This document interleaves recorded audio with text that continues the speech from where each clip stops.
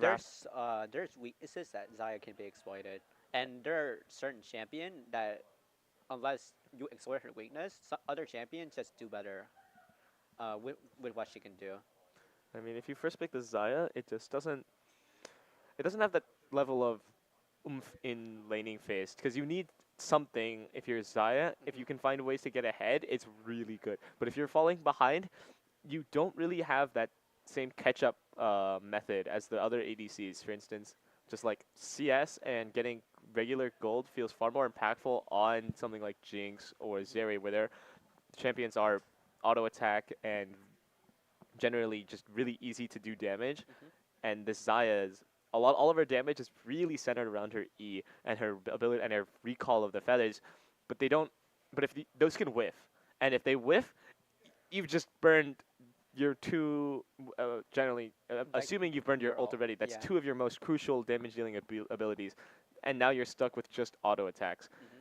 And if you just like in the last game, if you're Jinx, Jinx has fish bones, has extra damage on those auto attacks, and it's just getting more value. I feel like do you know if the Janet changes came through or not? Which one? The Janet changes where her E is apparently like buff now, like it doesn't like go down anymore. No, No. but we are in draft. Draft. All right, And let's see what both team have anything cooked up. I mean, I'd imagine bands are gonna be are might look the same. I think it would be similar. We're probably gonna see Carfus. Is, Thresh is also good. Thresh was the same band from last Yeah. game. Oh, Kane Kane ban. Kane was also banned last game, Yeah. Okay. but I think So Carfus, Zach, probably Karthus again. Zach again. Yep, Zach have banned. So a lot of these pocket respect banned to pocket picks. definitely.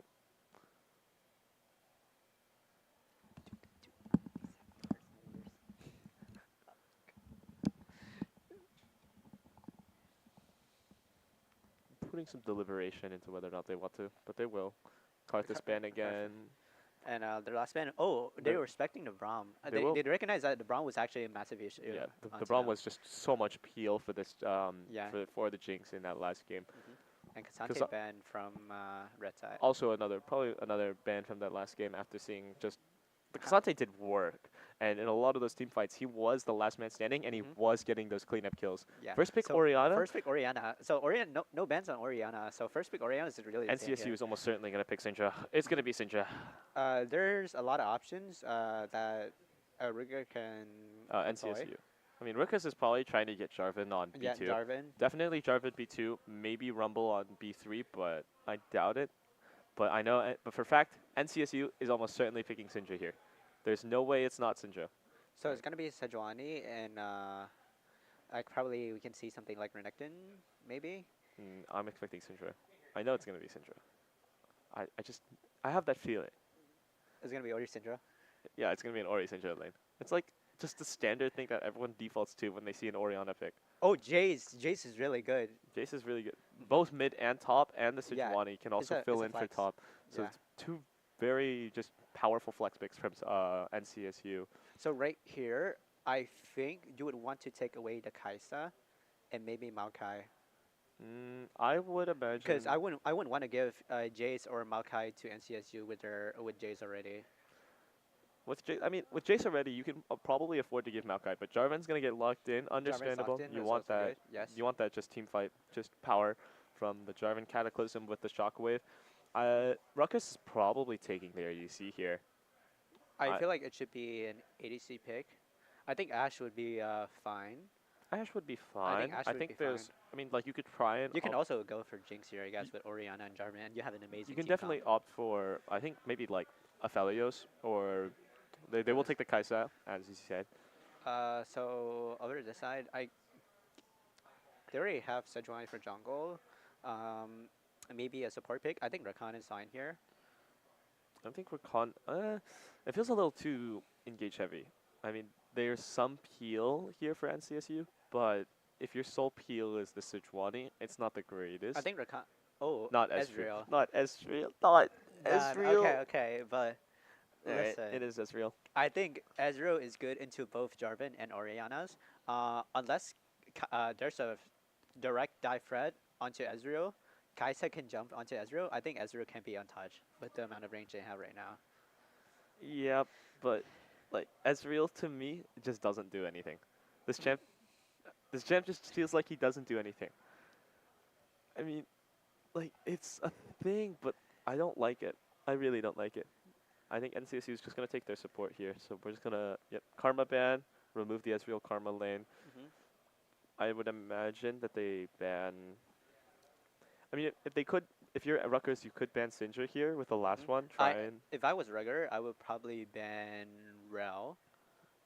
Uh, NCSU will ban Olaf.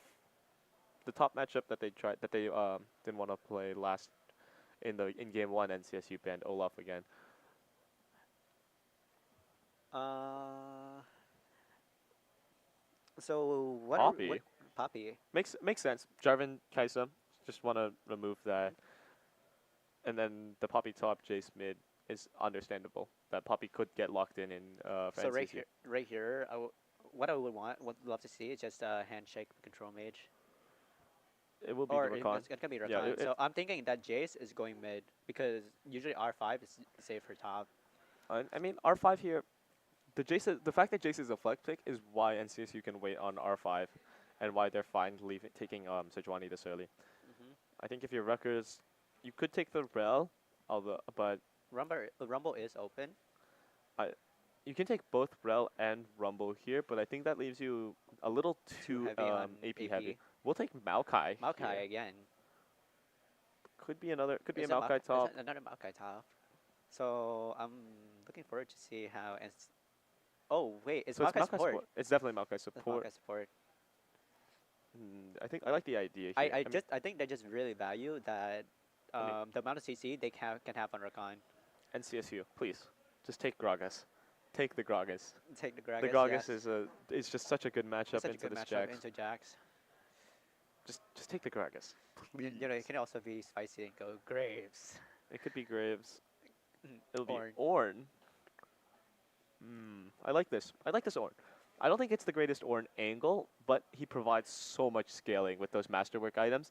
I I do, or in my opinion, I don't really like the Ornn because what they're lacking right now is a massive amount of damage.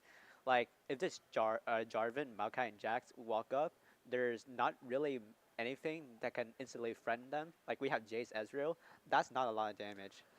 So the Ornn is kind of like a weird pick. It's also, we also know that Jax does outscale Ornn. So, I think the big thing here is that NCSU has a very poke heavy comp. mhm, This Ezreal, the Chase, it will reach the point where he's gonna get two shock blasts two through shot the blast. acceleration gate.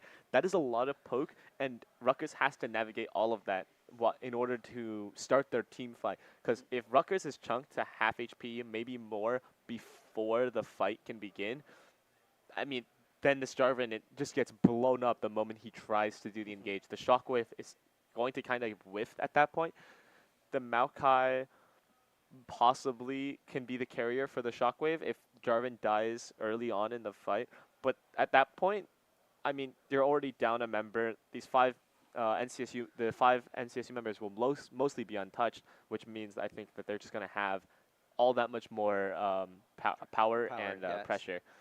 And that's a power range pick. I mean, this Jax is also. I mean, this Jax is gonna have to match the Jace. I think in every form of side lane. Every side lane, it has to be this Jax. No one else on Rutgers can really stop the Jace, Mhm. and that just leaves open powerful like 1-4 splits for NCSU. But Rutgers' team fight, if they can get the combo off, if they can get maybe the Ezreal, maybe the Jace Mhm. at the same time, just that's almost a guaranteed team fight win. Mhm. The Kaisa can dive forward to finish both players, both Jace Ezreal off. There's just so many ways for Rutgers to win the team fight. They just need to find the right team fights. They need to just understand what timing they have to turn. Because as mentioned, as we saw in game one, when they called that Baron, they didn't have that turn, and they ended up getting aced. They ended up giving a Yeah. Baron, and that kind of started snowballing the Snowballing the game game. away from Mhm. them. Of course, NCSU towards the end of their Baron did end up letting Rutgers ace and catch back up in gold, Yeah. but kicking something off like Baron, losing turrets, losing inhib, losing a Nexus turret, it's the kind of thing that Rutgers needs to be more aware of uh, when they do this game specific as well, especially because this is elimination for them. So they just need to be, I think, if you're Rutgers, just well aware of their windows of opportunity and when they can and what angles they have to kick their game off.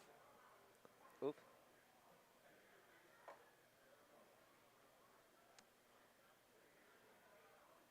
That's awkward.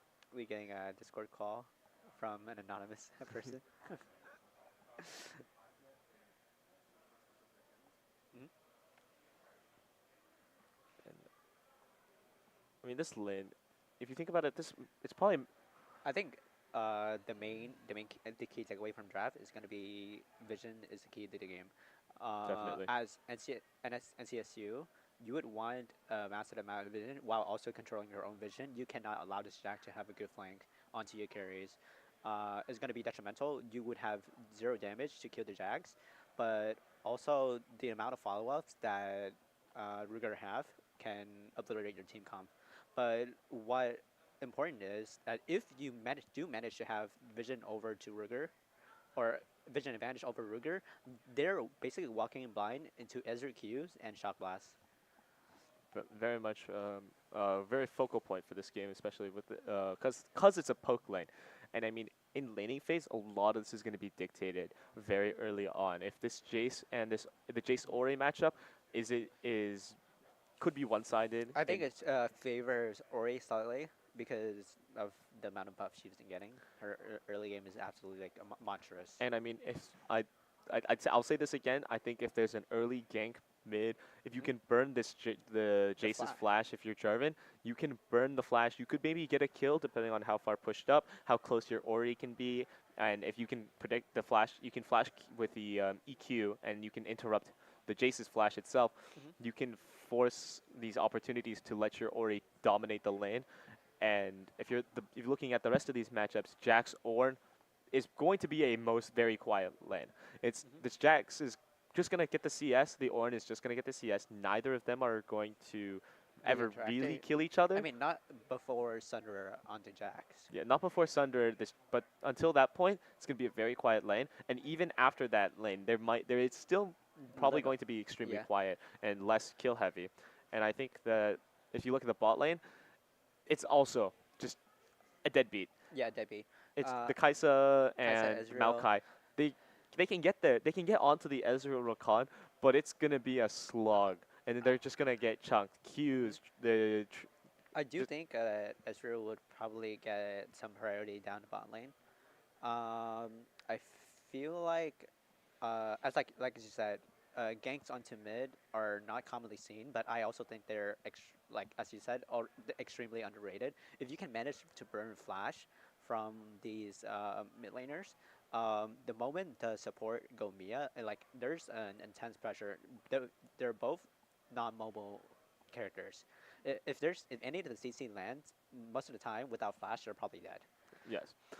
And I mean, if anything, if you think about this Jarvan's clear, it should be faster than Sejuani. Mm-hmm. There should be A bit faster, maybe a yeah. 5, 6 5 sec. second ish Mm-hmm. window where you could force the Sejuani off of potentially Raptors, or if the Sejuani is there, you can probably infer that she's on Wolves, and you can forcibly obtain jungle information just based off of if there's a response from the Sejuani. Mm-hmm. So there's definitely that window, and this team fight. What if we go back to team fights and what's really gonna determine the game?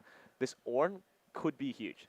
Yeah, There's I think there's a slight chance that if Orn takes like slightly aggressive trades, manage to maybe burn a potion off Jax, there is an angle for Sejuani to pop up top and gank the Jax, because Orn and Sejuani are both like insanely heavy CC. They can get the Jax down, and they have maybe abilities to chunk them each other. yeah, The get some Sejuani stun yeah, on the shatter, the brittle yeah, from Ornn. yeah, There get is some that is a armor. significant amount of damage. I feel like if you can get some armor items onto the Orn, he's gonna be like a brick wall that like He enemy will be the raid yeah. boss that just kind of holds Rutgers back. But and especially on these team fights, it's gonna be this. It's going to be the responsibility of this Ezreal to watch Jarvan. The Yeah. Jarvan is the most pressing threat to his life. That and the Maokai, because the orb can be so easily switched. The shockwave could come from either of them. He needs to be aware of both of these players at all times on the map. And if one of them is missing, he needs to just be Yeah, it's like I like tell the teammate like, hey, where's Jarvan? Where's Jarvan? Where's Maokai? Arcane Shift and Flash are good, but if this Maokai can start his W, it's Gonna follow him. It's gonna follow. So there's just this Maokai is going to be able to choose tracking, just ICBM missile, follow the Ezreal, and we're going to go. We're gonna go back into draft from we're gonna get the back to game. client and then 3 minutes spectator. No, we're in game. Oh wait, really? Yeah, we are. Oh, okay, never mind. I thought we were like. Unless I mean, I'm hearing draft. I could have sworn it was something else, but whatever. I guess I'm going deaf. Okay, we ran into a tech pause, or some technical difficulty while in draft. Yeah. So we're gonna let that wrap up, and we're going to go for an intermission as we wait for a spectator delay.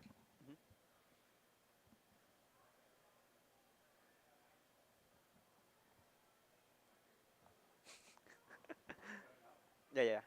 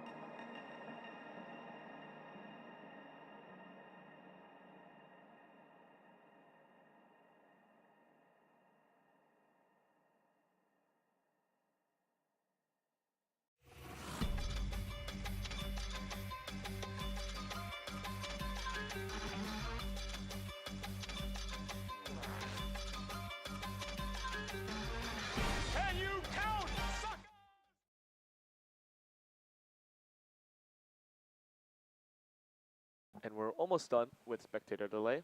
Hmm. And Just wait a little bit. it'll be an interesting game. This is this is probably the game that's most likely to be determined in the early game Hmm. because the scaling wise, it's about even. Even yes, I agree. This Ornn is just going to ensure that the champions that don't scale well on NCSU do scale well and against the Maokai, against the Maokai support. This Recon with the Masterwork item, which is probably going to be Shirelia's. Extra speed gives him the extra edge for his own, for his Engage. quickness, for his engage options. And I mean, it's just going to be able to match the vision control that this Maokai can provide. The Saprolings, it's not as prevalent as say jungle Maokai, where you are already moving around the map and those Saprolings are going to be across the map. But as support, you still have that opportunity to roam to set up more Saprolings. So this Maokai definitely can make its presence known across the map, and it's not just in bot lane. Hmm. And I mean, early game And damage wise, it's a little more favored, I think, in the ADC for Rutgers. Just Kaisa hmm. has much more better opportunities of dodging Ezreal's Q, which is his main source of damage. So there's just those windows that bot lane can be taken advantage of. And we're going to head into the game. And this is match point for NCSU. We'll see if they take the series or whether or not Ruger's gonna bounce back.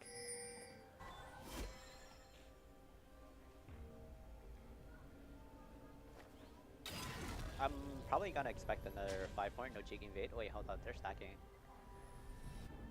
It makes sense. I think yeah, it makes sense. They have early CC options.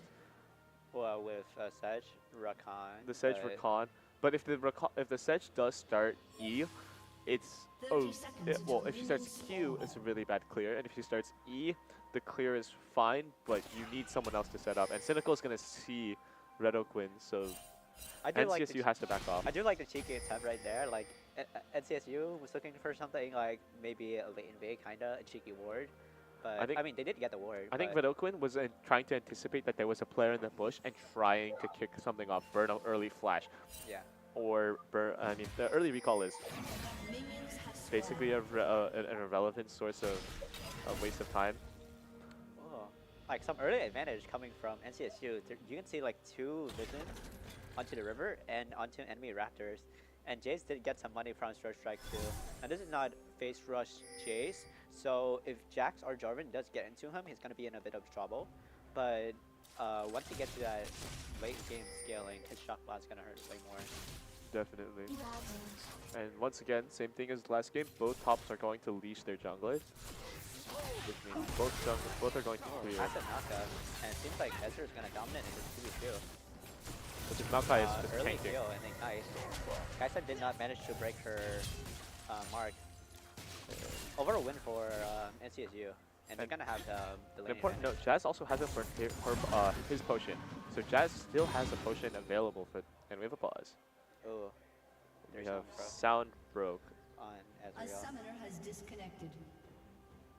Pretty unfortunate. I think it's gonna be a quick fix though. So just talking about game state wise, a lot of summoners already burn and bound bot side, like offensive. Both heal and ignites are gone. So it's only flash, And and both junglers are both faffing down. Both are pathing down. Jarvan will get there earlier, but he will get spotted by probably the last bits of the ward, because I don't think Rutgers knows about that ward that's on Raptors. Right, we're unpaused. And I mean, please be quiet. It's a health trade for the spot lane, but please be quiet. It's taken more damage than the Rakan, and the Rakan is gonna naturally heal. I do dislike this spectator buff. Usually, sometimes, Yeah. The spectator just froze. Just give it a sec, and it'll run right back. Looking at the jungler's positioning, I expect this to be another full clear. I guess Sejuani can do something cheeky, like before Jarvan full clears, he's on his red buff. Sejuani can 3 camps into the Dragon Pit and then Q over. Maybe look for a cheeky dive because there's no heal on the other side. Yep. And I mean, the Ornn losing CS early is not the worst thing in the world. So once again, Rutgers is gonna lose their early level 2. Cynical is gonna get chunked 200 HP. Yeah. And this is the aggressive poke lane that Yeah. that And it's gonna be really Ezreal- tough for rooters to play because they don't have enough damage to boost either Ezreal or Rakan. This top side is heavily favoring for Jax with the Falcon. I think the problem with that right now is that, especially after that first game, Simpson is going for a much more aggressive champion this time. The Cassante in that last game was fine, but it didn't feel like it was doing enough damage to really keep Rutgers in the team fights when they split. But now with this Jax, he's going to do a significant chunk of damage very early on in the game, provide a lot of side lane pressure, and almost certainly draw 1-2 members of NCSU wherever he is. I think you mentioned that Jarvan has a slightly faster clear speed. You can see it right here. Jarvan just started on trucks before Sejuani started on farm. Probably wouldn't matter if they both arrive at bot lane, which Sejuani will have prio over. But Kenny will be on vision, which is the crucial note here, I think. You are Rutgers, but Kenny knows about the vision. Yeah, he knows he's gonna contest, so he's gonna base and then walk top. Wondering what he's gonna top buy. grab. Some jungler do opt for D-Blade for skirmish power, but he's gonna go for Ruby and Monster right here. Which is fine. I mean, extra AD, extra HP is just perfectly fine into these. I think NCSU is going for a dive. Jarvan is going to top with the Scuttle. It's Jason's probably a almost dive dead. here. I mean, Flash QW is not going to be enough damage to kill Selfish, but we might have a dive bot here. Please be quiet. It's been marked, and it's gonna get cracked. And please be quiet. Could just be dead here. Oh, he did mess up the combo. They messed it up. And no dice. And Kevra's almost dead, but there's no deaths. Flash from Kevra, and I mean, no summoner spells burned by the bot lane. So this is, I mean, just a huge waste of time now for Kevra. And now the Jarvan is going to start his own clear again, and he's going to be able to just get more gold, and he's going to be able to make an impact now that the Sejuani's behind in his clear. A pretty big lead generated by NCSU. They're up mid 10 CS and plating already, so massive gold lead. The plate gold is big, but I mean, if you look at this mid matchup right now, Selfish has had to burn TP. That is a TP advantage. It's still early into the game, so it's a little on the irrelevant side. It's a very early, but Punpun's going to have to flash. Will get stunned. They did not proc the Glacial, but he will get the ward hop out. Sejuani Q is not going to be up in time. So a bit of a mistake from them. I do think this Kai'Sa Maokai needs some intervention from Jarvan. Ezreal is low on mana. Jace is going to fall even farther behind now. He's taking a very poor back timing here, or he should be able to crash the wave and deny this Jace at least some CS. And he's going to be taking an early no magic mantle for this matchup. It's also going to take a bit longer for Jace to go online due to his no magic mantle. Kai'Sa took a really bad base. Ezreal is up by 20 CS. They're going to see Kenny here. I think Ezreal is going to get steamed here based on this base. And please be quiet, it's gonna buy Cull, which I personally don't think is the right item here in this situation. You take really Cull because you don't think you're going to die and you're going to be allowed to just freely CS up to 100 minions. But in this scenario, I mean, he's just gonna keep getting poked every time he tries to walk up and get these these minions. So I don't think it's the greatest item, but this Ori could be dead here. Oh, this could be dangerous. I think Ori we'll have to flash. Wait, they can. I think they probably couldn't commit onto that. Maybe they're just afraid that they don't know where Jarvan is. They don't know where Maokai is. Yeah. Definitely could have been an opportunity to engage onto that Ori. Taking that flash, I think the Selfish could have Sky Striked over the wall in that scenario to keep going, but I don't think they just don't know where the Jarvan is. That's EQ plus the Jarvan damage, passive enhanced auto attack, the shockwave. It's just too much that they don't know. Red Oaken's not going to get the better of this health trade this time. And really good Maokai Q from Cynical. Well done to buffer everything there and get the extra damage here. But Red Oaken's just going to slowly be able to heal his way back up here. Each Gleaming Quill that he hits is just more HP. It's going to heal Jazz while he's at the same time here. The Wave seems to be in a favorable position for Orianna compared to Jace. There's a lot of vision established on the top jungle side from blue. It's mostly because this Jax is always getting pushed up, so provide him as much extra safety net and information to make sure he doesn't get punished by this Sejuani. But if you're Kaisa here, this 18 CS gap is bad, but it's really not as just game-ending as other CS leads would be. Because Ezreal is someone who needs a lot of gold. His champion, he needs 3 items to Manamune, Trinity. He needs Trinity, Manamune, and then Grudge in order to do damage to these like tankier champion like Jax and Garvin. And all Kai'Sa needs is 2 items and a good dive onto Ezreal in order to finish off. So I wouldn't say that it's necessarily bad for Ezreal or for Kai'Sa to be far behind. Pun dead here? Oh, a solo bolo. Oh, he did miss a Q. Jack's gonna have some counter strike now, but Brittle managed to finish him off. Solo bolo from Ornn. Flash is burned by Ornn. I mean, I think there may have been a miscommunication on the timer. Bob timer pinged Jax's flash, even though Jax doesn't have flash. But Kenny, I don't think he has enough damage. There is a TP here from Pun. There is no flash from the Ornn. I think Ornn's probably dead here. But Kenny will finish off Bob timer. The wave is pretty bad for Ornn, but he did get a solo kill. I think we might have a repeat dive. Please be quiet.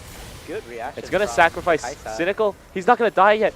And that's gonna be that Jazz. tower shot just did 40% And now of Please Be HP, Quiet is just and gonna this Kai'Sa's free not gonna fire. be ahead. That's another kill for Please Be Quiet. Redokin's now just out of position, but there's no one there to try and finish him off. These ganks have not been working for Sejuani.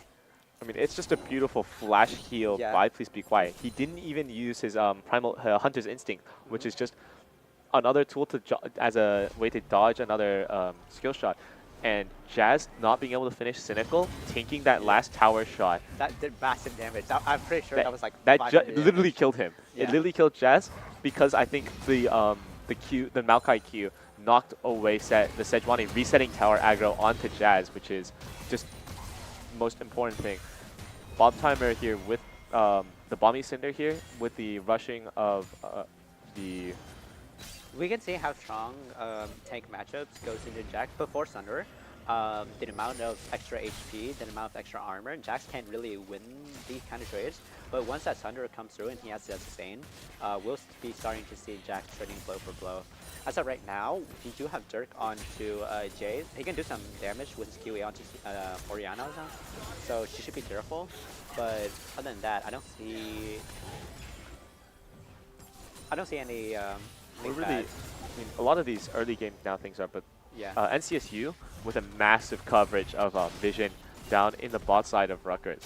I mean, a lot of these wards are invested into Kenny's jungle here, and so he is now stuck kind of playing top side here because he can't really walk into his own jungle unnoticed. And so This Kaisa also got red buff, which is gonna help her laning a bit. Definitely. But Kenny's gonna go and just start invading because he has really no other options. All of his bot camps are cleared, so these wards are just sitting here waiting. Bob timer. Selfish is gonna be flash. Shockwave. Selfish is just dead here. Just a well executed EQ. And it's sort of like a flip compared to game 1. Oh, is Pun is dead again? He does have the key. No. Oh, the solo. It will be a trade 1-for-1. And I feel like it's sort of like a flip compared to game 1, where game 1, I feel like NCSU has a bit more like an early advantage. Kenny and this game. Kev are gonna fight, but this is favored for Kenny here. He has he's he has his Gore Drinker as well. Too. He just doesn't know where this Jace is, so he will back off. So those like failed games at bot lane is really starting to hurt Sejuani right now because she does not have as much farm as It's down almost 7 camps. Yeah. And the jungle item, the jungle pet XP here, the difference 8 camps. 8. I mean, Raptors itself is like 2. Krugs is maybe 2. But if he's not being able to get those because this permanent vid from Kenny now, he's not gonna reach this 1200 smite. And it's gonna be even rougher for Sejuani to frontline these massive damage. Kenny just recalled, and his eye is about to expire, which means he's gonna have to crack it in his base, which is not what you want to do. He's backing towards mid. He's gonna try and get this Herald as far up into the mid lane as he can, but he's gonna have to burn it now. He Really- should pop it now. I feel like Before really it good expires, intuition from Oriana right here. Ah. We saw Sejuani and Rakan was hovering, and she was hovering onto top side, so good tuition from her to prevent the play. I mean, it looks bad for this Kaisa, but this Kaisa's even in gold with Jazz. Yeah, she is absolutely being chilling. Exactly. Like, boost. All this Ezreal up is a Sheen, and Kenny's gonna be 1v1 Redokin, and Redokin is going to have to E out. Is Kaisa gonna take it? No. No. Well, I mean, presence established for this dragon that's gonna be up in a minute, and they're gonna try and get as much as vision. As Top has TP advantage. It'll be a 10-15 second-ish window, but that's all a team fight. That's all a team fight could end in those 15 seconds if Pun Pun can get there in time with the ult. I feel like as NCSU, I would not contest this dragon, and probably not the next. We can maybe look for a play top, try and punish Jax perhaps, but I would not fight into this Oriana, Jarvan, Kaisa combo. Especially right now where a lot of your ultimates aren't really available to turn the team fight.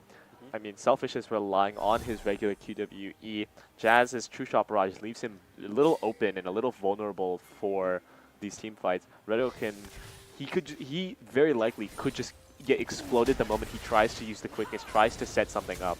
So NCSU will just back off, sacrificing a Chemtech Drake.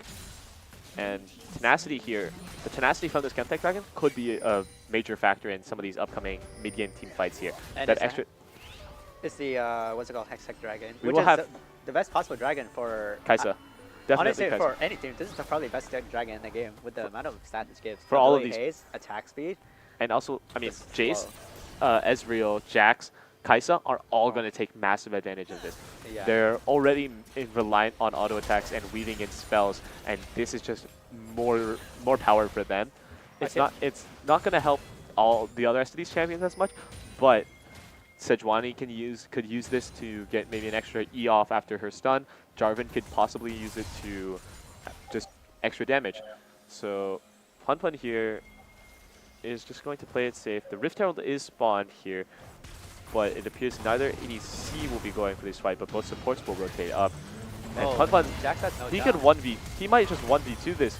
Good flash. Beautiful flash, but he's going to get CC locked here, and he will go down. Kenny is Kenny is is late. Here. Maybe There's no shockwave though. There's follow-up. There's Odin's no- right here. Two-man knockup. Bob Timer goes down, And there's just no And damage Kev on the side of is going to get SCSU. smited, but he's not going to go down. The EQ here needs to land here, or just auto attack. Gore Drinker, he will EQ out. That is the Rift Herald, guaranteed here for Rutgers. Just a beautiful lead done game. Yeah, by Pun Pun.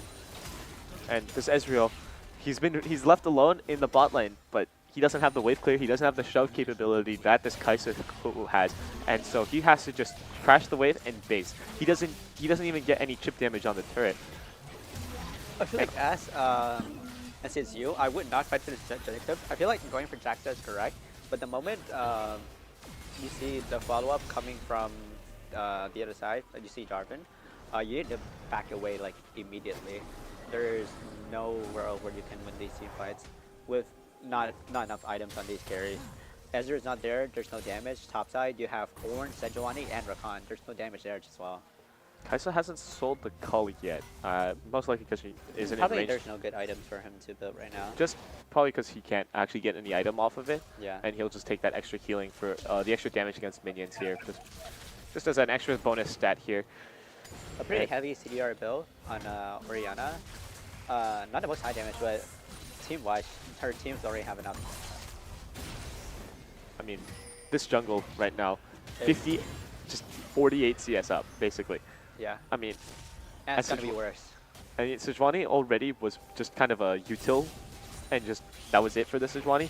But still, being down that much gold and items to a champion that's going to be as just up in your face as this Jarvan is in these team fights, it feels really bad, and your ability to self-heal is not the greatest. It's gonna be very scary if you're Ezreal and J4, or I'm sorry, Jay is looking into this Jarvan. Definitely. Lion trees for this Ori, understandable. 2 tanks here. And, I mean, any extra burn damage here. Pun Pun is going to try and find Selfish here. But a well-timed hammer swing will stop Pun Pun from trying to continue this fight. 3 players mid. And a lane swap, actually. This Like, Ori like you said, what's it called? The Pun Pun Jace. is almost dead. But there's no... The hammer Oh, strike. Ezreal does have no E. He has to burn his flash right here. He's going to heal. Will burn flash. Uh, Kaisa goes in and just gets executed here. A bit of a miscalc. I don't think that's where you want to be. I feel like even if you get the kill, it's not worth. Where you already burned out flash, you already burned out heal from Ezreal. You I can think probably it was just too greedy. a bit too greedy. It was just too greedy from the side from Please Be Quiet, just because Quinn hadn't yet used his knockup quite yet. He hadn't burned any of his abilities quite yet, and so going in that early to try and aggressively finish off Jazz just didn't end up working out. And I mean, that's now a minute before Dragon, and that is extra gold in the pocket of this Ezreal. Yeah. And if Ezreal can base with Triforce right here, they're in a pretty solid position to contest for the Dragon. He has hit his 2-item power spike now. I mean, Please Be Quiet is still behind. Hasn't finished his the mythic yet, or his next legendary item, assuming he's opting for a no mythic route. And now they're just gonna go get this mid pressure. That's gonna get converted into probably this dragon here. Kenny taking some early damage. They're gonna take tier 1. Orin is dead right Bob here. timer. It will go down. We'll go rechunk to a third. No shockwave yet comes out. I mean, a second charge from Shelly here is It's pretty really massive, important. and they do also get the drag. And they've also they've now forced Jace off of pressuring this bot lane, and now they should be able to get this dragon now for free. A big win for Riggers. Oh, Warrenhorn coming through. Corina burned her flash. Going for it's for Pun Pun, but they're both gonna get out, and it's not going to deter Rucker from taking this first Hextech Soul. It'll again be a late soul here, 30 minutes at the earliest, and these players are gonna go back to farming the camps, getting these waves, shoving and crashing. This top wave tier 1 could be the next place of emphasis here. Both turrets almost destroyed. I mean, just removing turrets, getting extra space here is what both of these teams really want to be doing here. Any opportunity to mask a flank here, they're gonna be jumping for these opportunities here. I feel like Kenny is a driver on both games. The first game on Vi, he managed to find like multiple good engages. And on this game, he's just like absolutely demolishing Sejuani on this Jarvan pick. He's definitely finding those windows that he needs to as Jarvan and as these engaged junglers here to really start things for his team. And as if they're the rest of Rutgers, the rest of this comp is actually surprisingly built around him. Cynical, of course, will help as another engage option, but it's really all on Kenny. Kenny is the one with the most CC and that really sets up the engages and the extra damage here. Maokai here with Even Shroud, but he's also not, he's going full tank. There's no demonic embrace here that gives him any extra damage. And I mean, the Ornn here is now just becoming... With the completion of Shojin, I would not be surprised if they try to focus some of their vision on the top side, get that tier 1, and get some vision. After Kaisa gets her Navori, maybe some... Kenny here is going to get caught now, out. just absolutely blown up. 500 gold goes to Ezreal, and a bit of an overextension. I mean, the biggest problem I think right now that Rutgers has now is this Ori has to be with Kenny. That's the whole Wombo combo. That's the whole point of the comp and where these team fights are going. And I if think they don't this could find be it, a bit greedy from the side of NCSU. They do have There's Orianna and Jack. I Red don't think Quinn. it's a fight you're gonna win. that's a 2-man stun. Red Quinn is going to get executed. Shockwave burn. Kev Rasto just going to get knocked out by Kevin, and he's going to keep going. Fun will get the stun onto Jazz. The Primal Instinct from Please Be Quiet will go through. Ornn falls, and now it's all up to Selfish. Shock Blast over the wall. Acceleration Gate is going to be sent at Baron, and Cynical is going to try and find Selfish, but Cynical is a very tanky champion now, and they should be able to convert this. Kenny's on his way over from the fountain. I mean, if you're Selfish, you have to just back off and give it. Cynical almost dying to Baron, but As at an the, SCSU, that is not an optimal fight you can take. You don't have any Baron damage. You have Jace, Ezreal, Ornn, and a Sejuani. There's nothing you can do to stop this Jax Orianna from demolishing your entire team. and this is a repeat of game 1. Another team starting an aggressive Baron 22 minutes in and just getting punished on the fight. I mean, the extra Baron, it's also a 4v5. They just, I mean, Redoquin had the idea. He tried to zone them, but he just gets blown up by Punpun, and Punpun hunts him down. And that is CC, that is just a champion. That's heal, that's potential heals, shields. It's just recon things, but he's not there anymore. And I mean, Punpun is already set up. He's onto Bob Timer, he's onto Selfish, and he's forcing them off of this Baron, and all the while just executing these players. And I mean, now the side lane pressure has to be answered by multiple members.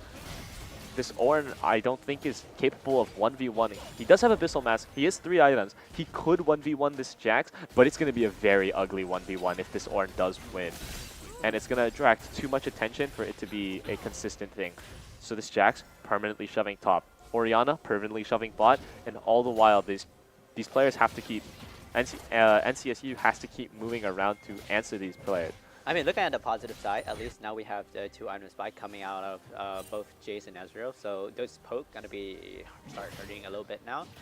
But they're gonna try and get Kenny here, but that is it. Kenny will flash out. Please be quiet. Is here to cover him. A bit of a prediction from Sejuani there. Nice try.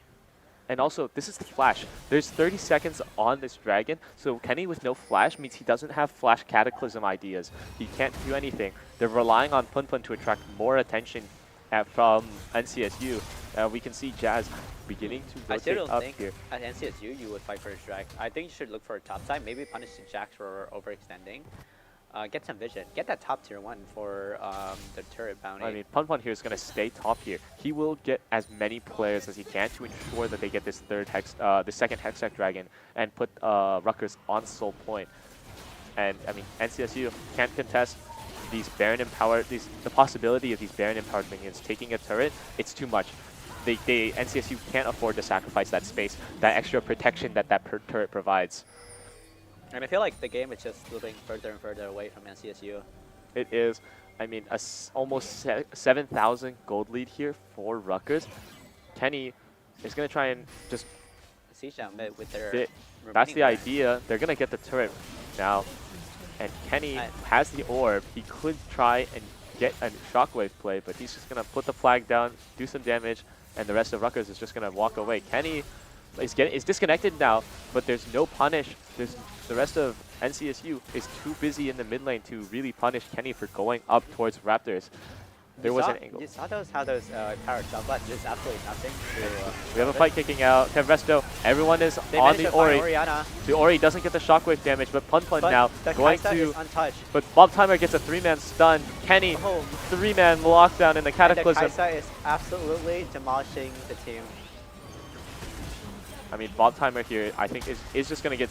Is just going to have Punpun on him, is going to get stunned out, is going to just get burned by Rutgers, and this could be the game-ending push. There's only 2 members. There's 60 seconds on Sedge. I think it's going to be inhib, and then base for maybe try and push down. Let's not have another repeat where we go for a little too much here. I mean, Rutgers here should just get this inhib, should back off. Sejuani's up in 4 seconds. They really don't want to be forcing this fight. But this Jax, yep, they will be leaving. Punpun is going to get cancelled. But he will get to ward hop over. They will not made the game 1 mistake as NCSU made. I mean, crucially, this Ornn still has an upgrade, which will almost certainly be put onto the Jace for the passive upgrade. But now, I mean, NCSU here is a little stuck. There's a lot of turret damage here. Jax, Kaisa, Ori, they can tread turrets, which means that for all of these upcoming objectives, if NCSU has to be the one walking it, because they have to be able to maintain mid prio. But if you're playing a poke comp that doesn't really have that wave clear that NCSU here has, so it's gonna be tough to land those pokes. Not only is it gonna be tough to land a poke, but they're also gonna be hard pressed to find an angle to kick off a team fight and win that team fight. And I think it will be a setup for Baron here, which if you're Rutgers, you want to start this fight. And Punplan won't find, will try to go for a counterattack stun, but he's not going to find it. I feel like based on that team fight, this is where like the Kaisa, Oriana, Jax comp shine through the most because the fight is so chaotic that there are multiple threats that can defend Ezreal. Ezreal can't just, he only has one E. He has one flash, One E, and that's and it. he can't afford to buy QSS right now. And I mean, this will be I think the top two as well. And that's not even with Baron, and they're just gonna be able to get this space. Bob Timer's not gonna be able to hit the second half of the Horn. There will be stun, will be chunked, but the rest of NCSU will stand strong. Redokin doesn't get the knockup, and Rutgers is just gonna go get this Krugs. He's just gonna reset the tempo, and they're gonna take a quick recall. I'd imagine to set up to get at last-minute items before Baron. And I mean, something that makes this Jax even more scary is the stopwatch. Is the fact that he will get Zhonya's, and it's going to help his damage. Typically, these kind of AD champions aren't going to buy AP items, but in this scenario, for him, it's perfectly fine. All of his abilities still scale with that Zhonya's. And I mean, this Sejuani is stuck on 2 items and a boots. Like, if you're the Sejuani, you're not even tanky enough to really do enough damage here. There's too much dive on Ezreal that there's not much they can do. A Baron startup is They need to happening. stop the Sejuani from getting into the pit. The Baron Will is get going up very oh, quickly. it's beautifully done by Kenny. And Beautiful. Kev will go down. Selfish, going to get caught, will get jumped on by the Jax. There's a quickness, but there's no follow-up damage. Bob Timer, Shockwave whiffs, but Bob Timer is just There's so split. much damage And on the Kaisa other side. flashing over will find Selfish. Bob Timer goes These down. Ezreal Qs are Jazz, landing, but they're last not man doing standing. damage. Jazz, last player standing. He needs to hold down this 4 against 5 Barons. And Punpun has TP. He's going to base. He's going to TP. And this should be the end of the game. Jazz is going to try and hold his own. But please be quiet.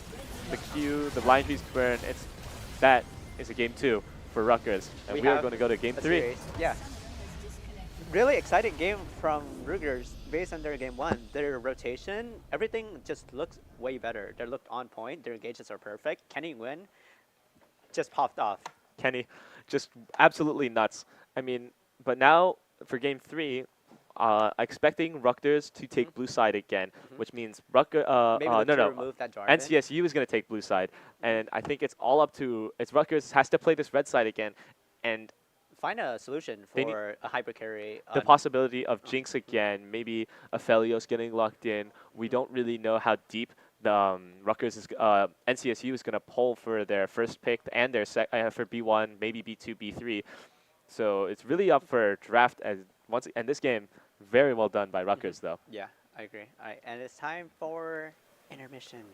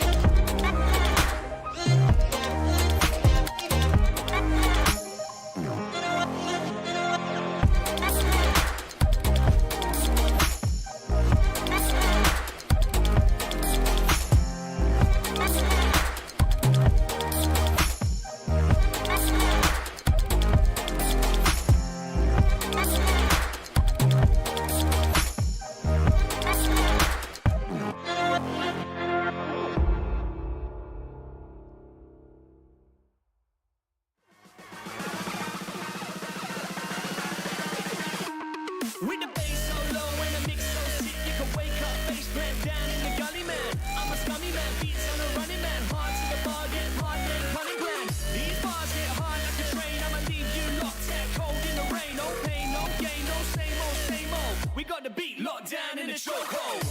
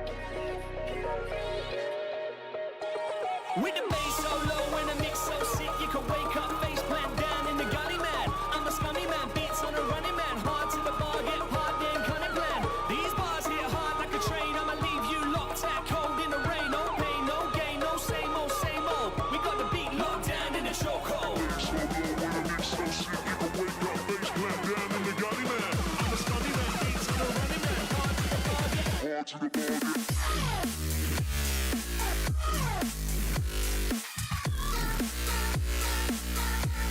locked down in the chokehold.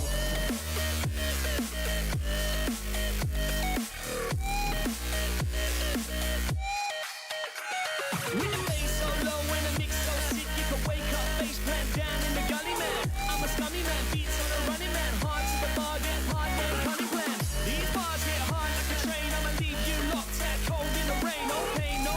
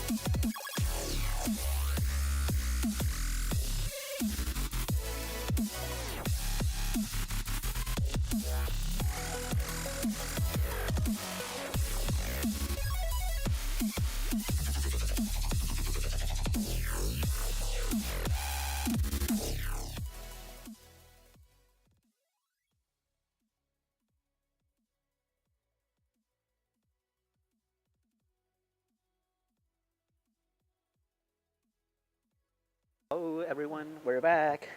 With game 3. With Game 3. I just got an update. Apparently, this is a best of 5. It is? I think so. So, a series. We got a series. It's currently 1-1. It's not And- going to be T1 LNG. But, Alright, and we are here. I don't think. Alright, NCSU has taken blue side. Kane ban okay, again. man, wow. Rutgers is going to opt to ban the Oriana here. Oriana was definitely a problem in Okay. game 2. Darcy And I think ban. Rutgers is banning it just to get it off the table. Oh, And make surprisingly, Gwen. a Gwen ban. For blue side, Gwen, I guess I I guess they're afraid of the opportunity that. I guess they're looking for like Maokai top maybe. I don't know. I can't really explain that. mean, but like that still leaves up the Jax, which was also a problem in game 2. But Rutgers here, Seem to switch something up. I guess they got something in their they strategy. will ban Cassante. ban. Very understandable. Cassante. Zach is open. NCSU will get that Zac that has been banned in both games 1 and 2 by Rutgers. What do you think about Zach as a champion? It depends, really. I don't. Just off of Zac in this space, he's really just another tank jungler. And and NCSU has just been playing Sejuani, and they will end up switching to Sejuani here. So NCSU has been playing this. I don't think this is as much a flex top anymore. This is just straight up going to be the jungler that NCSU opts for every time they can get it. And if you're Rutgers here, you have mean, the Jarvan's open again. You have the Jarvan Rumble here. And also on red side, he can start red buff. He can full clear into a gank bot. If of course, the lane is the right spot. They will opt to blind pick a Azir first, And then but Jarvan. they will take Jarvan in the same rotation. Which is, if it gets locked in, is very understandable. And the Azir very- blind here is I Oh. personally don't like the Azir blind here. Maybe they could have done something like Azir and then a support or an ADC. I think that would probably be better. I mean, I think if you're in this situation, you don't. The thing is, when you're playing Jarvan, you've already banned the Ori. You're probably trying to find a way to get Rumble into this team comp to really establish these team fights once again. Just instead of Oriana, that's the follow-up. It's Rumbles. But the Azir here is a little weird. I too agree, it's a little weird. I think I would prefer probably Nico. Nico here with the Jarvan is really Really insane. much yes. better, in my opinion, team fight follow-up. But the Azir Jarvan, they could be trying to force maybe Gnar is a possibility. Oh, and Akali picked up. It has to be locked in. Yep, it will be locked in. So we're going to probably see Akali Azir. One theme that was very popular last year, that whenever Azir was a very prominent mid, Azir Korki, I think, and some of like the counterplay are usually we would see like Akali Yone, a lot of engages that can disrupt team fight. There's a Tarek locked in. That is an extremely Powerful interesting. pick. I think it's a really powerful pick if you're considering Sejuani, Leon, and Akali. Definitely, this Tarek ultimate can be extreme value here. They're moving For Samira Rutgers. off the table. I think another character they can also play is probably Kalissa. I think Kalissa is really good. They will ban Zaya side. here, but I don't think Rutgers is ever opting for this Zaya. This team comp from Rutgers, it makes sense for them to pick Zaya here, but I don't think they're ever actually opting for it. This Jarvan is a little too much just dive, and the Azir as well. Of course, the Azir can push NCSU into the way of this Zaya, but it doesn't really make a lot of sense to me. Poppy will be banned again by Rutgers. I think Ruger is probably gonna opt for a hybrid carry right here. I wouldn't be surprised to see either Jinx or Aphelios. I would guess- imagine it's Jinx. Yeah. Especially after that game 1 performance, just Jinx in general is just highlighted as a major champion. The Nyla plan seems a little awkward. I think Espe- Nyla Tariq does have potential, especially into picks like Akali, Leona, Sejuani. But I think it's I definitely feel like has value. the laning phase is a little too harsh with when you run double melee. Oh, they opted for Vayne. Vayne here makes sense. They're gonna try and do a front to back, burn through the Sejuani, the true damage, the max health damage on Leona Sejuani. They're trying to get through those resistances, trying to burn down the front line, I think, for this Vayne. But this laning phase is going to be perhaps a nightmare scenario for Rutgers. Ooh, Akshan. Akshan. That is a very interesting pick. Not a lot of people play Akshan and Viego as well. So this could be an Akshan bot angle, I believe. Just yeah, there will be so Viego jungle, Sejuani top, Akali mid, Akshan, Leona bot. A very interesting team comp. Very interesting. Let's see how Ruger's reply. Respond. Yeah, I mean, you're picking top here. it's top Viego, by the way. It is. It could be. Yeah, it would make sense. It would be top Viego, I think here. I think I played lane Viego a couple of times. In certain matchups, he can be very oppressive with his Q range. Into set, I do think is slightly set favored, but we'll just have to see. I mean, this is a very honestly, this is a very awkward lane if you're for this set. Rutgers. I mean, it's not every day that you play into a lane Viego in any elo really, and I mean this Akshan as well. Also another very curveball champion that I don't think that Rutgers might not be ready for, but at the end of the day, one of the biggest champions that's going to come up here is this Vayne. This Vayne is the classic 1v5 king or queen, and her ability, she could burn down Sejuani Leona and remove the front line. This Tarak can keep her alive from the Leona Sejuani Akali, the Akshan ult, the Heartbreaker from Viego.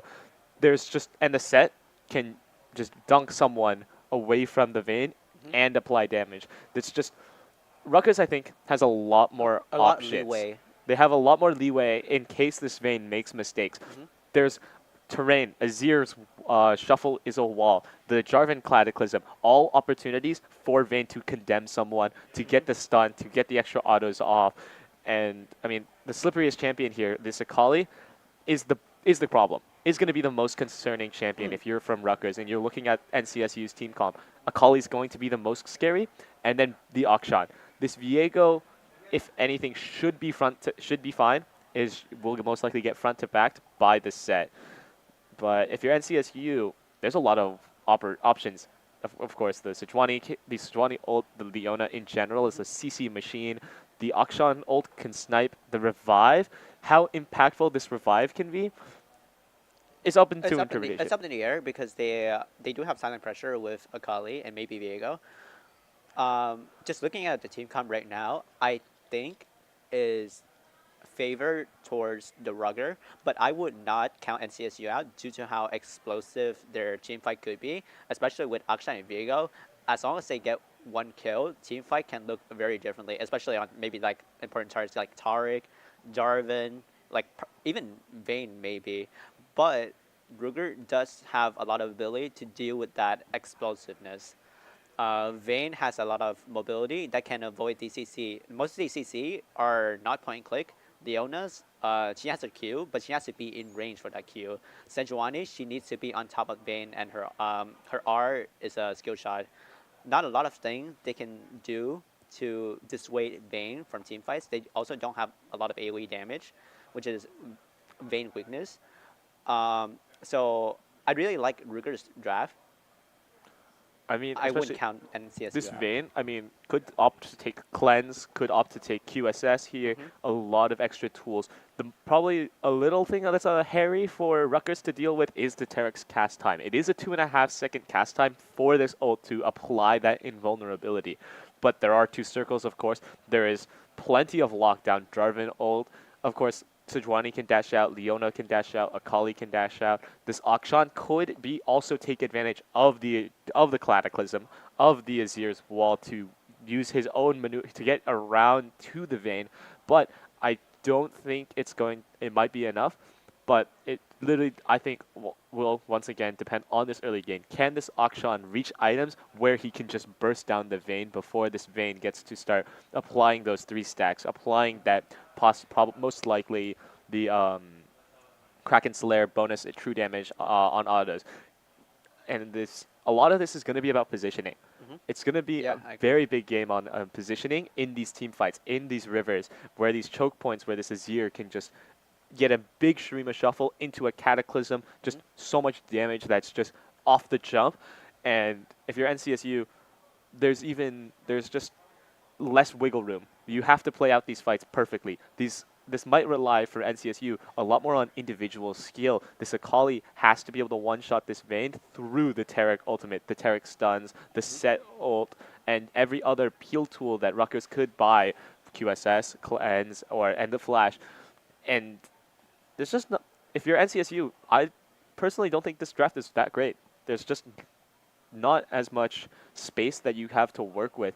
And this early game, you're not really getting the push. You're not going to get to first rotations for Dragons, I think. tend to disagree. I do think Viego can get Prio against Set. Akali Azir is slightly favored towards Azir pre-6. After that, Akali can get really good advantage against Azir. Vayne is notoriously not the very best laner. I can definitely see Akshan, Leona can get maybe perhaps some sort of advantage towards the Vayne early game. But I guess that's what they have for early game. Once mid game hit, I feel like Ruger team comp is got to transform it like differently. There is 2 variation for Vayne build. I've seen some people opt for maybe a Storm Razor, Essence Reaver, and then Yomu's. Like it's a very a bit more burst heavy compared to the Guinsoo sustained damage. That could also be an option. Other than that, not much I have to say. I mean, this is also on part for the junglers. In the both previous games, we've seen Kenny take significantly more initiative. He's taken much more advantage with the Jarvan over this, over Sejuani, he's been more prevalent across the map in game 2 especially. I think I would disagree with that because I see in game 2 he's more so capitalizing on Sejuani mistake rather than proactively making play. As we can see, Sejuani failed the bot dive twice. She lost all her top camps. She lost both the Scuttle Crab and Prio on top side. That is something to look forward to. I hope it's not something that NCSU would make the mistake again. They probably be more cautious on their dive, mechanic-wise, and Kenny would probably not find as much success as game 2.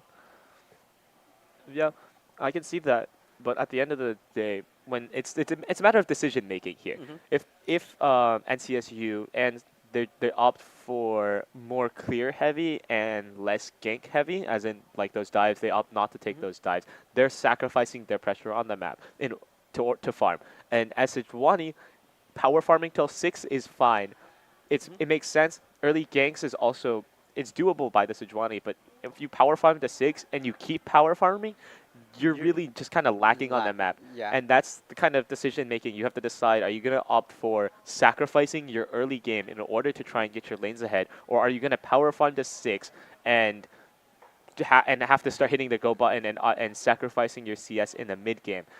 And I think if in most situations you would rather sacrifice the early game, because falling behind in the mid game, as we saw in game 2, stuck at 2 items 25 minutes into the game.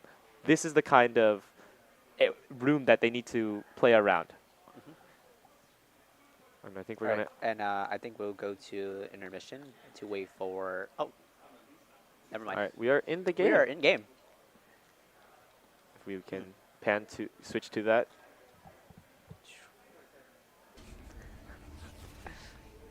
There we go. We're in game. And Vayne does take cleanse here.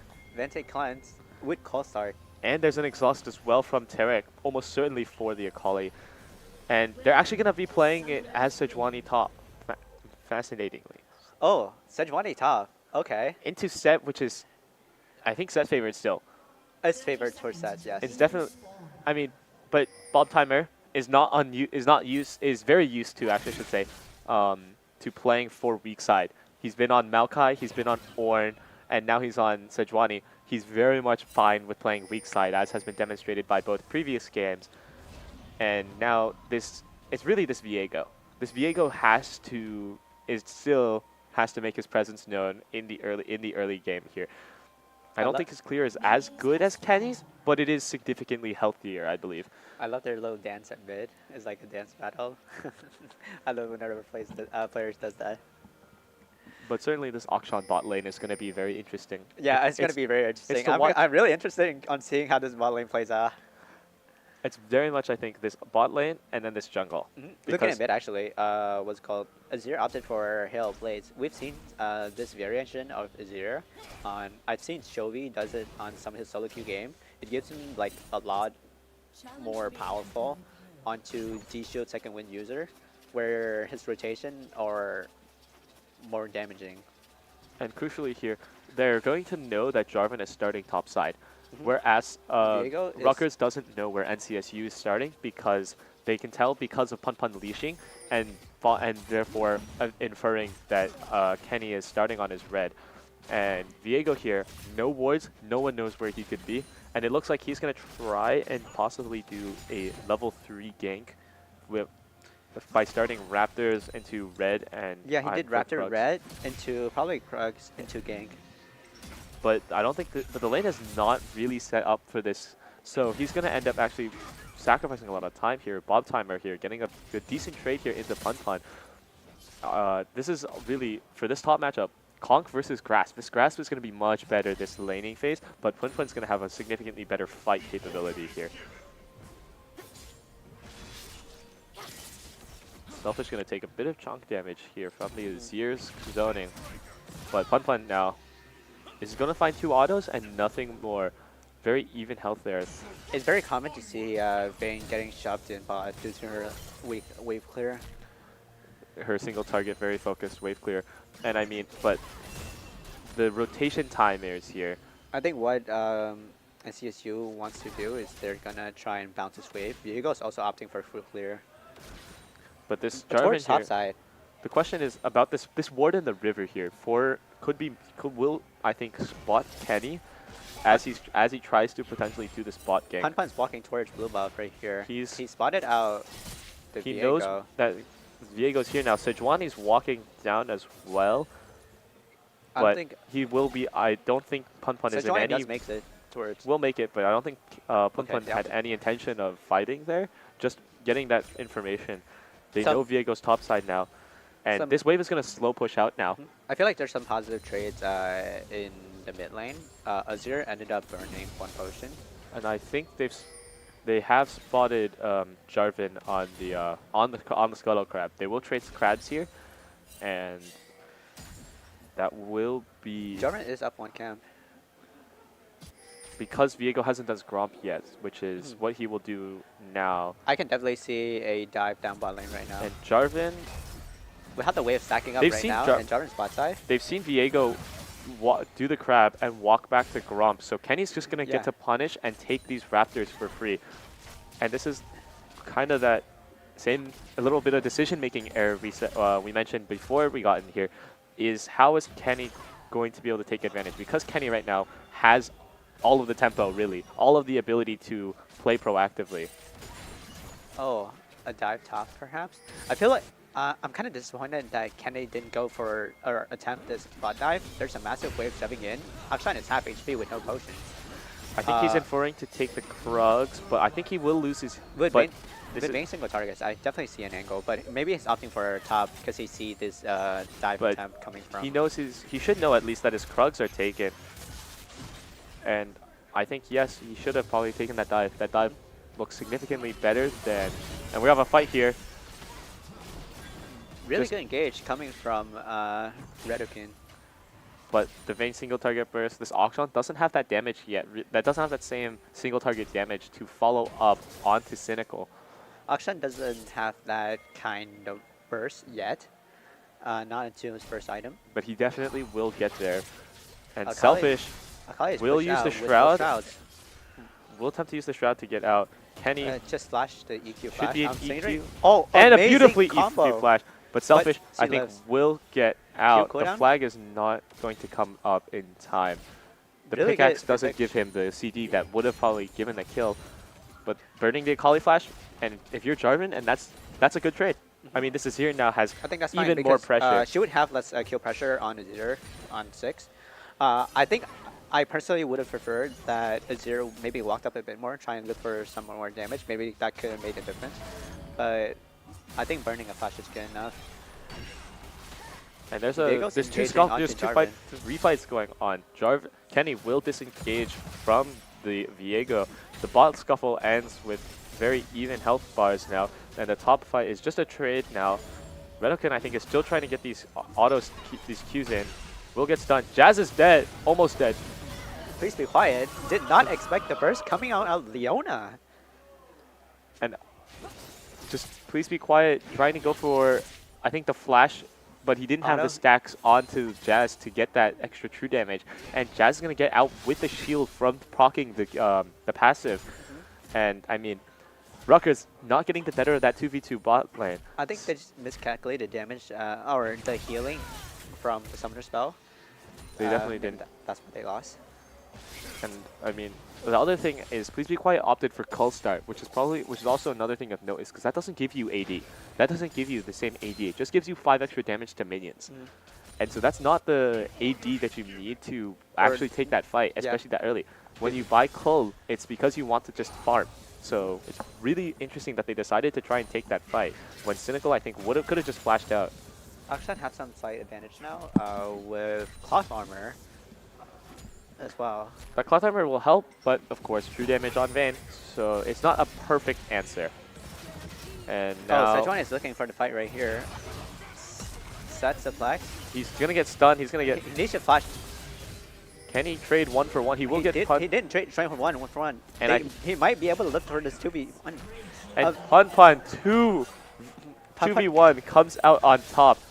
The Phage here healing actually becoming crucial to keeping him alive and kicking. Pan coming alive in this game 3. We saw him was a bit shaky in game 2 on Jax. Yeah. Yes, but seeing him coming back on this set is a very good sign for NCSU. Or I'm sorry, Ruger. I mean, in game 2, he had that early solo bolo to the Ornn and the early death.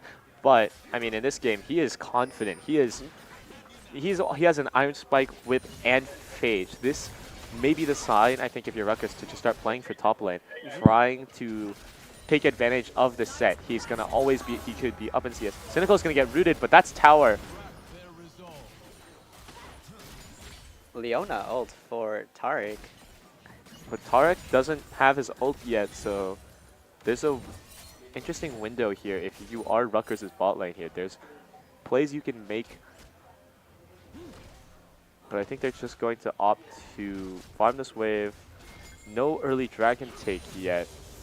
I think as a byproduct of just this very passive looking bot lane now that it's... but they looks like NCSU will opt to take this Rift Herald. Kenny is not going to be able to respond by taking Dragon.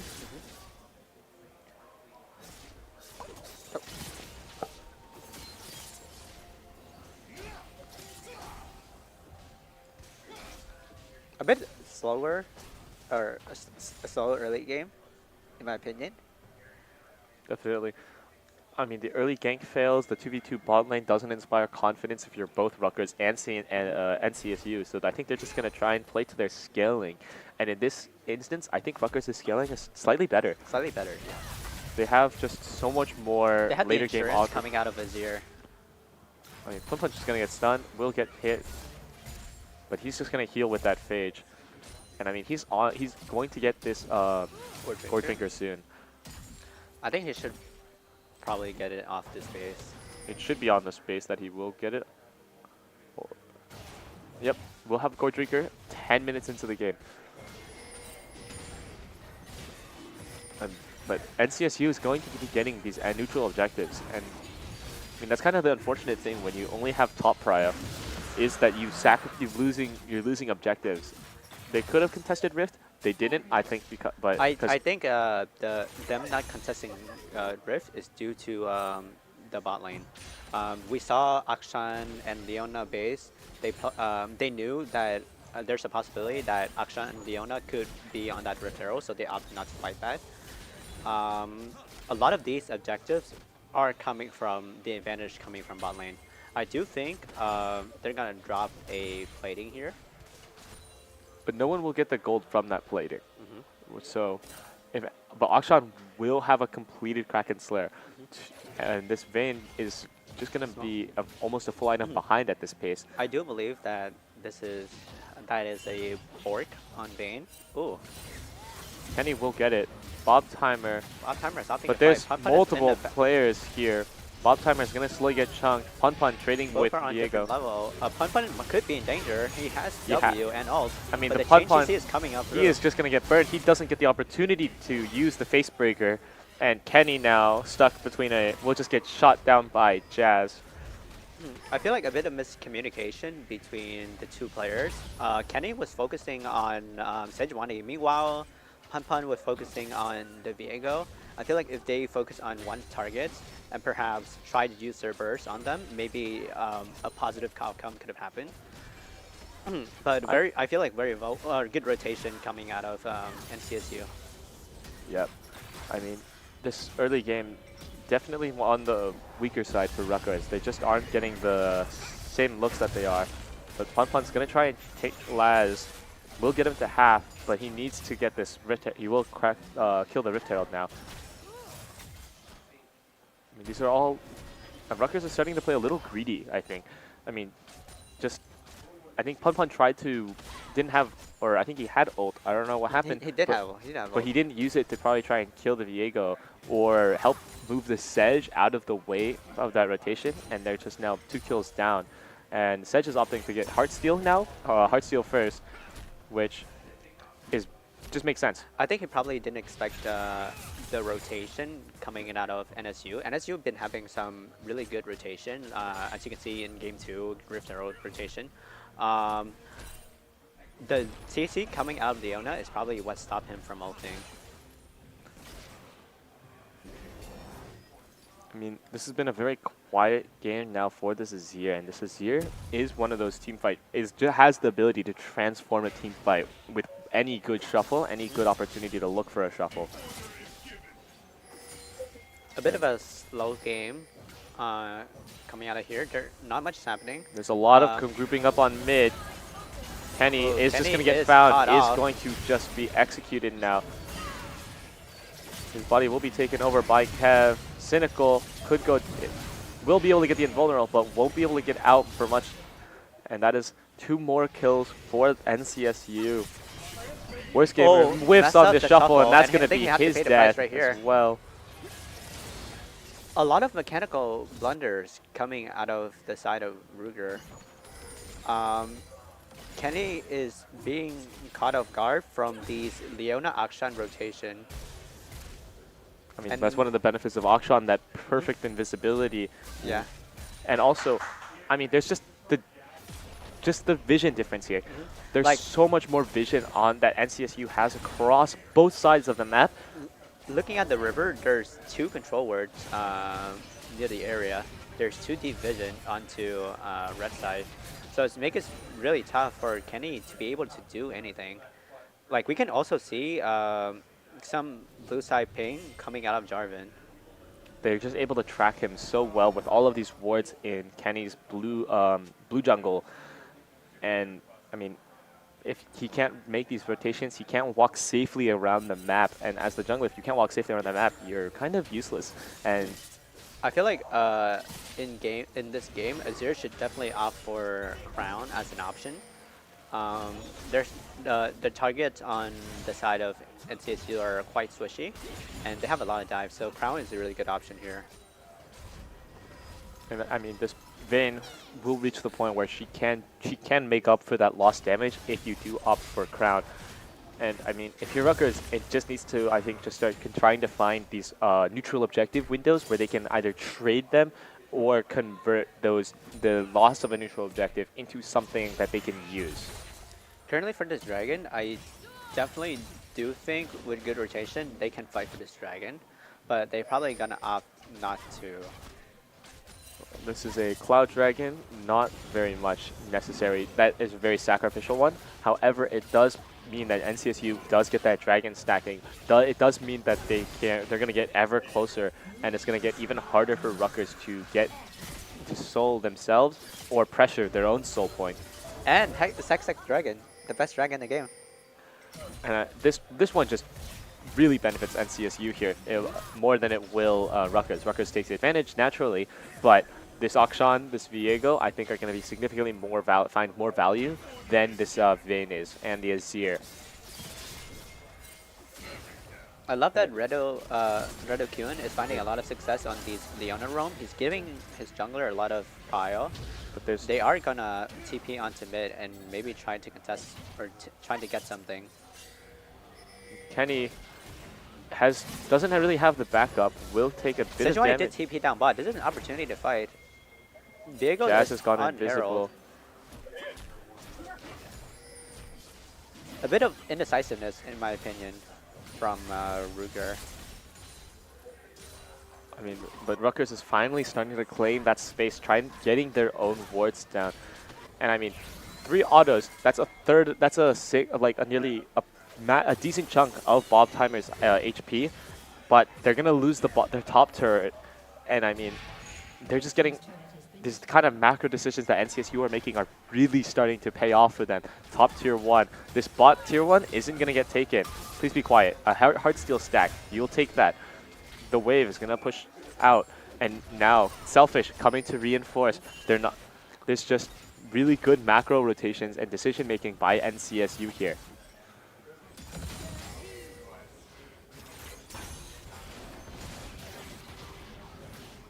As the game goes on, I feel like, or as of right now, these Leona rotation are definitely really tough to play. Oh, Jazz. That's a lot of damage coming out of Azir. Just the turret. He walked into turret aggro. Cynical's gonna gonna make sure that this Viego doesn't try anything. But Pun Pun will get that top tier 1, so turret wise it's equalized. However, NCSU first turret gold will take advantage. Akali looking onto Vayne, but I don't expect anything to happen. But please be quiet. Needs to recall here. He's going to run out of mana soon if he doesn't, and that might I think just be the window for NCSU to take that bot tier 1 now. This Cynical doesn't really have the wave clear. Neither does Kenny to really clear this wave in the presence of multiple NCSU members. But they will instead rotate mid and begin to try and siege this mid tier 1, which if they can take, is more space that Rutgers is losing. The Herald is running out of time, so he's going to be unleashing the mid. But it... Oh, Akali onto Jarvan. Akali on her flank. Kenny, I think, will be kills fine, from but please be Kenny, quiet. It's but been please be flying. quiet is caught out. The turret... Good flash coming out of Vayne, but there is no peel. Tariq just took a base and Sand is up top with no TP. This could be lethal for Ruger. What, they took 2 towers. They need to take out this Rift Herald before it gets another charge. Does he have smite? It will go down. And I mean... overall just a very good play from NCSU. They capitalize on the Tariq base, Vayne having no resets or no one near her. Even though she doesn't have an amazing flash that dodged everything, she's still caught up by the amount of damage and follow-up. The Heartbreaker chase down. Yeah. And Pun Pun will get the top tier 2, but that top tier 2 is nothing in terms of importance to this mid tier 2. But and Pun Pun... now he have to pay the price for it too. Akali Radoki will follow. Pun. It appears they're not going to chase this Vayne, the rest of Rutgers. Azir will is going to be found. The Leona will get 2 massive stun Azir, but they trade for the Akali. Both mids are down. Please be quiet. It's starting to go forward, but Sejuani's still mid, and it's a 1-for-1. But when you're behind, 1-for-1s are good for you. You're catching up, and I mean, if you think about it, if every champion's on 6 items, no one's really ahead. It's only those temporary buffs that can really swing that full item power spike here. Oh, Jazz that was very close. almost stopping Cynical. And Kenny. Oh, good sidestep right there. Some movement on Kenny. But he's going to lose that red buff now. He's going to try and smite it. Trying to smite it? Nope. No smite. Viego will get he it. might be dead right here. And now Kenny will get cooked to half. Right, just get him out. But now the rest of Rutgers trying to rotate over, but they're not going to find anything. It's unfortunate that Leona's the one that gets the extra red buff, but money is money. A red buff is a red buff. I do Denying believe that that gold. this trade is slightly favorable towards Ruger, because now they can stop the division onto the Dragon while the other team is coming out of base. I do think that they should versus Dragon. Akshan is looking for tier 2 top, so they might trade to Pun Dragon. will respond, and I think he will be able to stop that tier 2 top. And they're going to get a dragon uncontested, and this is really good by Rutgers. They found that window. They got their first dragon. They slow down this dragon stacking, and they lose nothing. They lose nothing in return for it. Oh, Please be Vegas quiet. caught off guard. Amazing. But Viego is in too far. The invulnerable from Tarek, the Destiny's Call. And they're going, but Akali is going to come in that window, taking down. Please be quiet. Azir is alive, and he can do massive damage. But now the Akali has to try and get out. Bob Very Timer, good the mobility, sacrificial but lamb this to is keep the this team is a alive. massive win from But this, Ruger. do they turn? Will they find this Akali trying to recall? They don't have that. They will find the Akali, but she will be able to do run think to mid lane and get out. She's out. I do think she's out, yes. Oh, A Pun one- is overextending, and he is caught out. The Azir, Oh, massive! he's going to try and execute Jazz. Does have the ultimate. Won't be able to hit the Azir with it. But Bob Timer, Pun will find it. But this Azir is now Oh, just it. The revive for Bob Timer. Bob Timer could TP here, but Kenny might just be dead as well. A very Rutgers Very good turnaround. overextending. And this could be Baron. This could be Baron for NCSU. They're pinging towards the Baron. I don't think... I do believe that that hero play Pun did could have potentially give him 2 kills, but the execution was just slightly off. I think he didn't recognize how much damage his Azir would do, and in that moment he went too far forward and he ends up getting caught. He forces the Azir to go even further and also gets caught, and then Kenny, who's trying to support them, is too far behind and he just gets picked off as he ends up coming in too close as well. We have to see Cynical, whether or could not be Vayne dead. can do the hero play right here. but Cynical is almost certainly dead. This Vayne Vayne going has to do no what she numbers. can, Akali missed but her is doing execution. almost no damage to these tanks. Dodges the root from Leona, but that's still Baron. That's a very beefy Sejuani. I think there's one thing to recognize about Vayne, that although she has very good single target damage, if there's multiple health or multiple a lot of HP targets, she does not do as much damage. She's thrived in 1v1 v1v1s. And crucially, she opts to go. She just finishes her Rage Blade, which is Crucial. a very important power spike for her to continue to really be relevant in these fights. Just that Blade of the Ruin King isn't quite enough sustain and damage in overall to keep her relevant in these fights.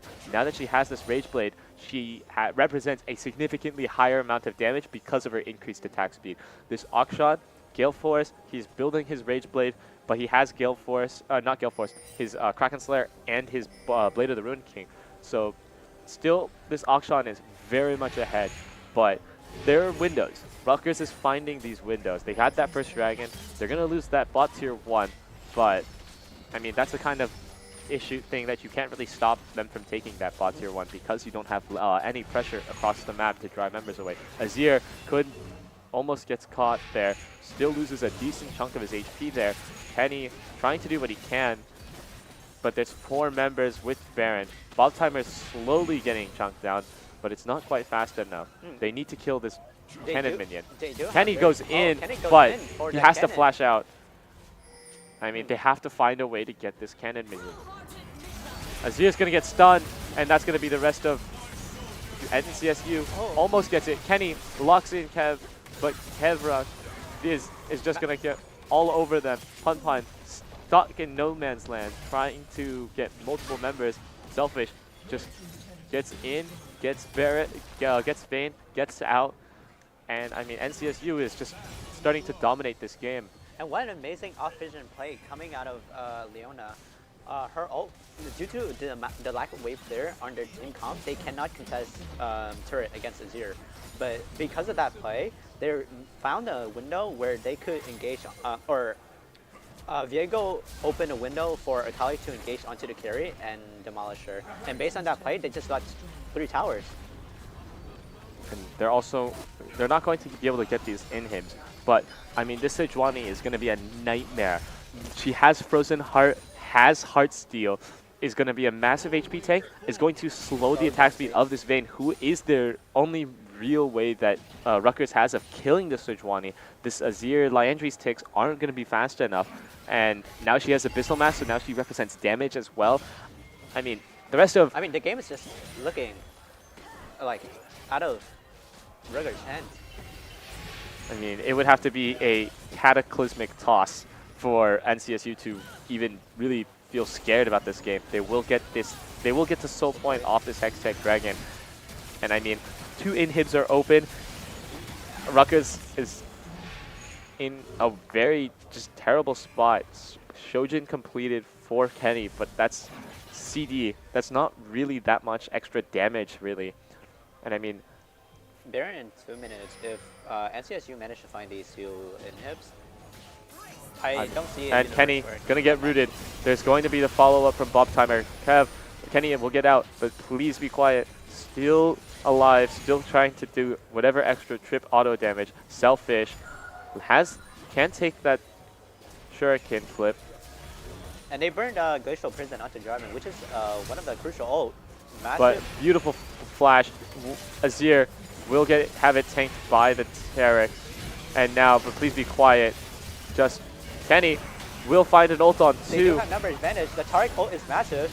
They will find the first, but Redokun will also be taken out. Kenny continuing the fight, but there's no more real follow-up. This Selfish still has that final execution, still has a lot of burst damage in his pocket. And who did the shutdown went to? I believe the shutdown went to, please be quiet. Vayne. That is, you do not want the shutdown to go onto Vayne. I mean, but the Vayne getting that extra gold, the Set getting that extra gold, it's unfortunate for Set. If you would have preferred maybe Azir to get that gold, but when you're this far behind, any money is important. They're still down nearly 5,500 gold, and they're barely holding on. And it's not like Set is irrelevant in team fight. DW can absolutely demolish on the side of NCSU. Very nice comeback from Ruger, but I believe there has to be a lot more done in order to win this game. They definitely need a lot more. But if they can keep finding similar looks throughout the rest of this game, there is a way for them to go find their way back. But it's gonna have to start with this Baron that's spawning in a minute and the Hextech Dragon that's soon to follow, because that is Soul Point. And I mean, if NCSU gets the Baron, they could end the game before Soul Point is really relevant. Kenny here now, trying to get his Raptors, is just gonna get stunned. It's just gonna get chunked to nearly 300 HP. Will go forward. Coming at Kenny. But the Viego will go down. The Akali Selfish still on the flank. Set will dunk Jazz. Bob Timer goes down. It's just Set. It's now the Set. It's the only real damage. He's trying to fight the Leona. Selfish is run out of spells. But Redokun will at this point go down. No, he won't. Will flash over the wall. But it's a 3 for 3. Overall, a win for Ruger. A massive win. A very massive win. I mean, the just worst gamer just is going to find a beautiful, really shuffle to move Selfish out of the fight. And if Selfish managed to stay in that fight, it's a whole world of hurt for Rutgers there. But they will find something, and that's gonna stall the Baron And Selfish isn't gonna get to back, but Pun Pun will back off. I mean, those are crucial. I think keep that in mind. Ruger have some really amazing wave clear. They also have standing gold on mid tier 1 and bot tier 1. I think NCSU has a timer to Everyone start. is gonna be heading to the Baron. I think they're gonna suspect Rutgers will suspect something after that vision, after the Scryer's Bloom. And Pun, but they backed off. The Kev backed off. I don't think Kev can walk into that set right there. That set is a very big boy. He has Leon, but Redokun will take 2 autos. He's gonna drop to about 2,000 HP. I mean, this Azir turret is really starting to keep Rutgers' mid lane alive. No players going bot. Kenny will just take the wave, and Rutgers is just stalling the Baron. They know they don't need to fight. They're stalling the Baron. I feel like NCSU is feel pressed to do Baron when there's 2 objectives they can get from mid and bot. I feel like they're kind of tunneling vision onto the Baron a bit. But it does appear that they will try and set up the Dragon. Selfish, just waiting in wait. This Azir could be on the chopping block. Will get Good spotted by intuition. Selfish. And I mean, Rutgers needs to be extremely careful. This Akali can explode Azir and Vayne. And it's all on this. I don't think, if you're NCSU, I don't think you stay for this. I think you you just start the Baron and just trade this Dragon for Baron and end the game that way. But Kenny alone for now. It's Azir all, is caught out. Bob Timer is also stuck. I mean, Rutgers is 5, is trying to stand strong. They have a very good flank right here. But Pun Pun is trying to zone out the rest of NCSU. This I mean, the longer the game waits, I mean, the better it is realistically. Both NCSU members, Akali, Viego, Leona will take the Hex Gate to get back to group up with the rest of the team. But right now, Pun Pun is the raid boss. We'll find it on Redokid. Kenny caught out, but is hit 55 with Selfish. doing massive damage. There's a massive ult. That target Pun will be Pun massive. will take out one, but Selfish will get shut down. Pun Pun taken out. Cynical gets a stun. I mean, The set diff falls off. Bob Timer is getting 1v1 here. This Vayne is still alive somehow, but Kenny gets taken out by Bob. A misclick stopwatch from the Azir. And I don't believe they can do this Baron. They can't do the dragon. Or the They dragon. can't finish the dragon. There's still Viego is still alive. He can still, and now there's a TP from Bob Coming out Timer of who's set full 20, And I HP, believe this soul is just and really Rutgers theirs. has to leave. There is a way they can try and find a way into the Baron. There's still very low health bars for NCSU. Cynical, This Taric needs to start moving forward if they want to contest the but dragon. that's Soul, Dragon's there. and I think that might end up being That the might game. just be a game. Cynical has to flash out. Jazz will chunk out worse. Cynical is going to just get taken down soon. And a slow, but that's not going to be the relevant line. Cynical still alive, barely. Viego's hunting him down. Worst gets caught over the wall. Akali executes, And please. that might just be a game. And that, I mean, it's 2 members. Pun Pun could find one big ult. And if he gets that big ult, it could be the game. But he's getting CC locked. He's been stunned. He's knocked up. He's much gone. he can do. Pun Pun trying to Massive do everything W. he can. He finds a and big he one. one-shot the entire team. But he gets taken out. He gets taken out. And the Akali is rezzed, but she's not going to be able to make it to end the game. But now, that is the game for NCSU. There goes the first Nexus turret, second turret down, and Honestly, that's what- the Nexus. And that's the Valiant, game. what an amazing, what an amazing game from Pun Pun. I feel like he really tried and did his best, but in the end it wasn't enough. It wasn't enough, and I mean, in that last game, NC State just Oh, it proving was a to be series. the Oh, it was more best of three. dominant force. It was the And best of 3. Congratulations to NC State.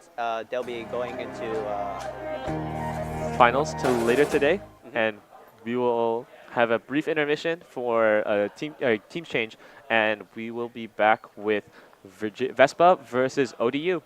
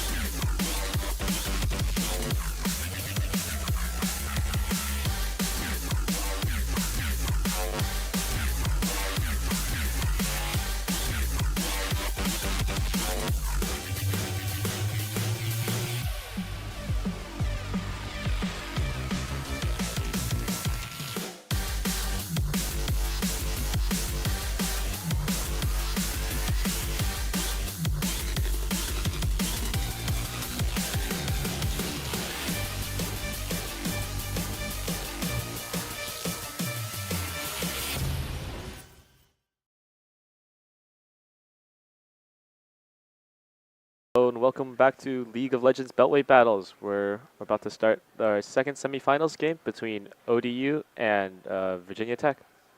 It should be a really good one. I was looking at these teams before the match started. It seems pretty evenly stacked, so I think we'll have a pretty good series here. We will be most likely heading into draft for game 1 soon. And we just finished up the first semifinals, which was quite the banger, really. Oh, yeah. I saw some interesting drafts, but the last game, I mean, the games that NC State won were pretty convincing. Like, that's the one strong thing that would come out of that, so. There were a few, you know, the usual grief moments where both teams just kind of made massive blunders, but a win is a win, and those end games looked very convincing from both teams, really. I mean, that's just collegiate in a nutshell. Yeah. Like, no teams are going to cleanly close out games in league, so. But I think this series, I saw, like, I was looking at the OP.GGs before this game. I think we're going to see a lot more weird picks. Like, I know we have a Victor main, we have a Zach main in here, Samira main, so. But interesting where these bans go. Yeah, I know Zach's going to get banned for sure, so. And then I think I was looking at one of the teams, their support player is a Riven one-trick. Oh. But he doesn't play, like, Riven support, he just plays Riven. Oh. That's mildly concerning. So I was like, He plays, like, Riven, and then his next most played is Nautilus. Oh. Oh. That's Maybe something. he really just likes Riven. He just loves playing Riven. Maybe he plays Riven support. I didn't check, but I don't think that's a thing. I hope not. I certainly hope not. But I mean, That would be funny. Wasn't there a guy in the last series who like plays Shaco support? I think it was in quarters. Someone was playing Shaco okay. jungle. I mean, if you watch the game 3 of the first semis, we had the Akshan bot, Oh yeah, I don't know about that. which I was assured was practiced by NCSU. I mean, they won on it, so cool. I think we're Are we close good to for getting draft? in the draft here. I think we'll kind of see the same top prio though in this series that we saw in the last series. Cassante was a big pick. Orton was picked. I think because he was basically all that's left, right? I think in terms of, yeah, especially that top matchup into Jax, I like the only other option really was Fiora. Okay. And that even then, that's still a very uncomfortable like matchup to play. Yeah. I wonder what the jungle prio will be as well, because I think like J4 on this patch is just Broken. insane. I mean, he's just, even at Worlds patch, like he's just. On the Worlds patch, Jarvan is, I think right now, probably one of the most prevalent champions. Oh yeah. The other one is Xayah, but she's also most prevalent because she's getting banned a lot. Yeah. But this the Jarvan Ori combos with Rumble, and everything else you want to throw in for like Kaisa, Rel, it's just kind of the way the comp has. Yeah, I don't think we're going to see as much Sejuani prio in this series that we saw in the last one. Yeah, I think they just, NC State likes the Sejuani because they can flex it. definitely. So, we saw Sejuani top, which is, as a Sejuani main, that's got to be good on that character to make it work top, so. And, I mean, the matchup was fine. Oh, yeah. Yeah, like just, Once you get first item, it's like pretty much smooth sailing. you just have so much to stand and just your own I think relevant you can hero. relate like Sejuani top to Cassante a lot. You can walk out of lane 0-0 and just be fine. Yep, and your job is the tank, and so even falling behind isn't necessarily the worst thing in the world. It's not unmanageable. It's not like you just become irrelevant. Yeah. Your whole point was to soak up damage, so just falling behind, not the worst thing in the world. Not at all. I hear the draft thing's going, so I'm sure it's coming soon. I believe so. I don't know. What do you think about the bot lane in this patch? Do you think that these teams will go for meta picks, or will we see some like odd picks? I would expect meta, but that's because it's the meta. Yeah. And I mean, if there's something weird, it's almost certainly, to me at least, it seems it's probably going to be a counter pick for something that's meta. Yeah, from what I was looking at, if this guy gets Samira open, he's gonna play it. I don't think there's any. Same with the Victor. There's a. I think it's VT. This guy has 156 games on Victor this season. Oh my. I was like, or split, because they do splits now. I forgot. I was like, geez, don't give this guy Victor. And it was like 60% win rate. I was like, oh my gosh, this guy's goated. But like I was saying, like I was looking at the ranks and like how they play. Obviously, ranks don't mean anything, but I think we should have a pretty like even series here.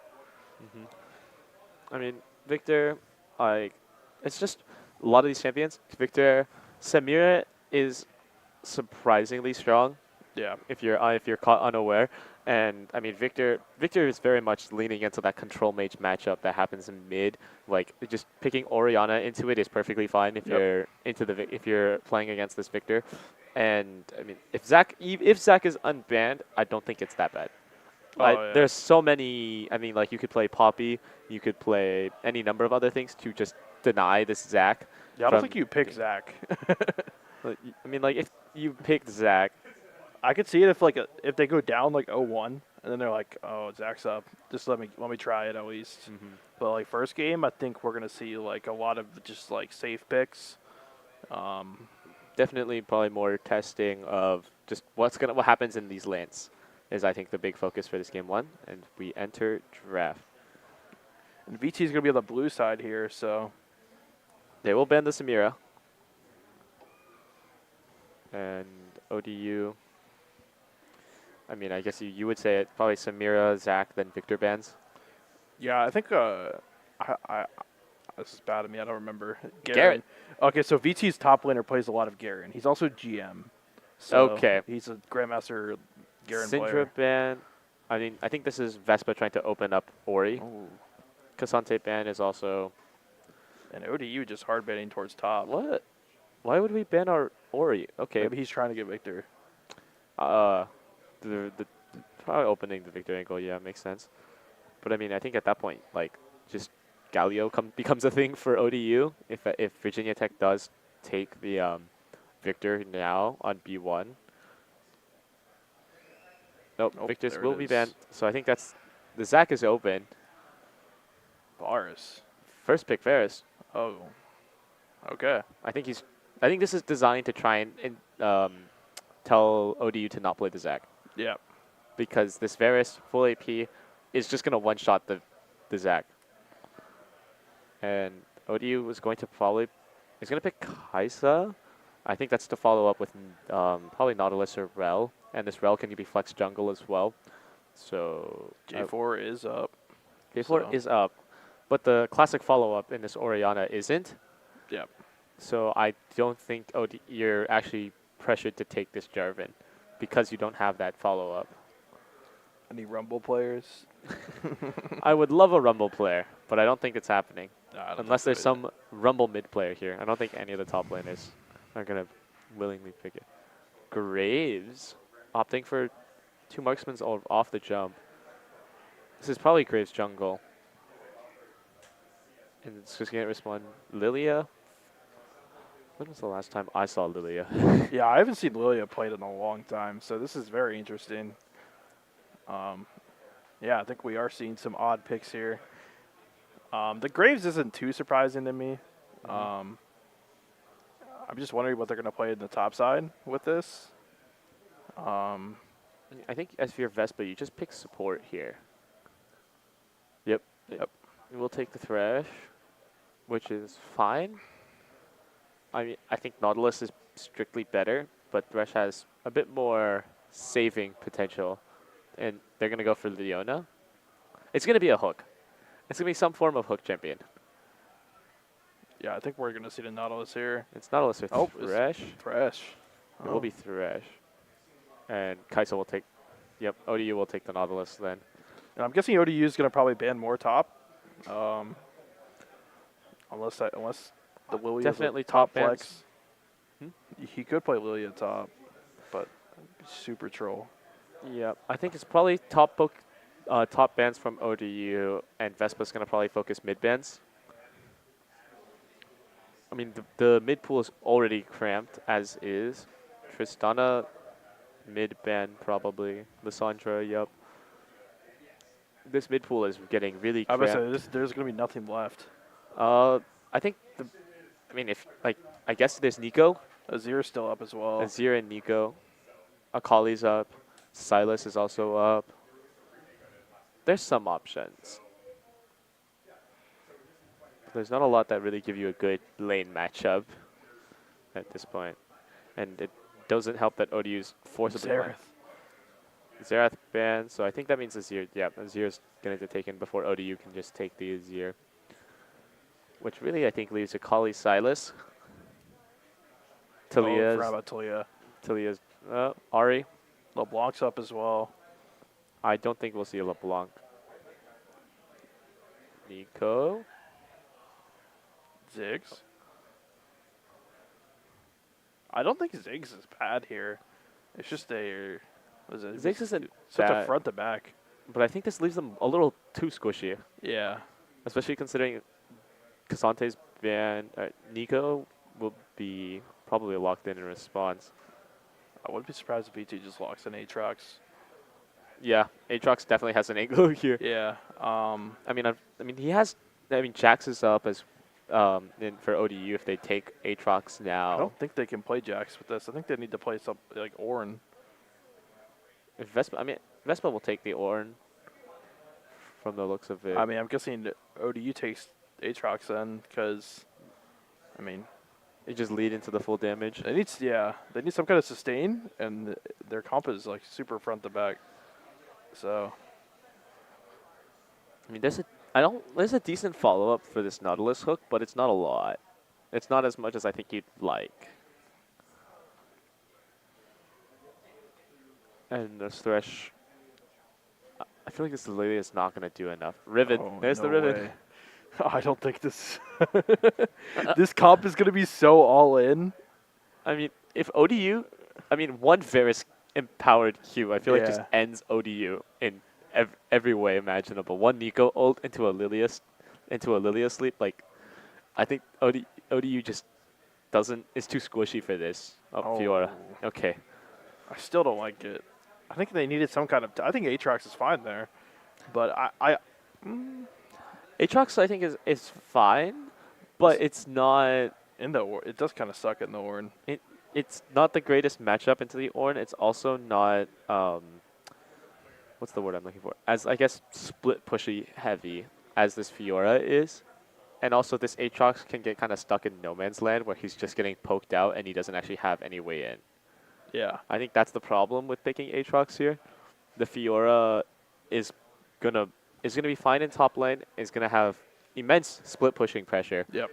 And I mean, so is the Ziggs with this C4. That's just Exactly. going to destroy turrets at 25% HP. And so ODU has split push pressure, but not necessarily the same kind of team fight pressure that Vespa has. Yeah, and I feel like top lane just naturally loses with Ornn. I think if nothing happens in that lane, Ornn just wins out late game. So ODU is really, I think they're going to need to bust through this early game, because late game, I mean, one Nico ult, and your team is just gone. It's I think late game wise, ODU is really only focused on this Kai'Sa Fiora. Yep. Those are the only two champions here that really are going to scale absurdly well, especially into this Ornn who's going to buy Fawn, who's going to have masterwork items on all of his carries, and it's just going to be this massive like 6,000 HP tank that ODU isn't going to be able to burn through in time. Ziggs, Liandry's, the Graves, the Kai'Sa, it's not enough damage. I think VT has all the tools though, just to win this game. I mean, even if it goes late game, like they're not gonna have a problem getting on Kai'Sa. They have Ornn ult, they have Lilia, they have Nico, Thresh. I mean, They have so many ways to get a combo going. yeah, it's so ultimate. strong. I mean, the Varus route Yeah. is another sequence of routes that can just continue to punish. But I think the Lilia pick here is actually really good. I mean, I don't know how strong Lilia is currently because I haven't seen her played, but just in terms of getting on the back line of ODU.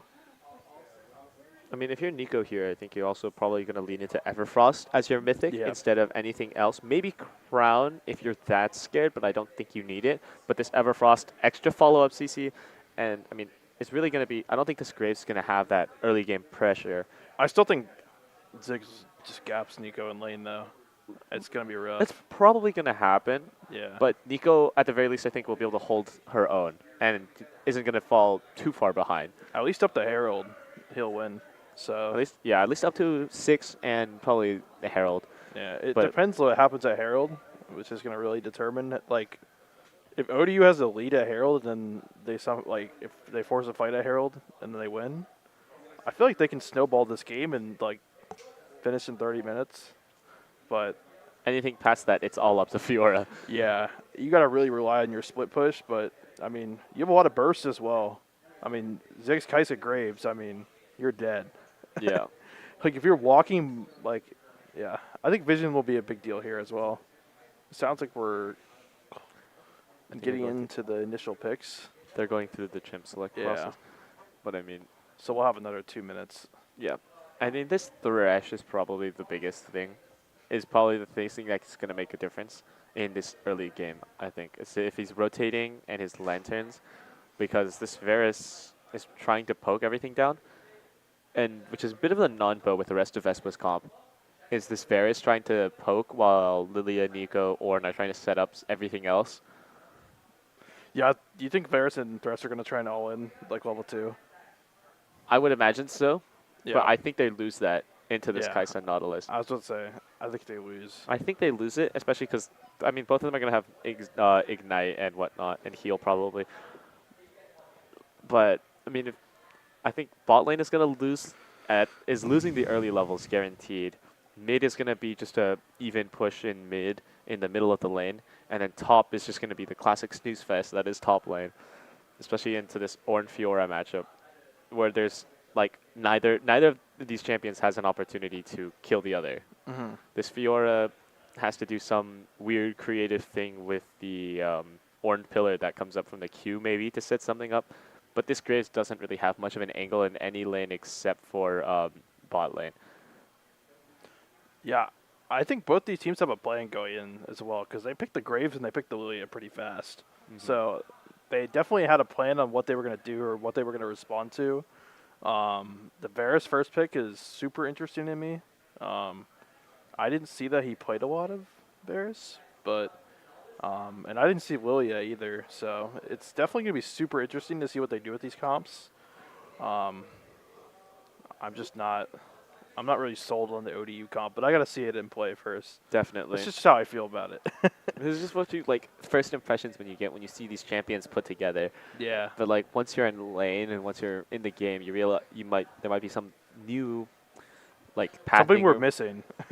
Yeah, there's definitely something I think we're missing. Assuming this comp starts winning in the game, there's something's missing from the laning phase. But in general, I mean, it's just this Fiora and Kaisa that really feel like they're going to put ODU ahead, whereas Vespa is trying to go for a full 5v5. As long as I don't see a TSM Spica 9-man sleep. As long as I don't see that, I'll know the game is good. If I see a Spica 9-man sleep, it's someone's going to lose their mind. I think we're going to head to the 3-minute intermission to wait for spectator delay.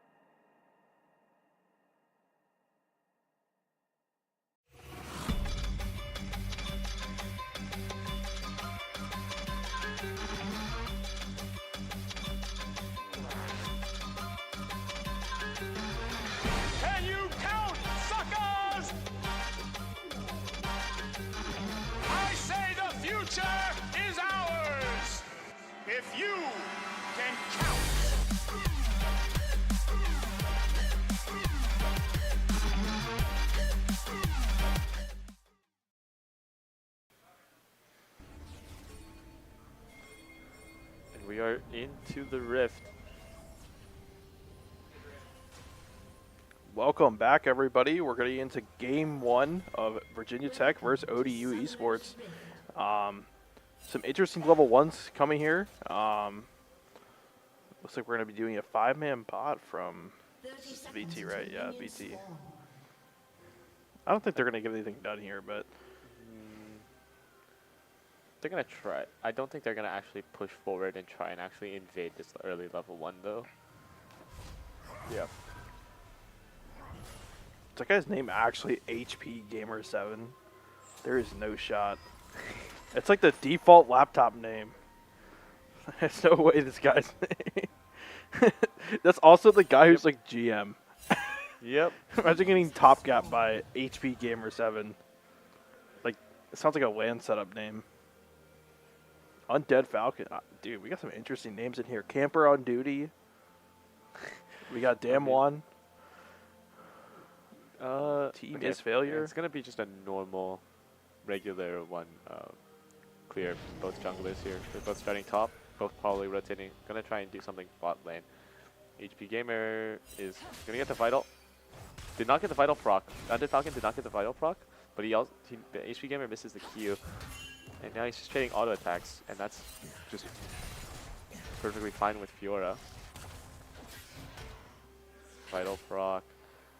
I mean, this Fiora is just gonna zone off HP Gamer here. If Fiora wins like super early, right? She wins like first 3 levels. Yep. Once it gets past 3, it evens out, Yeah. and the orange has to get to 3. Yeah, I think Kaiser's gonna ping. Yeah, they're gonna pick level 2 first here. And just definitely gonna get the first level 2 probably. And mid is getting pushed in by Harrison. HP Gamer is not gonna die, but is very close. And he's not gonna be able to back up. And he will get level 2, but he's already the Fiora is proving to be the lane bully. Yeah, this is not how I expected mid to go. I thought Ziggs would just perma push a lane, but I mean, the Fiora's advantage starts the moment Ornn has to slowly walk back into lane, and this Fiora gets all the way up into a very aggressive bush. There's nothing to protect this Ornn, and since Ornn is just kind of stuck trying to just walk into the Fiora, and the Fiora will take that any day. Just more poke and more harass coming from all lanes really. The Ziggs bombs, the Varus, Thresh trying to go for a hook. Graves is is walking wide down. to the right. Nautilus gets my bad, and Graves is already here. My bad has to flash out. Camper on duty, just auto attacking. Nuguri is here. Will get a flash W. Mandarin has to flash out. Slam finds no damage, and both junglers are gonna disengage. Harrison walks down and will miss out on XP and CS there. yeah, and both jungle and support flashes down. Lots of summons. There's also the traded. heal from Camper, Yep. which means that it's a summoner advantage for ODU. You said Harrison walked down, right? Harrison did walk down.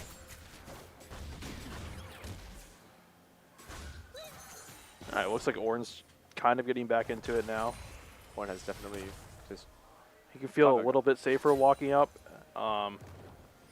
But he knows that Graves is bot side, or what was last known bot side. So Yeah, that was overall. I think that was just better for VT. Yeah.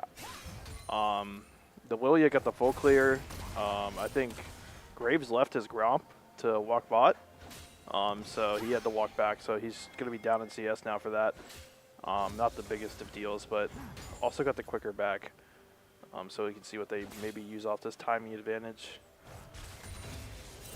ODU has some advantages. I mean, but like that 300 gold lead is consolidated in a single boots on the 80 on Kaisa. So it's really not a 300 gold Yeah. lead. It's 1 boots.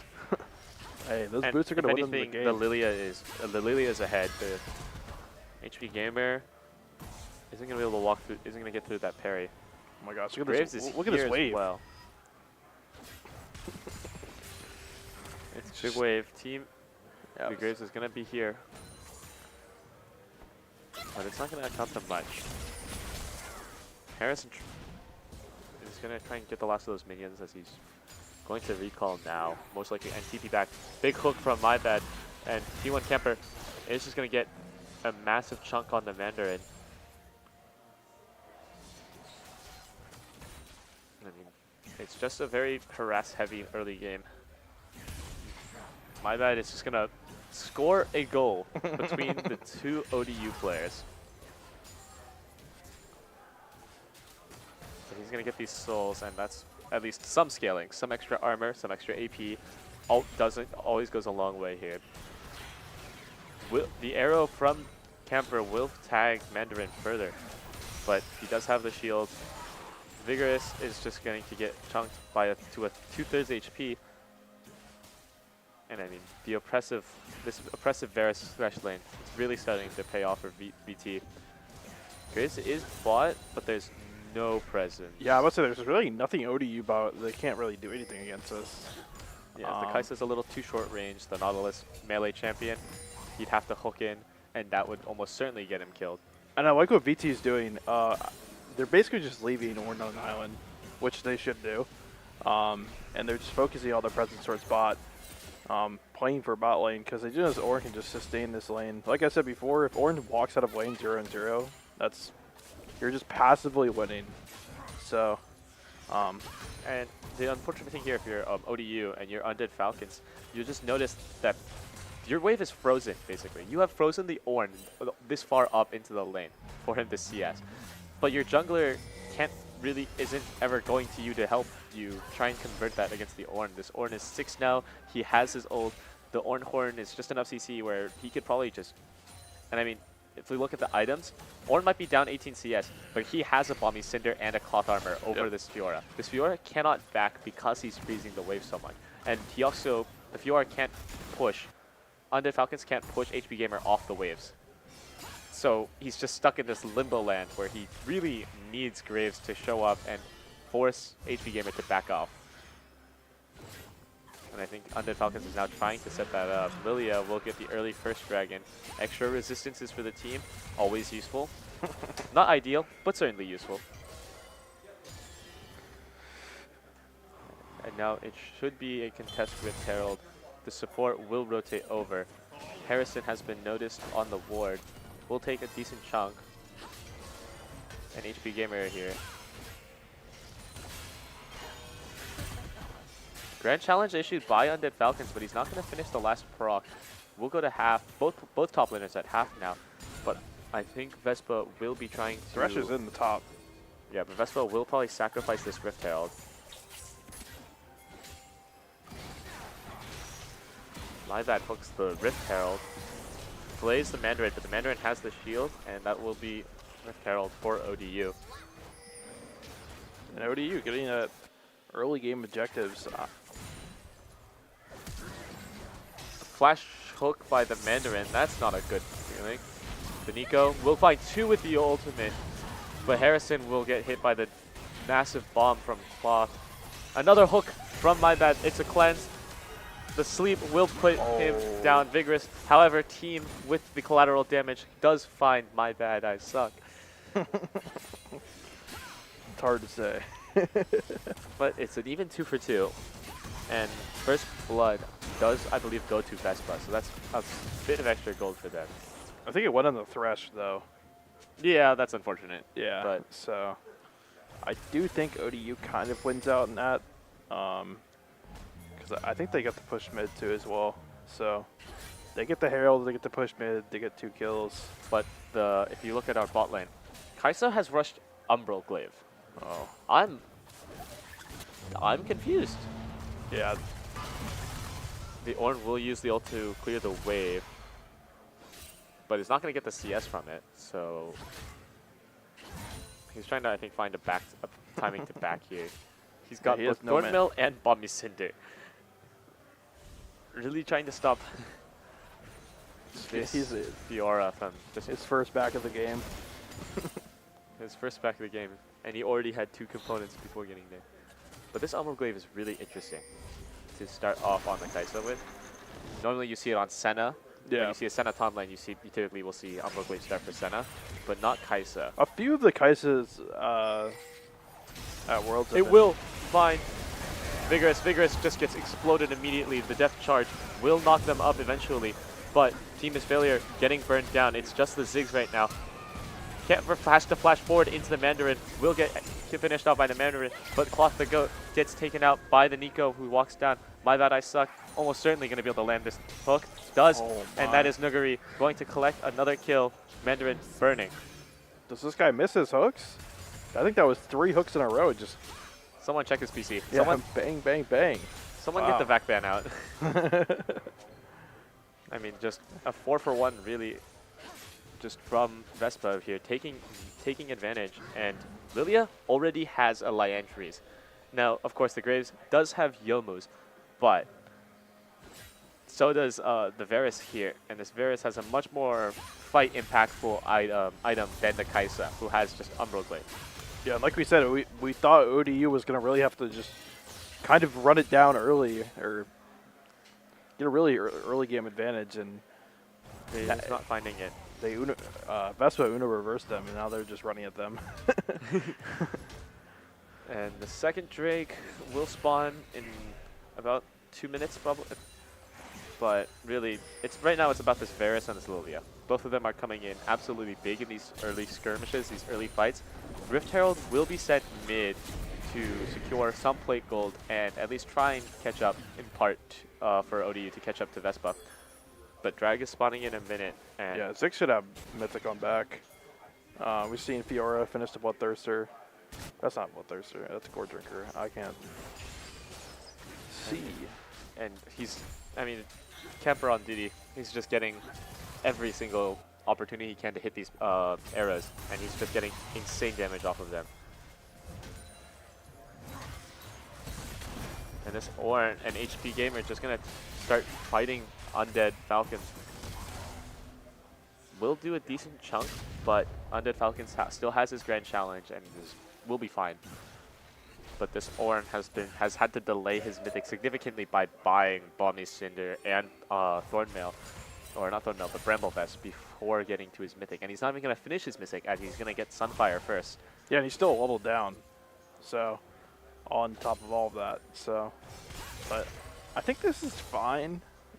This Orn is fine taking that. Yeah. The rest of his team is so much farther ahead. Yeah.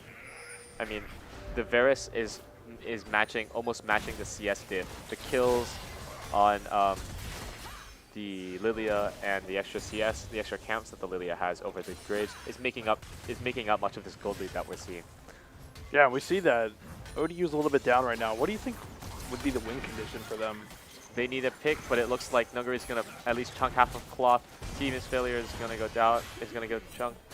Team is Failure still fighting Nuguri. Nuguri is going critically low, but there is no large death bomb from Claw. So do you think they should be playing through bot or mid here? They have to play for bot. Yeah, that's Realistically what I was gonna say. speaking, they have to play for their bot. Their mid laner, the Ziggs, is good, but he's not as consistent of a damage dealer as this Kaisa is. But if anything, they need to find some way to slow down this Lilia and this Varus. Both of them need to be slowed down. And I think that's what's about to happen with the Cheese King. And there, he's not going to, T1 Camper will go down immediately. Beautifully done by ODU. My bad ice is just going to get... Yeah, he should be able to get out. He will be out. He's going to have to limp away. But unfortunately, this Varus doesn't have a bounty. It's no extra gold. It's just a regular pick. But Good response by catch ODU. up ODU in terms of gold. Punishing the no flash Varus. And this, I mean, this Varus didn't have flash to begin this fight. To begin with, and he's gonna have Yomus and opt for lethality Varus, which makes sense. But Vespa giving both Rift Heralds over. That's tower. That's a guaranteed tower almost.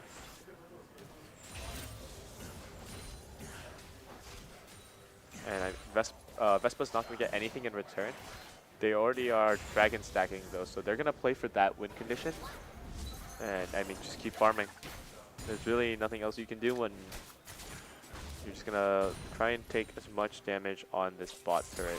And they gave the Rift Herald to Fiora, so... Yes, they do. It's on the Fiora, probably to try and enable this Fiora to roam by letting her take the early turret. But Nurguri is going to go, and that's the kill. And Harrison has to run now. He's going to root, but there's a second root. Vigorous will go down now. Mandarin, Camper needs to find this last arrow, but he's just going to try and auto the Mandarin. Oh, greeted it. But he's not going to find that last arrow. It's going to, an arrow will hit Klo, taking him down very low. But this is a, I mean, Nuguri's getting ahead of himself. He's getting very arrogant now.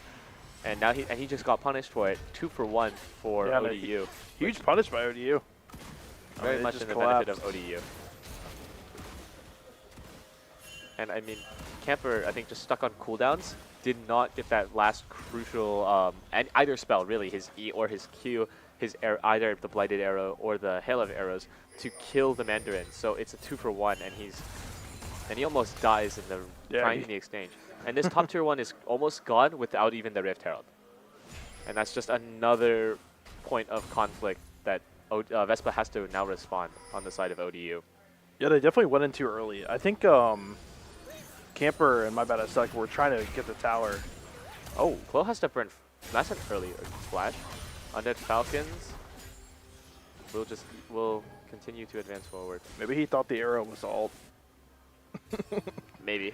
I But don't this know. tier 1 is going to fall, and I think this Fiora is going to be able to just convert this into a charge on the tier 2.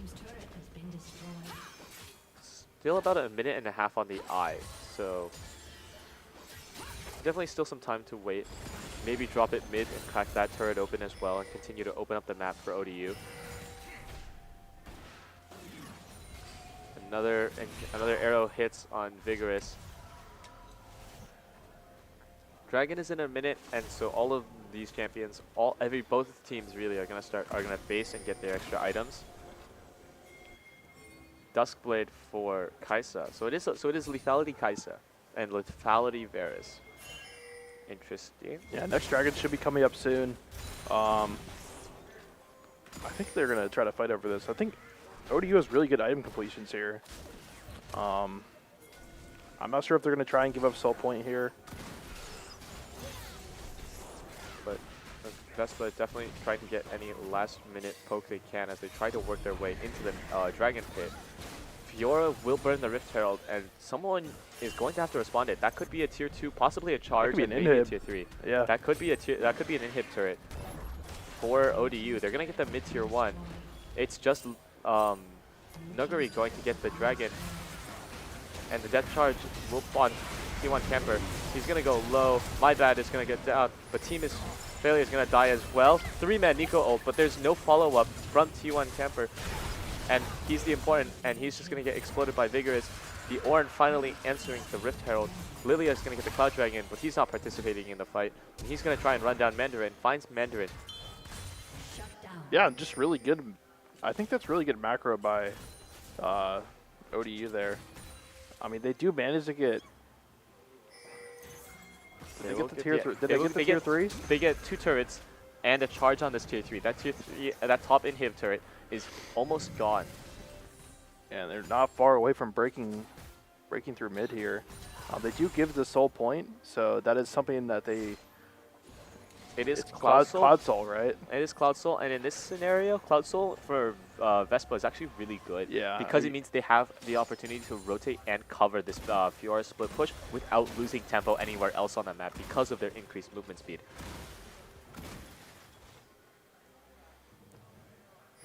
I mean, something tells you it's bad is when this Fiora has a 200 gold shutdown and she is 0-0-0. All she's done is farm, and she has a 200 gold shutdown. I don't know, Cloud Soul with Lilia. Good luck. All of these champions about to start running on jet fuel. Crossing that map at Mach 5. I mean, Harrison can't do anything to stop this Fiora. Undead Falcons can just essentially ignore Harrison because he doesn't do anything to. Yeah, I don't know if there's anything you can do against this Fiora. Yeah, Fiora's almost hitting level 16, is almost ready to 1v1 any champion. They are pinging Baron. Does appear to be I a don't very think they have the lane push for Baron. VT was picking Baron. The split push here.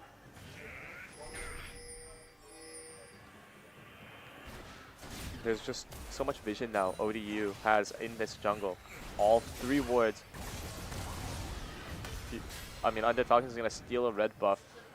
It means he can keep fighting, taking the split push. He's going to try and find HP Gamers now. The parry. HP Gamers is almost, it's just, has to flash away. I thought he was gonna flash on him. I think he had enough to kill. He might have. Especially with that empowered E, the second E, which is the crit strike, which is the critical E. Either way, still a really good play. So now you're gonna have top and bot pushing. I think Ziggs is gonna go back top. Really good game state for ODU here. ODU's comp here is just starting to demonstrate the power. There's this kind of 1-3-1 setup that I mentioned in draft, where this Ziggs can safely push top, this Fiora is gonna push the other lanes, and the rest of these 3, Nautilus, Grizz, and Kaisa can just clear the waves, shove the waves in the missing lane. And Undead Falcons is gonna find a good parry, but no extra follow-up now. Oh, -1. I think he got it actually.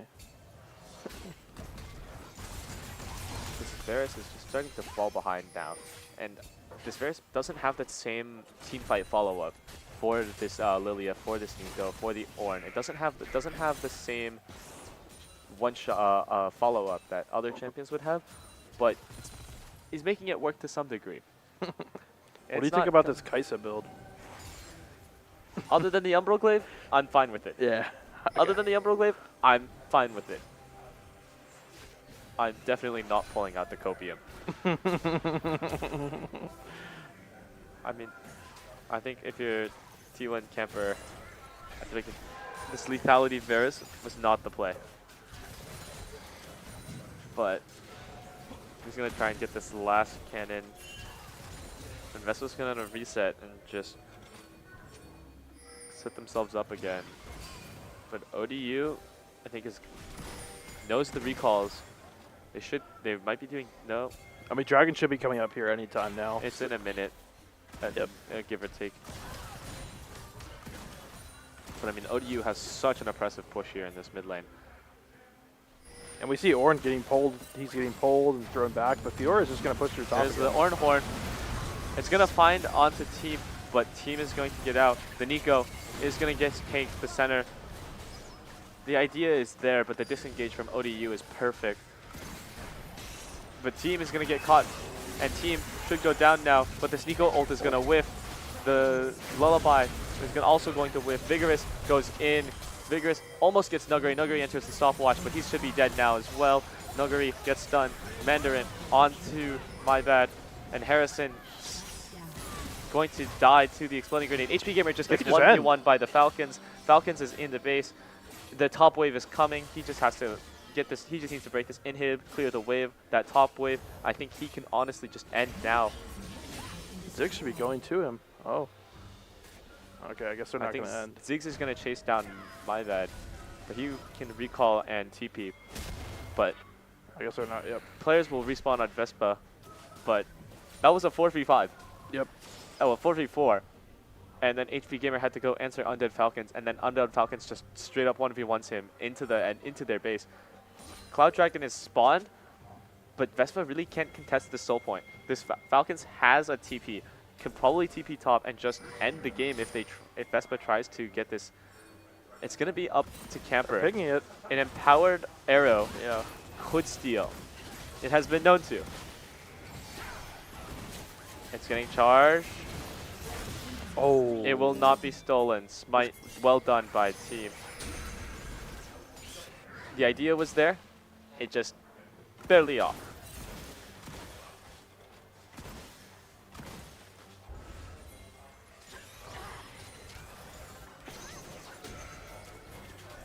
Nuguri continuing to clear. But Vespa is just losing on all fronts. Undead Falcons is still just going to keep pushing bot lane. And Vespa starting the Baron, and they're gonna try and find the turn, but this Nico is not going to get much. And the Ornhorn only finds the Mandarin. The Mandarin is a sacrificial target. The rest of the team, Nuguri just gets exploded by Zig. Team Ismailier is gonna find my bad as he tries to find Flay. And this Fiora is still bot lane, is still shoving this bot lane. And he's on the inhibitor. I don't think this Fiora's been in one team fight the whole game. And he doesn't need to. Yeah, he doesn't need to. And the fact that he doesn't need to, Camper will find Graves, but Klo will trade him, and that is going. It's all up to HP Gamer to hold the base down. And Fiora is just going to execute him. True damage, hell max health damage. And I mean, we questioned it. What were they doing with their comp? And they obviously know what they're doing. I underestimated it at least. I mean, Undead Falcons is gonna just keep fighting. The Fiora just always fighting, and that will be the game 1 Top for div. ODU. Top div. Top div. Very well done. And we're going to be heading to a 5-minute break, and we'll be back for game 2.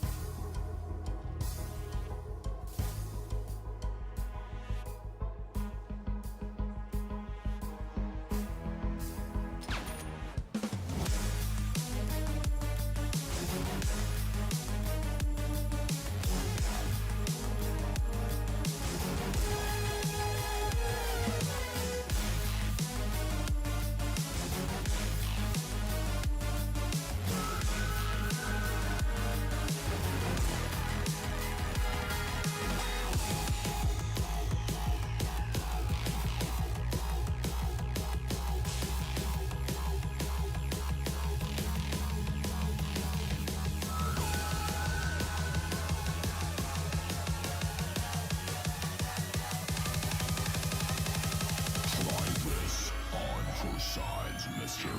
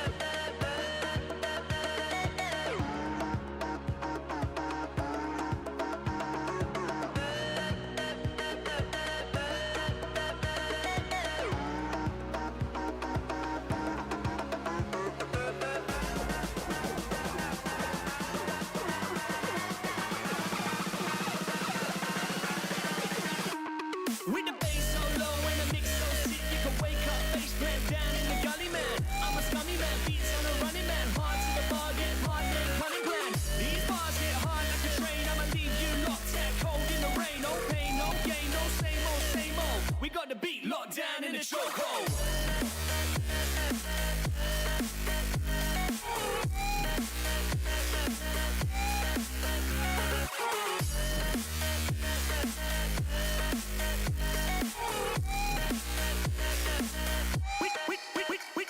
With the bass so low and the mix so sick, you can wake up, face plant down in the gully, man. I'm a scummy man, beats on a running man, hard to the bargain. Hard to the bargain.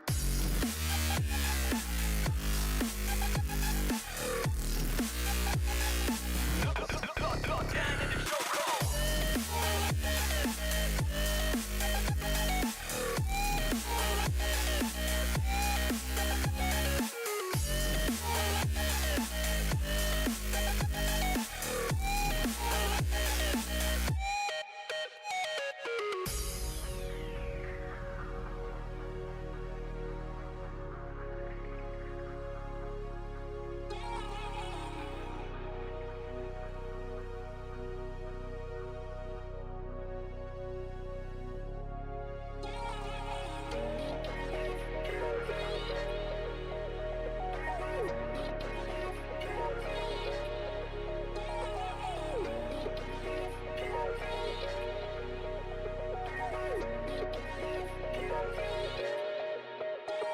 With the bass so low and the mix so sick, you can wake up, face plant down in the gully, man. I'm a scummy man, beats on a running man, hard to the bargain, hard man, cunning plan. These bars hit hard like a train, I'ma leave you locked out cold in the rain. No pain, no gain, no same old, same old. We got the beat locked down in the chokehold. So low when the mix so sick, you can wake up, face plant down in the gully, man. I'm a scummy man, beats on a running man, hard to the bargain. Hard to the bargain.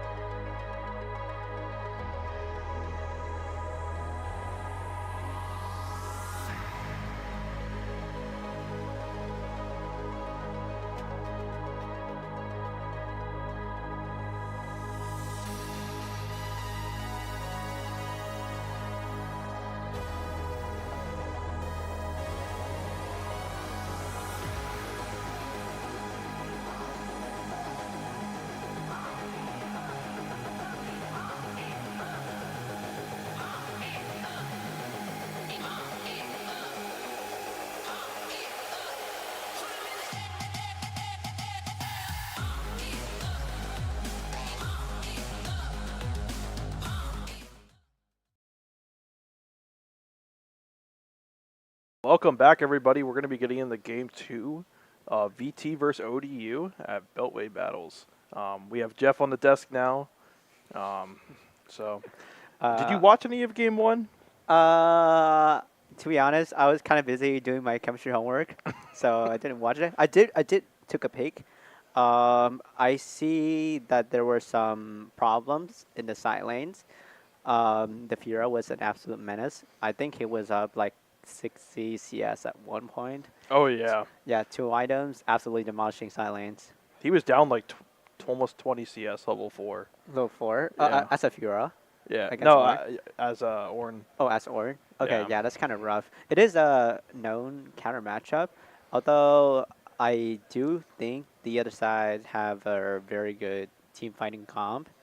I'll be honest, I didn't watch the game, so I didn't know what happened, but Yeah, so VT elected to choose the red side. I think they were blue side last game. Mhm. But usually we see in like pro play blue sides like super pro, like you really want blue side. Yeah. Blue side I think wins like 80% of games. yeah, so blues, Um, so according to Worlds, like the meta usually revolves around blue side 80% win rate. You first pick some prio pick like Jarvan, Zaya, Rakan, Maokai, like those type of champs. And blue side would usually wins, but what red side gives is a lot of counter pick, and usually counter picks and bot sides are very impactful towards the game. Yeah, so we're going to be getting into the pick and bans here. Last game, ODU really had a lot of top side bans. It was Garen, Cassante. I think they banned Syndra as well. Mm-hmm. Obviously, Vespa going for the Samira. Like I said, ODU has a Samira one trick. And J4 actually catching a ban here. I don't even think anyone played J4. So it's kind of odd to see J4 being banned blue side. They probably had other prior picks outside of J4. Oriana's also being banned blue side, which is surprising. Vespa is focusing their bans onto the AD carry, and they're on red side as well, so they really want to get that bot side win. Yeah, so we have... And we'll just have to see what the last ban is. It's probably going to be Syndra, I think. targeting, like, maybe mid, perhaps. Yeah. Yeah. Obviously, Maokai still up. Really strong pick. And the Syndra ban. Oh, So Cassante, first pick, yeah. Cassante. They We- banned Cassante last game, so or Vespa. I think Vespa. No, ODU banned it, so they didn't. They banned J4 instead, and now pick it. So we're seeing Victor being hovered right here in the mid lane. There's only a few popular control mage. Those includes Oriana, Syndra, Victor, Azir. Those are like the holy 4 champions that are popular. And Victor's gonna be locked in. So right here, a jungle pick is very surprising, especially Graves as well. Yeah, it's strange Graves prio in this series. As Vespa here, I would probably have an 80 carry pick. Maybe Zaya, Kaisa. Kaisa's banned. Oh, never mind. Maybe Jinx. Yeah, Jinx is also fine too. Yeah. They do have a lot of damage onto red side right now. And we'll just have to see how does ODU respond to them. Ziggs is being hovered. Who was it that played Ziggs last game? ODU played Ziggs last ODU game, so I played think Ziggs. it's kind of like a safe pick for them. Mm-hmm. I think they could just pick Ziggs and mid will be fine. How the bans went last time is they kind of just responded off each other, so I wouldn't be surprised if we see support here. So first rotation on ODU, I think ODU has a very solid 3 champions. They have a tank top, control mage, and then Nautilus. These champ all synergizes very well against each other. Ziggs is also kind of like a good matchup into Victor. He does have longer range. Is Olaf and the Cassante good? I do think Olaf is probably one of the best top laner in the batch, but Cassante is Cassante. He's broken. So Nidalee being banned here. It's kind of expected. I think ODU's jungler plays a lot of Nidalee, so That is an kind of an odd pick, considering they don't have Ziggs. picking Lily would lower the Ziggs value. So, in my opinion, an odd ban. Maybe they should be targeting maybe ADC. Yeah, the Xayah ban here is good. Aphelios is still up. I wonder if VT will opt for that. Rail ban on blue side, preventing the blind. So right here, as an ADC, I think there's not a lot of good champions to play into Ziggs. I think you can pick Aphelios here, but I think they make it towards Davaris again. I think Senna TKA is definitely an option. Ooh. Ooh, fresh. Counter pick 80.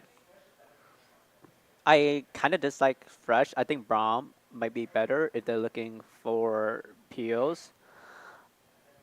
So what are we thinking mid here? We still have the Azir. We still have the Ahri, the Akali. I think the mid matchup is going to be Ziggs Victor since Okay. ODU is hovering ADCs right now. Oh, I'm blind. I do prefer maybe Aphelios here. They do have good setups for Aphelios. Last pick, Jungle. jungler. Into Graves. Lily's a good pick, but it's banned. Viego. And this Olaf is kind of a flex pick, so He can definitely be flex. I don't know. I think it's probably Olaf top. I think it could be jungle. I think did ADC kind in of this hear spot, BT I saying think there's- something about saving top pick, but I think yeah, you're right. So Vera's gonna be their last pick. Right. Looking at drafts overall, I think it do favors ODU a bit because their comps are easy to execute, peel for Ziggs, poke, and then engage alongside Nalus and Cassante. As Graves, it's kind of hard to play into a comp that has poke and CC. However, if Grave does manage to get ahead early in the jungle, like say he managed to successfully invade Viego, this game is going to be hell for Viego to play. Plus, Various Thresh is a stronger bot laner duel compared to Aphelios, Nalus. Yeah, I wonder how much we're gonna really see because I think VESPA got a lot of comfort picks this game. Obviously, the Victor being super comfortable for the mid lane for VT. I'm wondering how much value he'll actually get out of that lane against Ziggs. So we'll just kind of have to wait and see. I expected ODU kind of just to play a similar comp because they looked fine and comfortable in game one. So they have the Ziggs Nautilus again, but everything else is different. Obviously, VT steals away the Graves. I do think if the game stays is stable, ODU is favored, but if chaos happens, Vespa would have the advantage.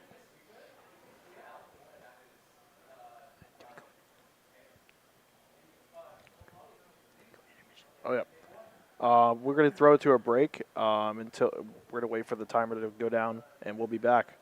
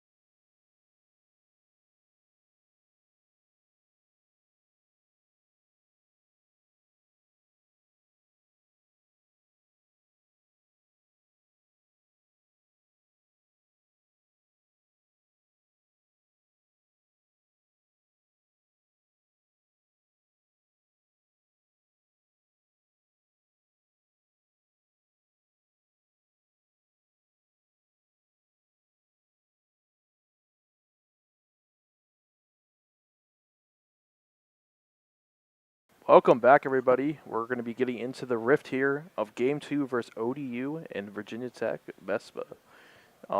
We saw the drafts. Do you think any of these teams have any potential level 1s that they could do or early advantages? So looking at the side of ODU, they do have Nautilus affiliates. I do think that both sides don't have enough damage early that warrants an invade. So I think the best possible option is just do 5-point track the junglers, and we'll see how it goes. On the side of Graves, though, Graves can do some cheeky stuff, but usually it's around level 3 after he finished clearing his camps. He can invade Vigo on his camps. Yeah, and just for everybody tuning in, a reminder that ODU is up 1-0. This is a best of 3. So if they do win this map, they go to play. Who's in the final? North NC Carolina, State. NC State in the final. So a lot on the line here. This is a $10,000 prize pool. So very exciting. looks like we should be getting into it here soon. I think we are aware that there is a tech pause. So just a little bit of a headset issue. It should be resolved pretty fast. Looking at the game, oh, never mind. We're in. Oh, so there is going to be an invade level 1. So what you want to do right here is walk to the second bush and then walk diagonally to the wall. You hug that wall and you might be able to surprise who's ever in that bush. Oh no. I feel like Nautilus is gonna face check. Thresh can land a stun right here. Onto the 80 carry. Flash and cleanse are burned. I think Nautilus is dead. Nautilus opting for a late flash, and that's gonna cost his life. First buzz goes to VESPA. That was super greedy. An unfortunate circumstances.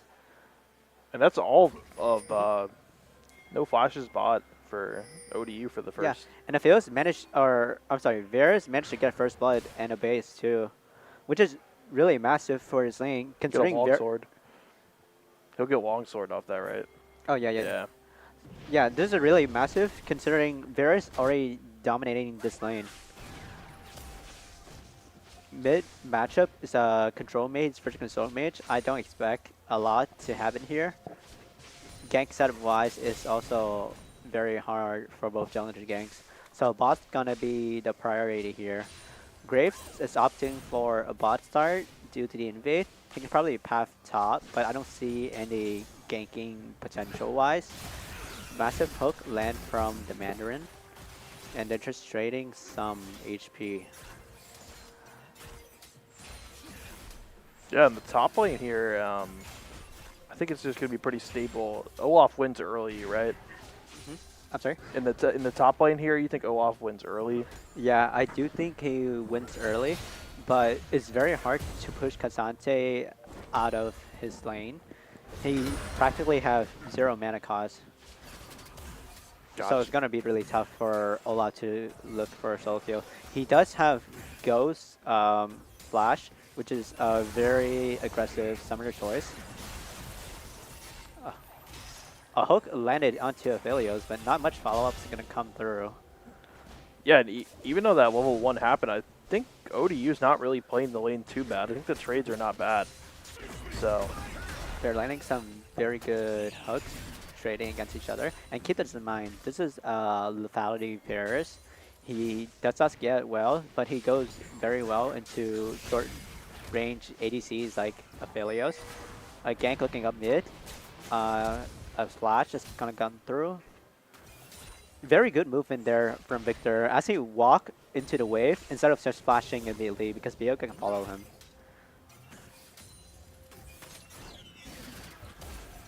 it looks like he's just going to back and TP back. Olaf is getting the better trade onto Cassante. Very surprising to see Cassante going D-Blade. Cassante has scaling on his HP. And a dive is coming through. I suggest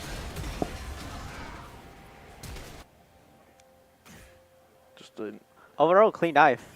yeah, he got away with it. So Oh, a hook lands, but there's Lantern. I don't think he's in any danger. The side of Vespa is getting the upper hand in this early game. They managed to get a top dive. I feel like really interesting starting item choice. Nalus hook lands, and seems like Nalus is the one who's gonna go down. Massive wave onto Vespa. Hook should be coming up soon. Hero play, and I feel like this is dead right here. Oh, Varus misses a Q, but he finished him off with the E. Vespa is playing this early game really, really well. And ODU just trying to respond with anything, and not really much they can do with Viego. Not even much that he can do here. That Varus is 3-0. That Varus is 3-0, and this is Valley Varus too. The Fire Varus can snowball really, really hard, and it makes the game unplayable for the other ADC. Yeah, we saw last game ODU just straight win through top. So Cassante failing the W pushdown. Is that a hit? Olaf might have been dead. They're still going to go for the dive, oh, no. but Olaf has a lot of damage. You also have Vamp Scepter to sustain back. Yeah, and it's just It feels like every avenue that ODU is taking is backfiring them. If we look at the bot component, is Longsword Crit Cloak against a Dirk. This is an insane power spike. Yeah, and ODU just Undead Falcon's just not being able to play the way he wants to play. Very dominant early game coming from the side of Vespa.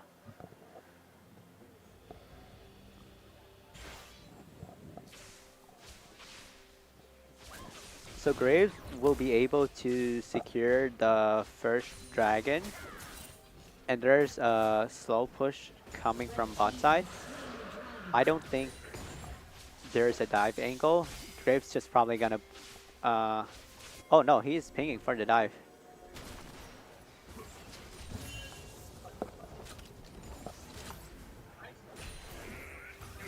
Not much really going on right now. It's just standard laden phase. Dragon picked up for VT here. Thresh trying to fish for a hook right there. Didn't land. This looks like a super boring top lane. Yeah. I mean, honestly, T-Blade on Cassante.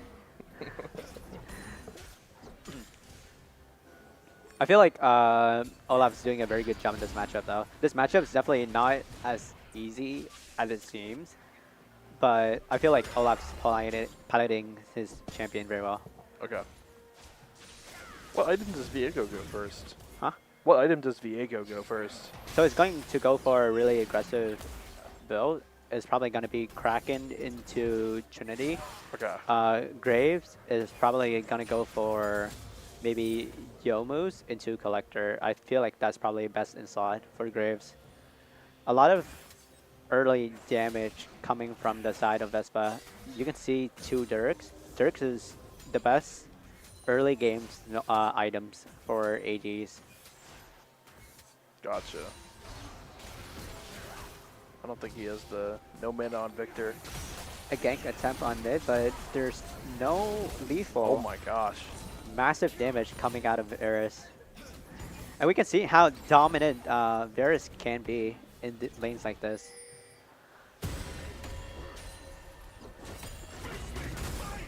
Yeah, it seems like Kasate's at the point now where he can just pretty much body and lane. I don't think Olaf really has too much skill pressure now. So, like I said, I think it's going to be a boring top lane. Rift Heralds and Viego is hovering around the area. We have to see what they're going to do. Varus and Aphelios just keeping up the pressure in bot lane, trying to secure some plates. Aphelios is doing really well to try to get a even CS. Only down 10 CS despite the early game.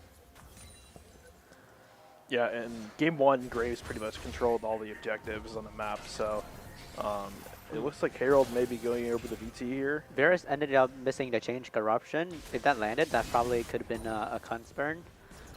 It's kind of unfortunate, but I think they'll still have pressure for the remaining of the laning phase. Yeah, and the Herald just goes to VT here. Another objective picked up for Graves. Viego is hovering around. He is on vision. A flash hook coming out of Mandarin. Ult landed from Fitz.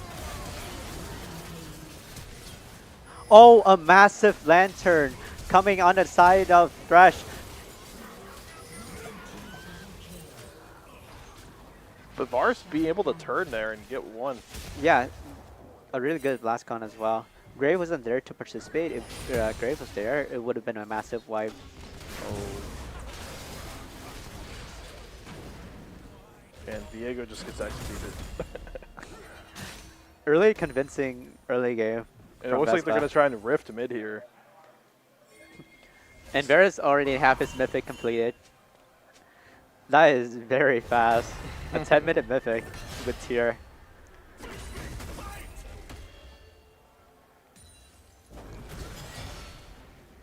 And like I said before in draft, now that Graves have the lead, he's gonna be living in the Viego jungle. Yeah, and it just seems like VT bottom jungle is just so far ahead right now. There's really not much that they do. The Thresh pick providing massive value in that turn.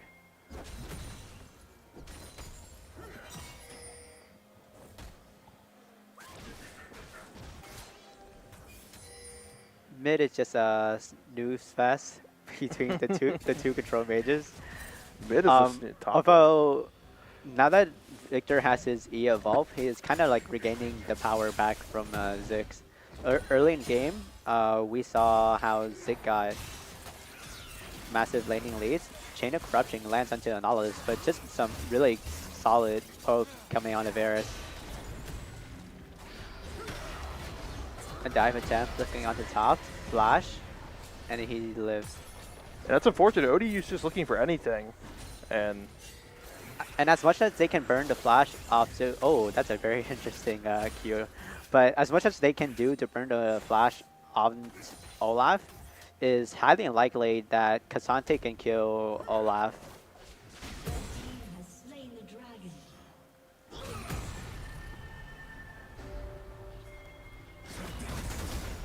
Aphios is being proxy out of his wave. He's just standing in the middle of the lane.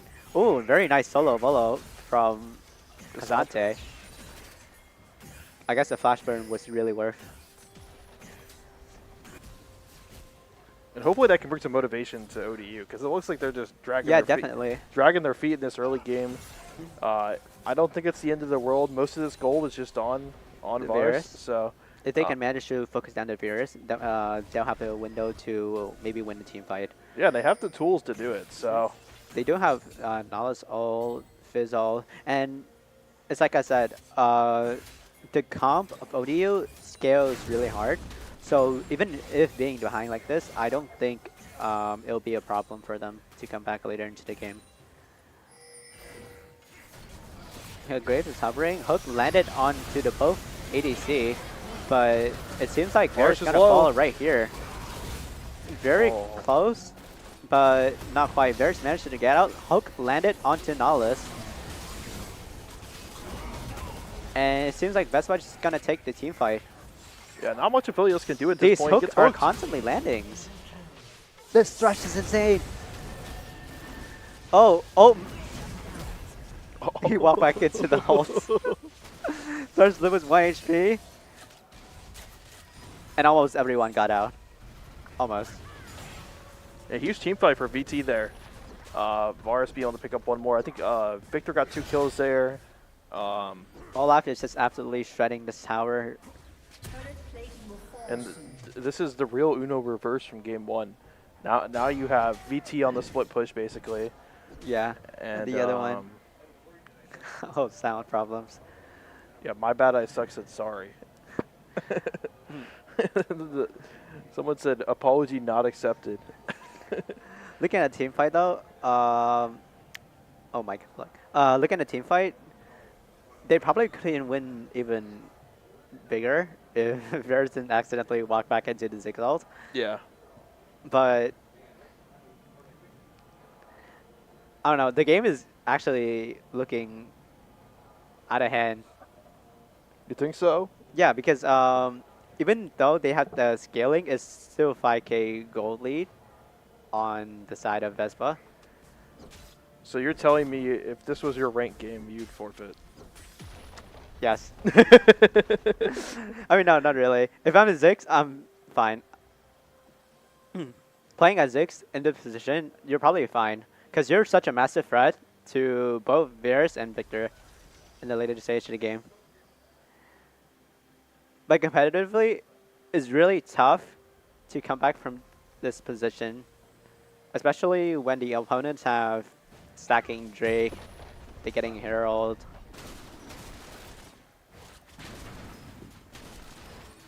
It's gonna be a hard comeback from ODU. If they do come back, what do you think it's going to be? They need to come back through bot? I think it will come from the setup between Nautilus and Ziggs. I think Cassante can do some amazing thing too. He can isolate Graves, Victor out of team fight. And maybe they'll wipe. Hook landed from Thresh onto Nautilus. Nautilus went down, but maybe they can pick up Thresh right here. Flash from Viego, and he got a possession. A TP coming out of Victor, but the hook misses. So a 1-for-1 trade, support for support, but Thresh does have high value. Yeah, good pickup there for ODU. Just trying to get anything. They do trade their supports. Yeah, they also managed to burn TP out of Victor. So this dragon is going to be Hextech Dragon, the strongest dragon in the game. He gives ability haste and attack speed.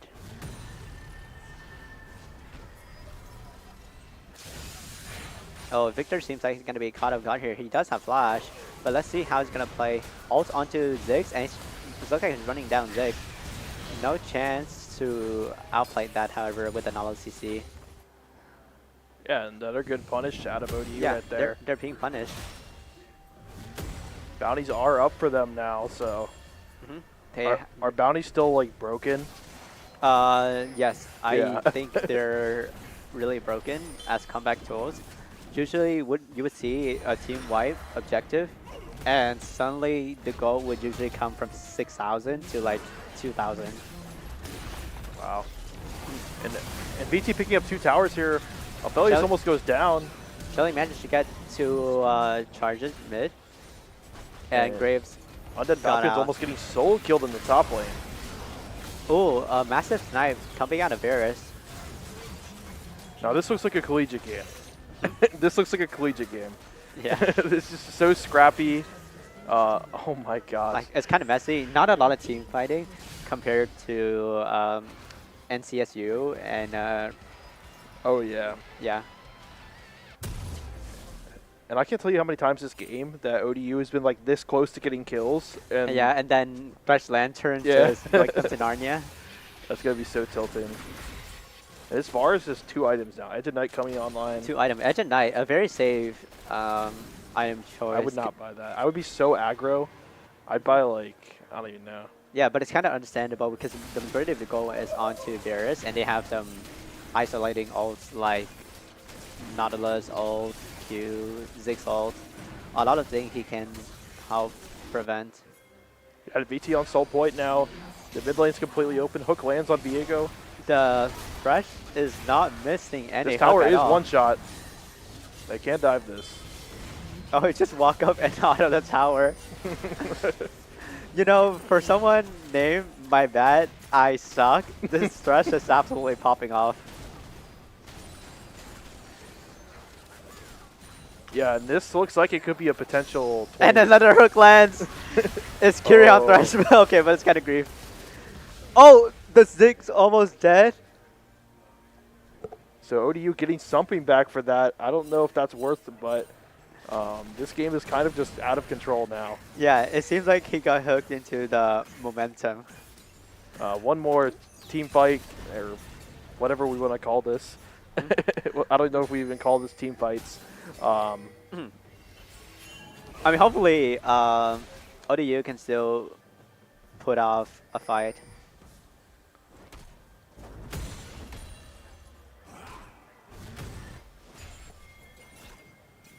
And I just think you have to play through the Aphelios. I think he's your only gateway to possibly winning this game. Is playing through bot lane. Definitely. But against this Varus, I think you're just getting one shot almost at this point. So As a Phalos, it's kind of hard to play into Victor and the Fowley Varus. But once the game hit that phase where poke no longer matters, I do think they'll have an avenue. okay. But that's a very long time compared to right now. Yeah, ODU looking probably to make a play there on Olaf. Olaf not all inning. Oh. Oh, managed to stop the back of Cassante. Maybe we can just He pop can't ult run and this down. Run it down He right does have now. Ghost. Coming up. Oh. Managed to get the ghost out of Cassante.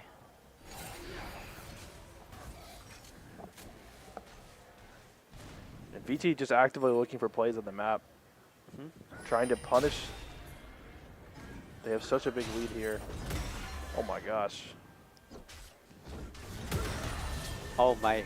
This is one item. This is one-sided. The 4,000 HP champion is getting absolutely demolished in his own game. The stat checker is being stat checked. Oh. Diego looking for some sort of comfort. Another hook lands! But I don't think this is the lantern you want to take. I don't know if VT wins this. Really insane hook, and that was off vision as well. But I don't think that was a lantern you would want to take, especially so close into the Nexus as well. VT is giving ODU some leeway to come back to the game. They're needing not a lot more than that in order to come back, but slowly, I think ODU can come back into the game. Yeah, Varus just the Aphelios Assault just barely missed Varus. He probably would have died if that hit. So, getting really Very lucky close. here. I think VT needs to kind of control this game because I feel like this can get out of hand. ODU is looking for the sieging of tier 1 mid, but Vera is back in lane. Olaf does have a flank. He has Ghost and ult. He's running down Diego. Not enough damage to kill the Olaf. Does manage to land- get the flash out of Diego. Nautilus And going low. Nautilus will be the sacrificial lamb. Now he's 0-7. Baron is up. They are walking towards the Baron. ODU can't stop this with Ziggs ult. If ODU doesn't stop them from this Baron, this might be game over for them.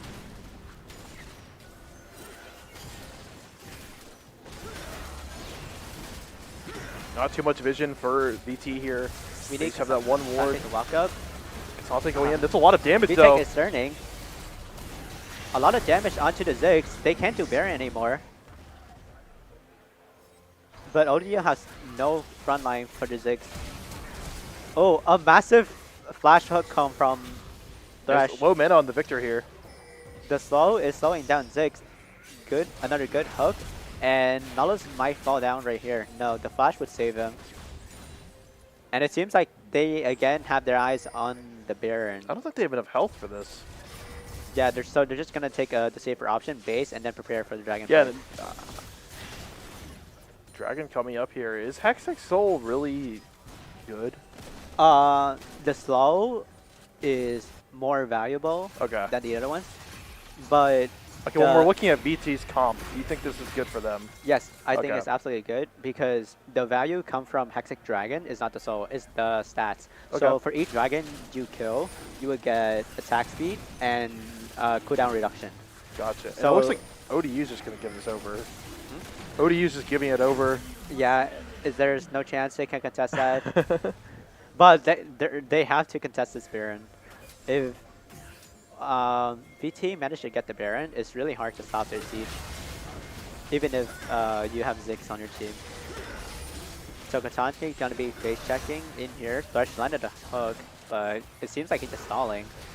Cassante is ghosting. They can Baron on steal this with 4K Zigzag. HP is very close. The Zigzag did not land. Cassante is being absolutely one-shotted. But it seems like ODU is winning the team fight. And they have their eyes on Baron. Wow. I wonder what happened. Varus can probably stop this Baron with his range advantage. Or he absolutely needs to. But overall, a win for ODU is very surprising. Yeah, and Cassante played that fight almost perfectly. That was basically, Oh, and that was an absolutely blind snipe coming onto that Zig. Cassante looked like he carried that fight super hard.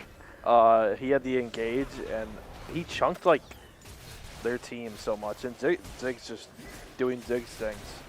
So, but Even though the ult from Zig missed on all the character, the fight was so disconnected that the carries on the side of VT just got absolutely demolished. yeah, and they split the Varus away, so there wasn't really a potential for Varus to even fight Yeah. that. So. ODU did not get the Baron from that, but the 4 kills are more than worth it. The gold lead is, however, is still around 6,000. Still got a lot more work to do. But although with a strong early game, VT is looking really shaky in their mid game. And my man is not missing on the fresh. He'd make it a 10 death power spike this game. So now they're gonna retry the Baron, and there's no Nautilus this fight. And look at Olaf. They might try and get Olaf right here. I think But- this Baron just dies before ODU can even get there. Yeah. So no contest on the Baron. ODU is 4-manning mid to try to get the tier 1. They're looking really desperate to get anything on the map. And it's really hard for them. Yeah, ODU only has one tier 1 to their name. And that's going to be in the bot lane. Both tier 1s up in top and mid for VT, so VT not afraid of really anything here.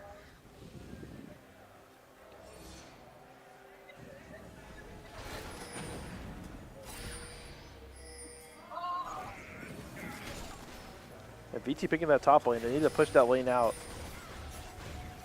Oh, Graves E is cancelled, but the Thresh Management does save him. Diego are getting absolutely one-shotted. And look at Ophelia taking all this damage from Victor. Really good Moonlight Vigil to save himself from the Victor ult, but it seems like there's not much they can do outside of Ziggs in order to stop the sieging. Very good hook, and Cassante might fall down right here. And these hooks, man. These hooks are just keep landing. That Varus Q did half HP. This could be the game-winning push coming from the side of VTech. They have mid and top, and this Varus is untouched. And this is only a matter of time, so. It's only a matter of time. I don't think there's much you can do here. I think this game is... Flash Oh. hook attempt from the Flash out. Mandarin. They're going for their Hail Mary play. Victor eventually does fall down, but Is Victor really the target you want to go for? I feel like you want to get on that Mars. I mean you probably take anyone you can Yeah. if you're this far behind. But I feel like the game is just out of You're ODU so hands desperate to at come this back point. now. Huh? You're so desperate at this point to get anything. Yeah. So,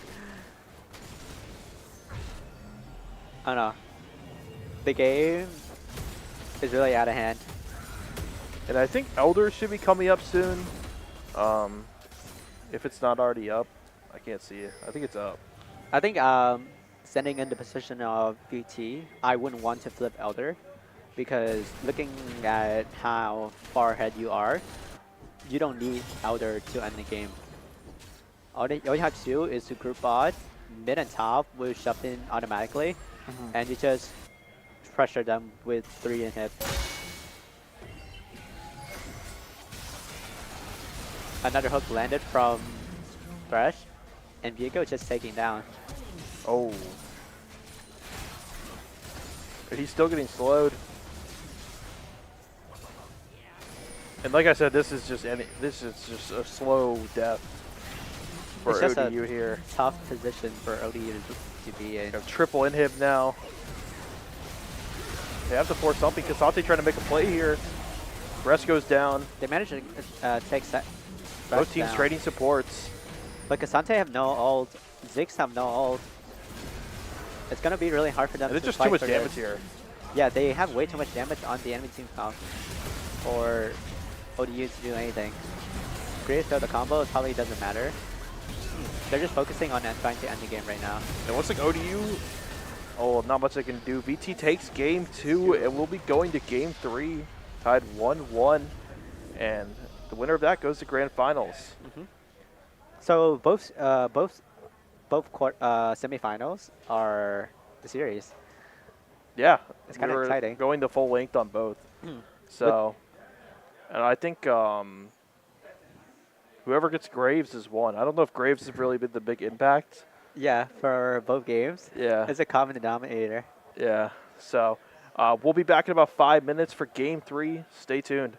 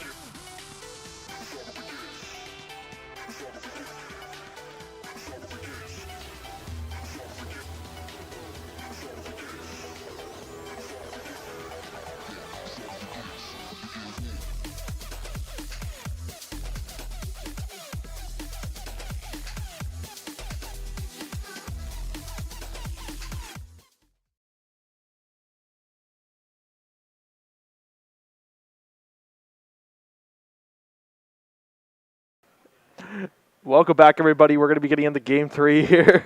I hope you guys like that view of the hashtag Esports Arena.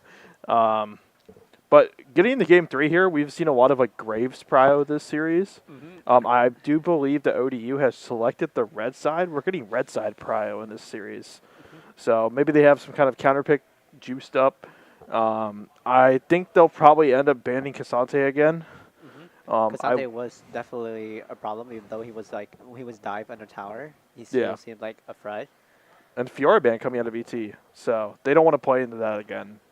So maybe they're looking for another tank top, maybe Ornn, Yeah, no Samira in this series. and the Thresh ban from ODU. That's interesting. So they dropped the J4 ban for a Thresh ban. So J4 is available here for blue side? J4 is an okay matchup, but it seems like they're going to take the Graves. Graves seems like the champion of the series. Yeah. So Graves is locked in. Usually into Graves, you just want to... Oh, Oriana's Oh, yeah, open. Ori's up. Yeah, they can definitely slam Ori J4 here. Yeah. And they have a very solid team fighting comp. Oh, they're opting for Syndra instead of Oriana. Do you think VT should take Ori then? Was debatable. I think Ori is easier to pilot, but some people would prefer Syndra due to her stronger early game. Because Victor is up. I do think both champions do very well into Victor. So Yeah. I'm not sure if you want to pick Victor into this. They did pick Syndra Nidalee, so that's very heavy AP. Nidalee is a very good counter to Graves, however. On the Yeah. side of We were kind of talking about that last game, how the Nidalee just didn't get picked. We thought it probably should have got picked. I know it got banned in the second round, but ODU looking like they have a completely different prio this game. Just shutting down that Graves. with double AP options right here, I would not mind if VT just slam Ornn in this comp. Yeah. So they're gonna opt for Victor again. I think Victor is he's not a bad champion, but compared to the scaling that Syndra could have, I think Syndra would have a better would have the Ooh, slight favor in Blitzcrank. this matchup. Blitzcrank. They said you can ban my Thresh, but you can't ban my Blitzcrank. he Yeah, got all Blitzcrank's the not hook bad. jumps. Huh? Blitzcrank's not bad. Blitzcrank is not bad, Oh. unless enemy team has some really beefy front lines. Yeah. So Leona's got to be locked in. No Braum. Braum is a really good option. They're going to run it back with the Nautilus. And so they're just going to... Oh, wait, hold on. They're hovering a lot of champions. I think Nautilus or Alistar is probably the best option. Leona is fine too. Yeah, and G4 is still up. We're seeing a Malphite ban. Junglers are picked from both sides. So when you see this Malphite ban, do you think that they're trying to play something? So I think Malphite ban, I mean, probably all the tanks are bad due to the amount of AP they have, but Malphite ban usually suggests a Silas pick, Okay. which I don't see any sides playing. They ban Ornn, so they're mostly just focusing tank. I think ODU realized that they draft themselves into having too much AP, so a strong AD top sides or a bot laner. Maybe you can look forward to stuff like Tristana, some aggressive, maybe Invaris even. I was about to say, I'm surprised to see ODU not banning Varus here. I think they should have banned it instead of Malphite, but maybe they're cooking up something I don't know. You can also go for a very aggressive ADC play style and maybe play Kalista, Yeah. and your team would have a really good early game that can absolutely shut down. I think 90% of Kalista players I see are usually running it down. Yeah, that is the champion. The champion post 15, unless you have like 5 kills, she is actually pretty useless. So Tristana is gonna be hovered. Tristana is like the safer alternative for Kalista, where you want to have an aggressive bot laner, but you also want the option of scaling. So into Tristana counters, she doesn't have a lot of counters. She scale well. She has mobility. So what you want to do is to handshake the damage. So maybe options like Ashe, Varus is fine to match the aggression. So 3 games of Varus. Varus is beginning to be recognized as a really strong pick. Even in Worlds meta, we're beginning to see teams picking up Varus. Okay. T1, I know T1 usually Ooh. loves Varus. TK here, it seems like gonna be He TK does play TK side. top. Yeah. So TK is a very solid top champion. I think it's kind of under the radar Yep. due to like the nerfs, but I think he's very much playable top lane. this is his second most played behind Garen, so not too surprising there. But into Tom Kench, you think they're going to try to pick some kind of split push again? With top Kench, he's probably gonna look for a team fight. I think VT has a really solid team fighting comp. Renekton is a Well, they have Nidalee, so yeah, Renekton Italy. I think overall ODU team comp is really early game oriented. They relies on early leads from Renekton, Nidalee, Tristana. Because these champs, when going to mid games where you don't have a lead, they would feel very bad to play, especially to control champions that can control area effects like Victor, CC from Blitzcrank, PO from TK. It's gonna be really hard to choose through all these PO for Tristana Reset or even like Syndra Unleash Power. yeah, I really like VT's comp just because it has Blitzcrank. Yeah, I'm a Blitzcrank is a really funny I'm a champion. Blitzcrank fan myself. I'm glad we're getting to see something that's not too boring. So, Blitzcrank is that kind of champion where you see him absolutely run it or makes the game absolutely unplayable for the opponent. And basing on the Thresh game I see earlier, I have high expectation for this Blitzcrank. yeah, this guy doesn't miss. So He's a menace. But yeah, I think ODU, this is what they kind of did the first game. They drafted a very early game comp. But I do think with this comp, they do have an option for late game with the Syndra. I don't think it's bad. I mean, you still do have scaling options like Tristana and Syndra. Yeah. They both scale very well. And looking at the side of VESPA, they're not that tanky. The only person who's like a true pure tank right here is Tom Kench. So MR is not going to be really like the best option build-wise. Graves doesn't really like build MR. Varus, I guess they can go the on-hit version, but is not optimal for his build. So coming into mid-game, I can definitely still see ODU taking some team fight even if they're not super ahead. Yeah, and I feel like Tom Kench, playing into Tom Kench top is super annoying. Like, if you Yeah. don't know how to play against it, it's Yeah, super... it could be a very cheesy like, and I kind of annoying. compare it to playing against, like, a Lowy. Like, it's like, you can get super punished, and, like, the Tom Kench can be 1 HP, you're, like, 1 hit away from killing him, and then he just pops his shield. But that's why he picks Renekton. Renekton has his if he empowers his W, he breaks shields. I think that's why they, or partially also why they locked in Renekton. Yeah. All right, so it looks like we're going to throw it to a break here. We do have the delay to get through, so we'll see you back in about 5 minutes.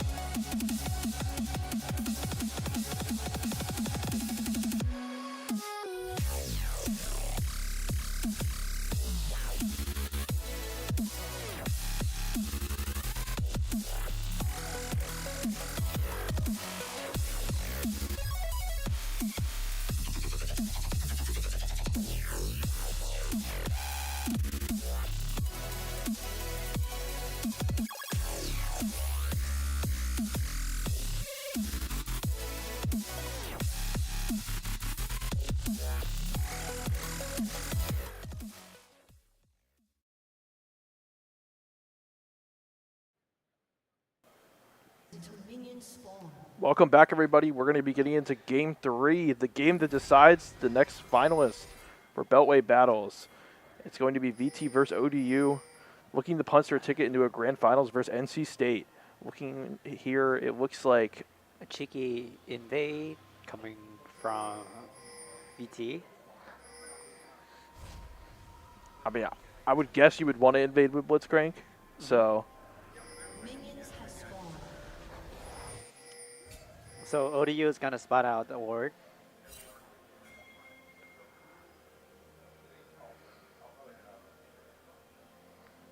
nothing really going on here. Mhm. It looks like it's just going to be two standard clears. Graves is gonna come back to his camps. Did he just ward sweeper? Yeah, okay. Yeah. Makes sense. So looking at the bot lane here, do you think with this Blitzcrank pick, they're going to try to play super aggressive here level 1? Or do you think they just wait it out? So I think alongside Virus, I feel like he should just play with Virus poke, try and get first 2 in lane, like try to keep the wave shove onto them. And I mean that's probably it. When you're playing with Virus, you want the lane shove onto the opponent. Okay. You force them to take either to take the minion and lose HP, or you save your HP and lose a minion. Oh, okay. But it seems like Tristana and Leona is going to get the lead in here. Tristana does have her E, which helps shove wave really well. Some heavy trading in the mid lane. Victor does have Biscuit, so it's not going to be as bad. Yeah, I haven't seen Tristana Leona in a while. You don't Yeah. really see Leona play too much anymore. Yeah, because I feel like Rao is just a better alternative Yeah. for Leona. She do what Leona does, more survivability, and it's AoE. Ooh, a really good hit onto the tower, and Mandarin seems like Dead. going to fall. The Blitzcrank cook. Why did he turn back? I mean, Did he just know he probably- was dead? Yeah, he knows he was dead. So there's nothing he can do. I was so confused for a second. I looked at you. I was like, "Why did this guy jump back?" Yeah, I mean, there you go. The Blitzcrank cook. yeah, it's just so strong. In pro plays, Blitzcrank is usually known as the X-Champion. Wait, hold up. Level 2 roam coming out of Oh, he's dead. Tristana. And it seems like Victor is gonna fall. Yeah, so What a psychopathic roam. It's level 2. The Tristana level 2 and he's roaming. are you, After Leona just got cute bot lane. are you spam pinging? Yeah, I was spamming. Like, what are they doing? And then Tristana is here for the Scuttle What is Fight. going on? It seems like an absolute Salisa. Oh my gosh, she's just going full psycho. She is just full sending it. But on the downside, someone should base TP and maybe catch that bot wave. Tristana is really low on mana. What I would love to see is that maybe Renekton TP down bot, Tristana and Leona move to top side to catch this wave. Okay. That would have been a bit more And efficient. Tristana just completely walked back down the bot. she didn't even back. Oh, the minions are covering the Nidalee spear, so no spear landed. Oh, Leona's full sending it into 3 people. She doesn't know the grave is in the bush. And it seems like maybe Syndra Syndra's can here, turn this looking for around with something. her QE. Managed to find the Blitzcrank. Varus is running them down with their damage. I think they're not going to commit to this dive. Varus will get a play from this. And he's just walking over Tristana. And not again. This Varus is getting ahead, but this Tristana is also ahead. getting a lot of kills. Yeah. Yeah. The goal leads is to the side of VT. It's probably coming from all the plates and the goal difference from support. Yeah, and like you said, I feel like this is definitely, like you told me in draft that ODU wants to play the early game. I feel like this is better for ODU. This is kind of what they want. You do kind of got to be afraid of the Varus, but the Tristana is not far behind. And she still Yeah. hasn't backed. you're really pushing that lead, and although I feel like um, most of the chaos is coming out of bot lane instead of Nidalee, which is kind of surprising. I still can't believe that Tristana just roamed up mid. Yeah, just roam up mid, jump onto the Victor, level 2, after your support just died. Some god timing. Yeah, like how crazy of a roam is that?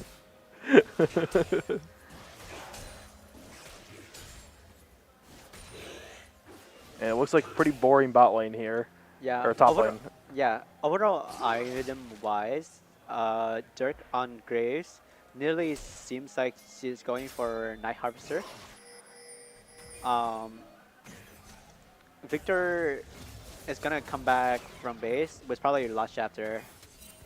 Oh, no last chapter. Graves coming to the bot lane here looking for something, and I don't think he's going to find much. Yeah, he's just probably just covering their bush. Maybe if the cranks find a cheeky hook or something. Massive damage from Vera's Q, not gonna lie. Them sacking like that. It seems like they're just gonna look for a dragon right now. Or Scuttle. Italy is here looking for a play on Victor. QE landed. Not much going to... Not much she can do. This Lily's not being as proactive as she probably would have liked. Yep. A lot of gold are being traded, but none of them are going on to either Renekton or Lily. Yeah, no, the Falcon's just not looking like he's having a good time up here. I mean, I guess this is fine for Renekton. But from what we saw out of him in Game 1, he hasn't got back to his form. I mean, Game 1, he just completely diffed on Fiora. And last game, didn't have the best of games. Oh, a hook is going to land onto Lily, and it seems like she's gonna fall. On Vision. This Lily doesn't seem like a really successful pick, in my opinion. She tried to gank top, it didn't work. She ganked mid, it also didn't work. So this Lily's just gonna fall further and further behind compared to the Graves. She bought Dark Seal. Yeah. Lily is notoriously a very hard champion, which is why legit no one in NM plays it. Super snowbally, too. This is why Korean really likes her. Oh, a flash hook coming out of Blitzcrank. Oh. This guy is a menace on all hook champs. Yeah, if this team goes to the finals, you better ban everything. You better ban You all better the hooks. not blitz, thresh. He is the driving force of all the kills. Yeah, he is a menace. Oh, there's a chance that... Look really scary, What's and this here? Blitzcrank is waddling topside. He is on Vision. Graves gonna start on Herald, and Lily seems like she's just way behind on tempo. Now we do know that they are Blitzcrank roam top. Bot lane wasn't able to capitalize on the missing Blitzcrank. And I know Nidalee's here. She was on Vision, so... It's a really tough game for Syndra. Yeah. Playing as Syndra, you want to be ahead of your opponent because that's when their damage rate 6. Buster Shot has to be used by Tristana in order to get away. Yeah, and it really sucks for the Syndra because they did first pick it. They're looking to make a play here on Tom Kent. Oh, they're going to all in this. Again, Lily's just slightly slow to the play. And that's what I was talking about with Tom Kent. So you just walk away. Yeah, you So- can just walk away. A lot of damage was done, but all they did was straight flash for flash. TK does have TPs, so he's even going to lose that much. And this Varus pick just seems to dominate bot lane. Fiona trying to find something onto Varus unsuccessfully. Some really good movements coming out of Tristana.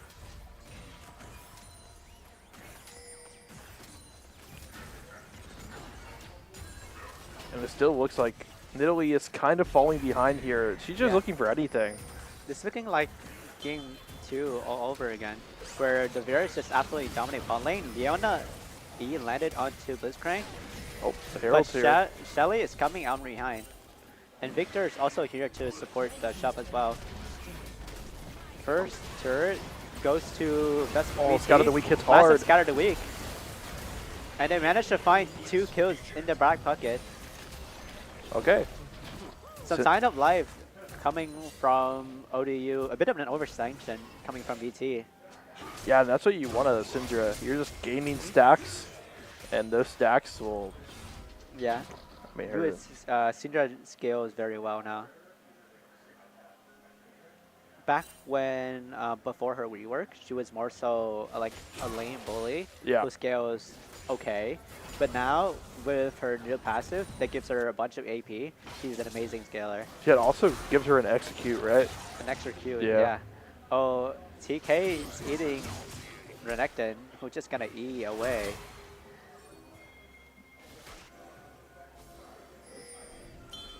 So VT still having a little bit of a gold lead that is primarily in the bot lane. But Tristana being 4-0, you got to be a little bit scared of that.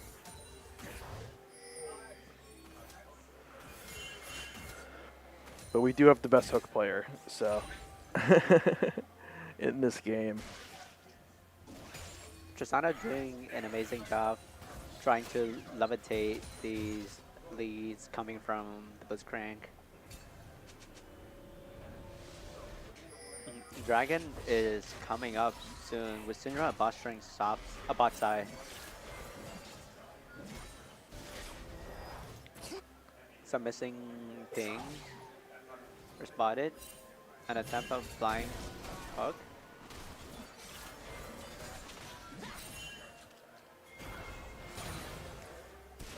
Renekton completely rotated to bot side for this dragon, so now they can really walk in alongside Leona. If a fight 2 occurs, ODU has a really good chance. They're starting up dragon. Are they gonna drag it out? Yeah, and I don't think you want to fight this if you're VT here. Yeah, if you're VT, you just let TK get his fighting. You can maybe look for a hook. Oh, very close. That could have been a Gumayushi. So many of those last year. Yeah. Trying to fish some cheeky hooks. Yeah, I think we're just going to enter a really boring state of the game now. VT, though, kind of building a little bit of a gold lead here. We do see a little bit of a CS gap in bot. The poke coming from Varus seems to be a bit too much for Tristana.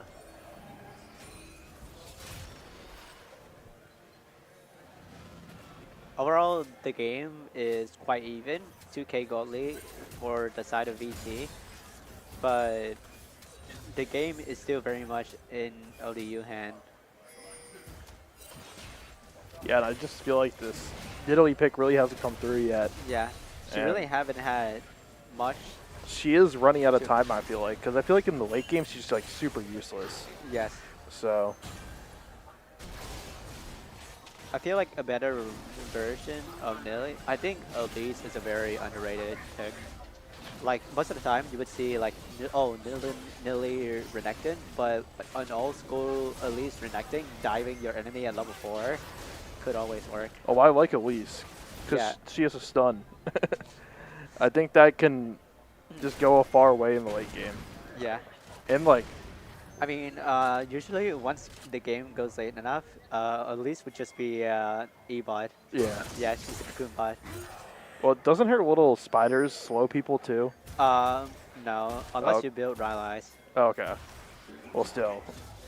Blitzcrank walking up, managed to find the hook onto Tristana, and shutdown goes to Graves.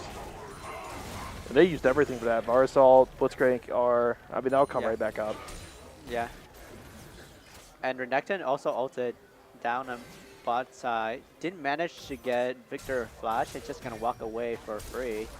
Graves is going to be on the Herald, and it seems like the momentum is just on the side of VT. Yeah, this is just Blitzcrank diff. Yeah, it's just Blitzcrank diff. This champ is doing everything you could ever ask him to. A level lead in a jungle, so Nilly has been prioritizing farming over objective. So he had a really good lead for himself. Renekton's Sun is gonna come through. Now this is where the combo goes through. There's no counterplay to this. However, Oh my gosh, Victor managed to kill Renekton, and it's a double kill. What an absolute master play. The lucidity coming out of Victor really helped him there. Yeah, Harrison just playing that perfectly. I mean, Like, he you timed got- his flash really good. Yeah. You got both kills from their top jungle. What more can you ask for? Yeah, and And this is a problem with going double AP with Syndra and Nidalee. The Merc Stretch have such high value, especially when you're seeing stuff like Leona Renekton as well. Hook managed to land onto Leona, and it's just gonna fall. Chain of Corruption hits onto Tristana, but Scatter the Weak hit Varus, and it's going to be a shutdown. the Ludens. Another hook landed, but I think there's no lethal here. Renekton flash up for Victor.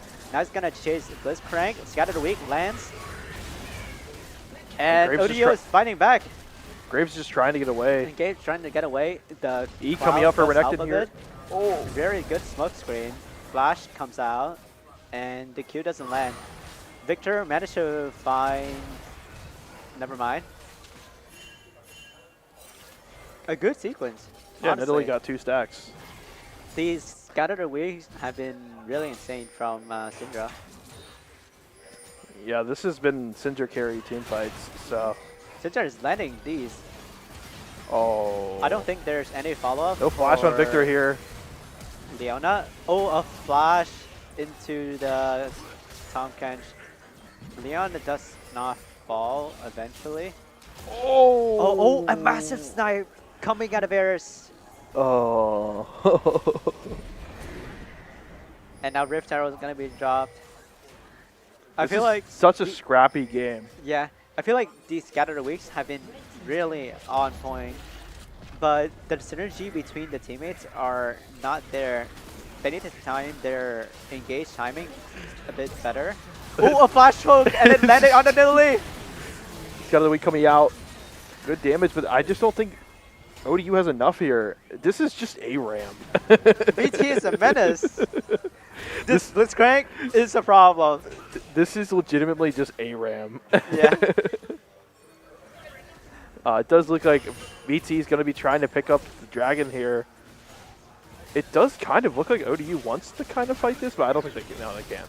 So This Blitzcrank is looking really shiny. This is something you would usually play or usually see in an LPL game. Going absolutely psycho.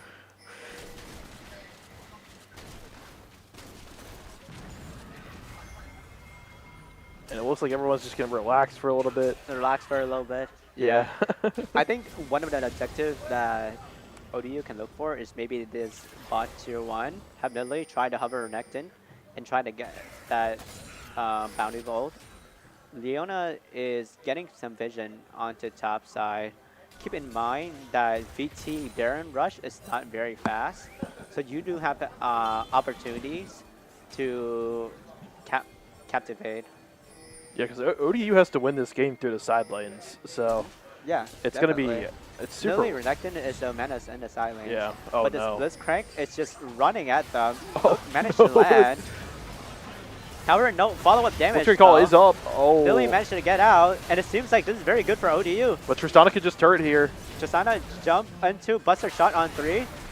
Chain of Corruption doesn't land. Double knockup on CK onto the Cherries. And there's no damage. This Blitzcrank has no health. Will he go for the hook? Oh, he wanted to. This Tomcat wants all the smokes. Oh. Really nice turn attempt from ODU. Just very unlucky that's not enough damage. And VT is gonna take tier 3 mid. And that's the first fight we've seen ODU take without Syndra. So it shows that they really do need their Syndra to fight. Yeah. Syndra really seems like the game changer here. Blitzcrank kind of overextended a bit, going for that hook, but there's just not enough damage Yeah. from the side of ODU.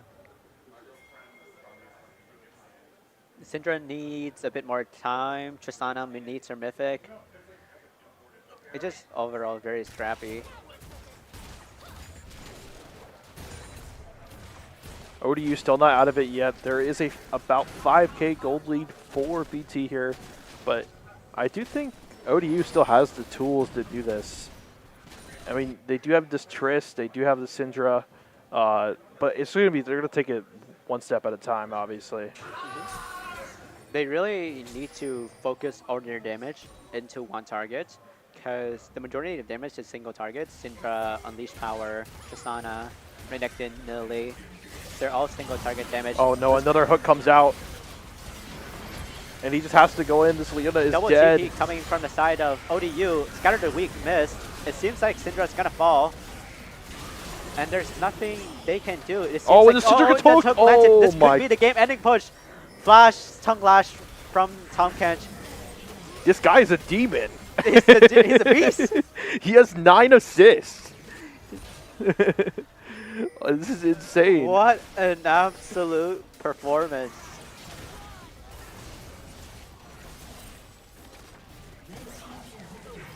Oh no, Nidalee just dies. This is just a slow burn for ODU. Nidalee really tried to stop the wave from coming in right there. Maybe she thinks that they were going for a game-ending push.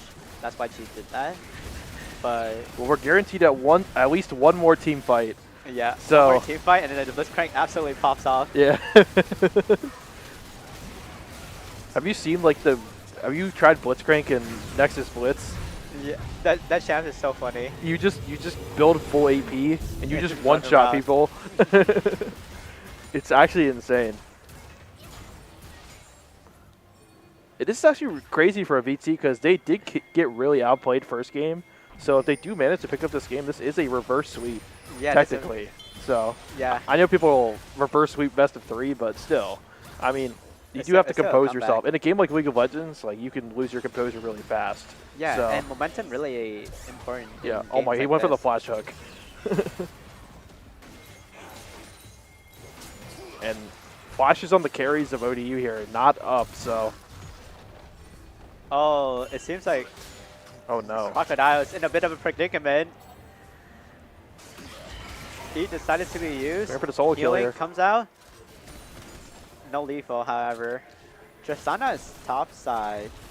I'm surprised. cover. I'm surprised VT just didn't like the way they played. They just didn't run it down mid. Yeah, alongside his Blitzcrank. Just put Blitzcrank in the front. And then he scattered the weak. Oh. Oh. And Syndra just gets exploded there. That Yeah. should be the game. Yeah. She really thought she had him. Oh, it's so rough. Yeah, it's really rough to play in this position. Second inhib going down here. Tom especially- Kent is just walking in the jungle. Yeah, and it really sucks with Syndra, considering how on point her scatter the weak was the entire game. And it's just like seems like they're just sieging down with no counterplay. Renekton trying to do tries much to as go he can. in, but there's absolutely no damage on the side of ODU. Yeah, and the team fight's just too much.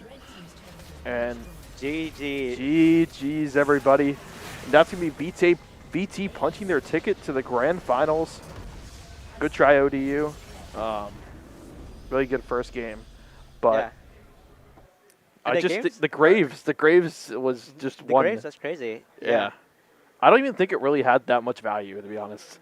And honestly, I think props to ODU. I don't feel like in any stage of the game where they really give up.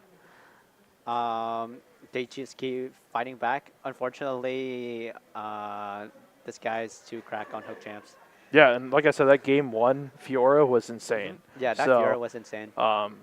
That was super nuts. We're going to go to a 10-minute break here, and then we'll be back for grand finals. So stay tuned. We have VT versus NC State in the finals. See you in 10 minutes.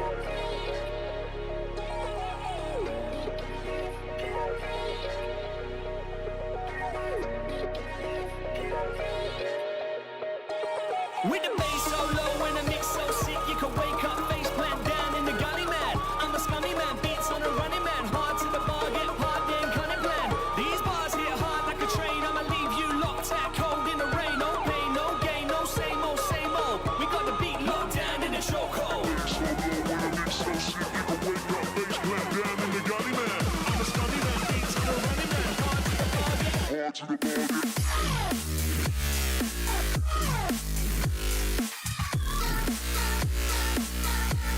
locked down in the chokehold.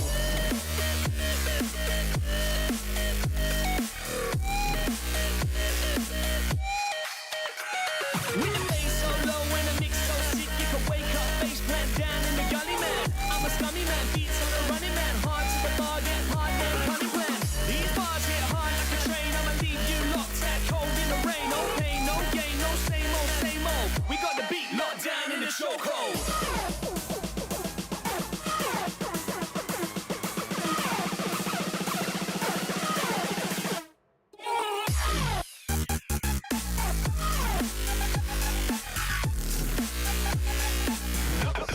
Locked down in the chokehold.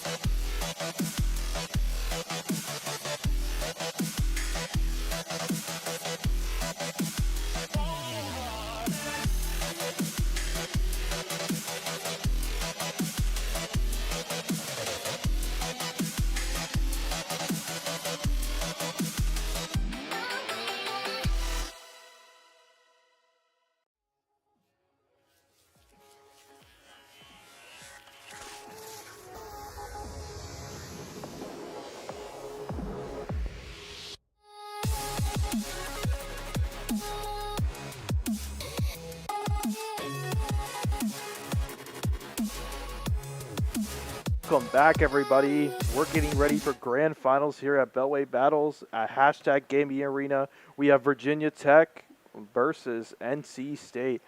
Looking to get into this one, way different draft styles from both teams. What do you kind of expect going into this draft, Jeff? So maybe some, I don't know, like some prio hook champs coming from VT. Oh, like Blitzcrank? Yeah, that guy's a demon. But looking at like the draft overall, I feel like NCSU has a really good read in the meta. Like they've been playing like really meta champions. Garen Band's coming out of NCSU. VT strikes me more of a pocket pick type Okay. of team, so they'll resort more towards comfort rather than meta. So Yeah. I think we're gonna see some like explosive drafts. And you're seeing this right Honestly. out of the gate for VT. They're banning Sejuani. NCSU actually first picked that 3 games in a row. So Yeah. and they can flex that top jungle. So Yeah, so they have some really good read with Maokai and Sejuani. They seem to have a lot of priority for those champs. Blitzcrank is going to be banned out, but Thresh is open. Vespa can do something along the line, maybe a Jinx with a hyper carry Jinx with Thresh, maybe. They could also look for some pressure with Varus, but we'll have to see what this final ban is going yeah, to be. J4 was open like every game VT played. So it looks like they're just gonna ban to Oriana and leave it up. Yeah, So NCSU played it, I believe. So So I'm expecting maybe J4 first pick from NCSU, and maybe VT will answer with maybe Graves. Oh, Cassante. Oh yeah, that's what they did in their games as well. They tend to first pick Cassante. Grave is going to be their pick. It seems like their jungler have a lot of comfort on Graves, and I think Graves is just a really good champion overall. He might not provide a lot of utility, but the damage and just like the threat in the jungle 1v1 wise is just really good from Graves. So maybe we'll see a support pick right here. yeah, maybe we'll see Thresh. Kai'Sa's still up as well. A lot of strong picks still available. A lot of stuff open for NCSU. Yep. Oh, No, we have a no they pick. they probably messed up. So what was the champion? Do we know what the champion was? Okay, we'll just continue on. That's fine. NCSU. NCSU. They do have a lot of answers for. Oh, they're actually just going to take the Fresh away from VT. I'm wondering what VT is going to answer with. So do you think this is going to be Kai'Sa Thresh? I think it's going to be Jinx Thresh. Okay. Thresh is a very popular pick alongside Hyper Carries because of the safety of this lantern. Can help them reposition. I wouldn't be surprised to see either Philios, Caitlyn, or Jinx. Yes, there we go. The Jinx hover. And we saw VT play a lot of Varus.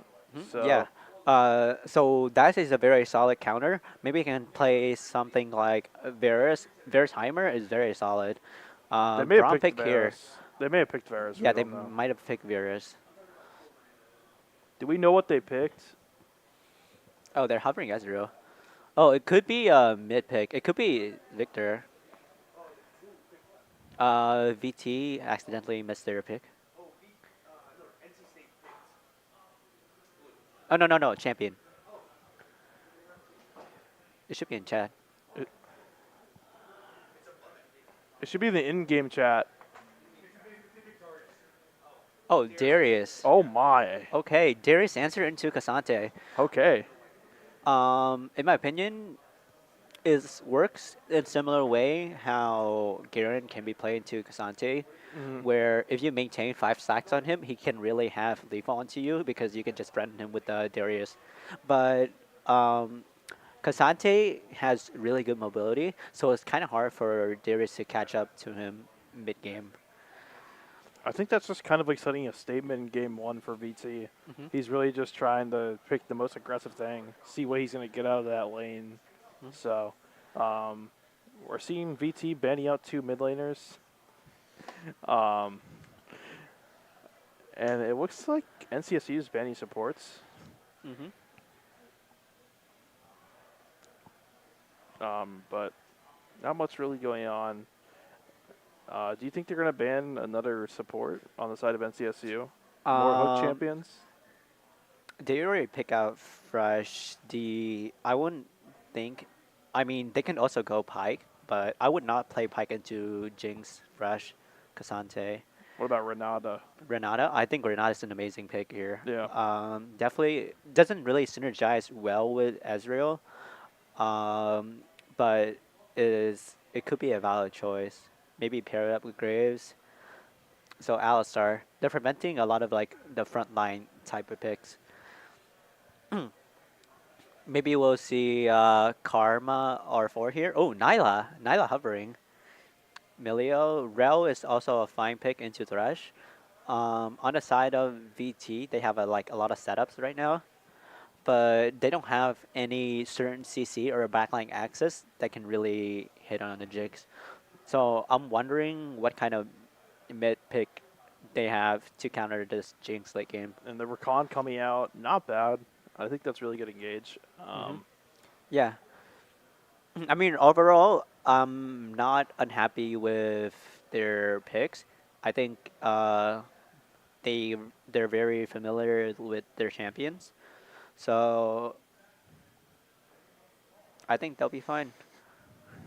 Syndra is picked up over NCSU and a lot of prio into Viego. We've And- seen the Viego Graves matchup before earlier in the ODU versus VT. I think was there any game of Viego versus Graves? Yeah, the last game? Yeah, Yeah. and Graves absolutely popped off. So is a good look for VT. But overall, I'm favoring the draft of NCSU. They have really good damage, scaling, and peeling. Yeah, and I'd have to agree. The Ezreal pick for me is a little weird. I don't think it's bad. Mhm. I just think like I don't know. It takes so long to get online. Ezreal really needs that 2-item power spike in order to pop off. The majority of his early strength is in lane where he can harass his opponent with Q, and then maybe they have to take bad bases, bad recalls, and he builds his leads from there. Yeah. And in mid game, he's not like the powerhouse, but his poke does dissuade people from engaging onto him. Yeah. So it looks like we're going to be getting into the delay. They're going to be picking their champs in the game. So we'll be back in about 5 minutes, and we'll be getting onto the Rift. So stay tuned.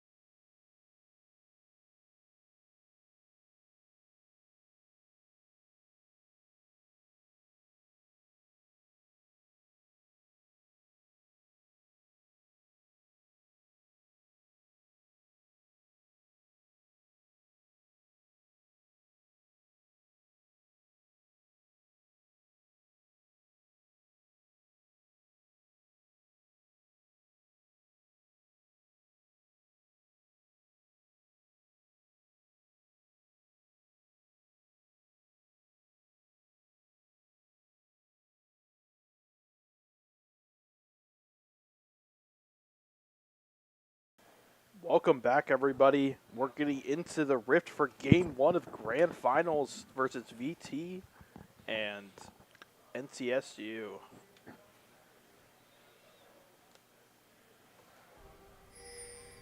And I don't think we're going to see any, I don't think Game 1 they're going to be risking anything.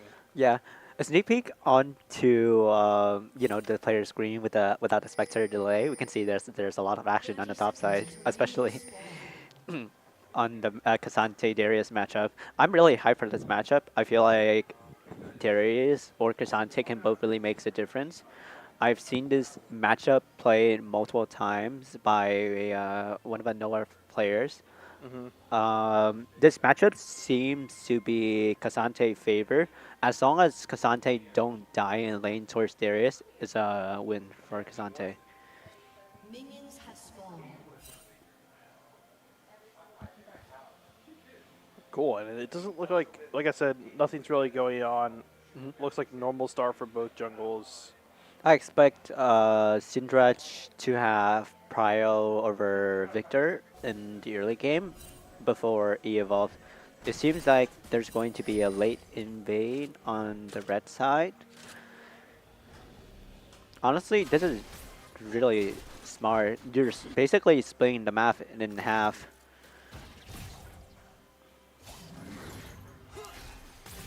Yeah, Ooh, they should really know good now sidestep. that their red is going to be gone, so... So they're gonna do vertical jungling. And it looks like Viego's responding here. Going to take the enemy Raptors.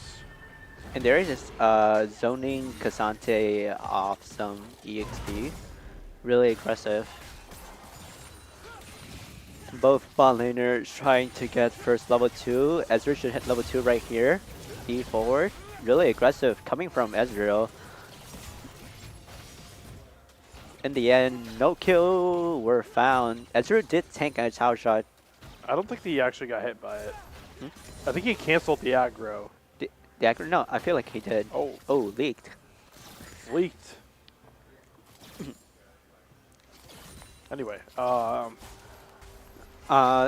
Looking at the game, I think the reason why they play so aggro is because Graves is bot side. They were probably going to look for a dive, level 3. But I don't think a dive is possible with the amount of HP these two have. yeah, but it wasn't poor. It was really good timing for the level 2. Graves is wasting a lot of time on the bot side.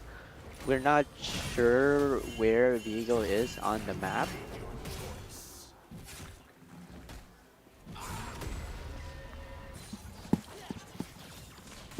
There we go. Alright, finally we got that fixed. Okay, cool.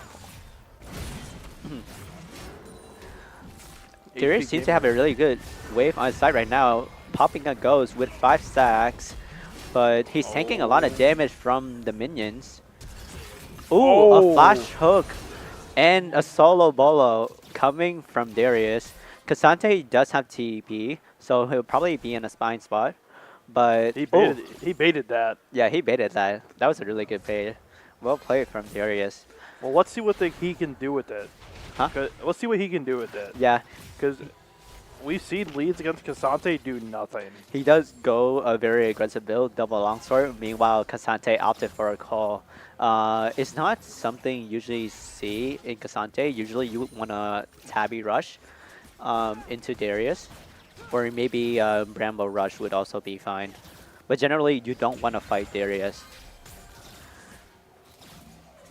Grave is still hovering around bot side. The I map don't is think very they have split. kill I don't pressure. think. Oh wait, they're looking for a fight. Really good E from Ezreal, but seems like no one is going to die. Oh. Oh, Viego is Viego hovering is on here. the side. Viego He does has have flash. flash. He can flash W Graves. Oh, really good flash from Graves to get away there. That was a bit of mind game coming from Viego. Yeah, not too bad. He does manage to get the jungler's flash out. And it seems like Ezreal have to drop this big wave. He does have no biscuit and no mana. Thresh hook doesn't miss.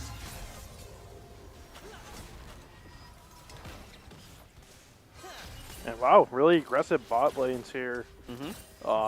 Not really much happening in the mid lane.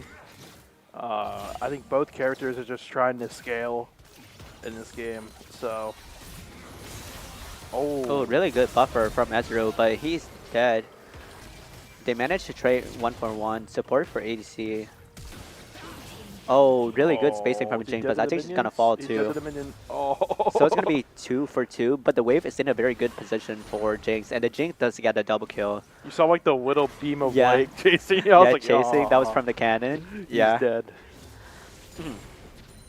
Jinx coming out from a very good base. He got Noon Quiver, but Ezreal got his BIS phase. Overall, I don't think it's that bad for Ezreal. Ezreal will probably be able to gain lane prio with the amount of mana he has. Cassante is struggling a bit in this matchup, being shoved in and down 14 CS.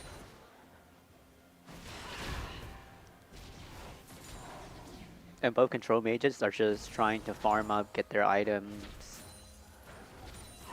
And it's only a matter of time till this Jinx comes online. Mhm. Because the Jinx on this patch is like, One of like the monstrous carry, Yeah. especially with no big CC threat on the other side. They do have Rain advantage with Ezreal and Victor for Jinx, but I think we're going to need a bit more than that in order to shut down his Jinx in the later stage of the game. Grave is in lane. The hook does miss this, and Ezreal is playing a bit more aggressive. He does have PTA. He needs to focus on one target. Viego's on the side. I think wow. One for a one so far. trade. But overall, it's worth for the side of BT. And well played by NC State there. I mean, they just repositioned that fight, took it from Onto a the different river, angle, and managed to this could pick be a off. kill here. Ezreal can just eat safety.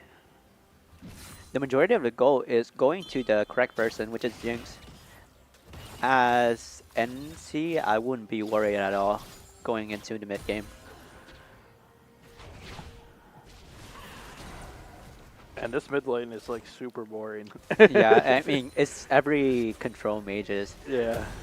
It kind of sucks when mages is the worst class in the game, but when they are the best, games are usually very boring. I don't want to be reminded of the Corki Azure meta Oh, from no. last year. It's It probably was one of so the worst boring. meta. Like, so boring. The only time you'd see them fight is over objective with package. The game is just relying on Yeah. package timing. Yeah, I was and like- once Corki hit like 3 items, the game just becomes unplayable. Like his hybrid build. Yeah, his Yeah. fire build does massive amount of damage. It's good to see that we're seeing some like older school mages being played, like Victor, Oriana, Syndra. Yeah. Massive scout of the week, but she doesn't manage to get the stack. They're gonna be walking towards Rift Herald, and bot side is seeming like looking for a dive onto Ezreal. Ezreal had to get this entire wave.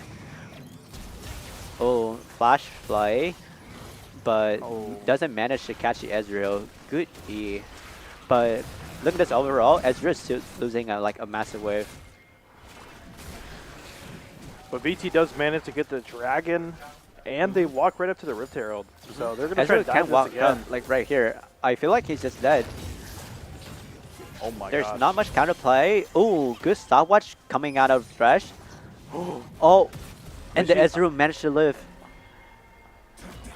Rakan is walking from base. He dodged a meta death rocket. Jinx is walking up for the shutdown.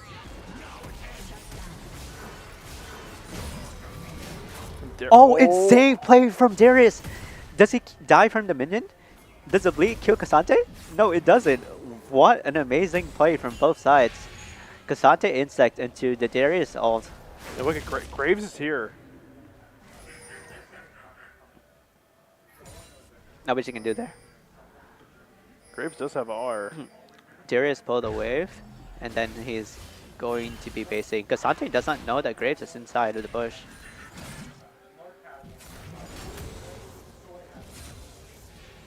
Oh no, Viego's here now too. Oh, the minions are stopping Graves. Oh, massive heal! And the Graves does pick up the double kill.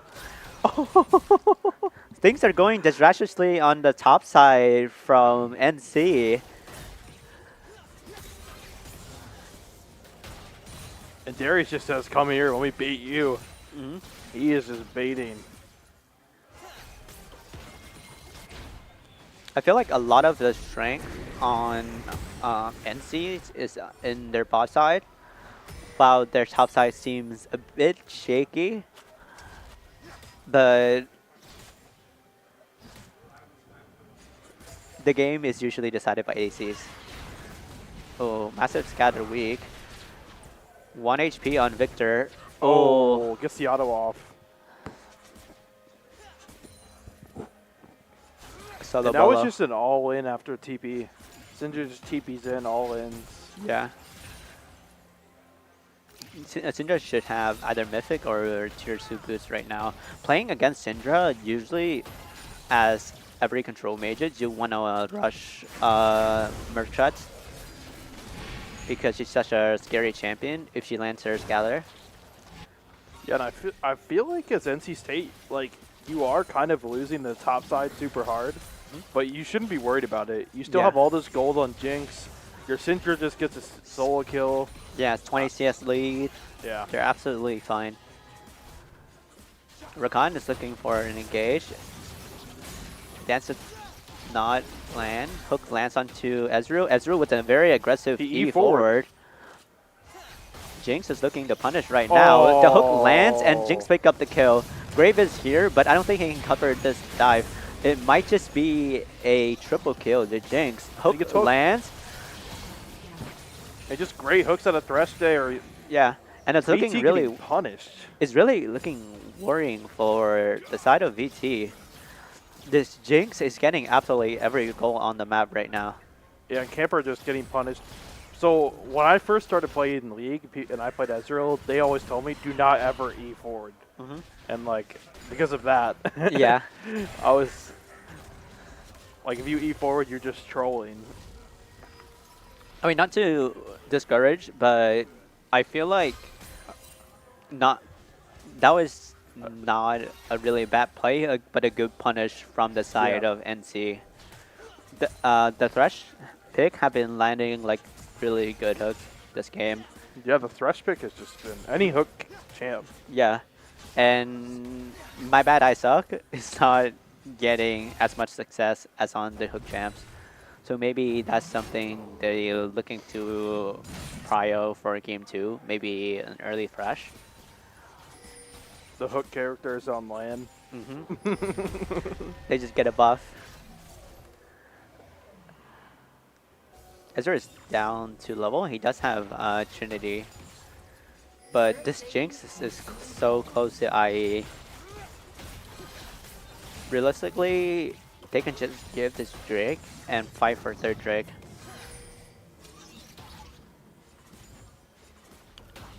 Graves is on it right now. Drake on 3000 HP. Hook landed on no. Rakan.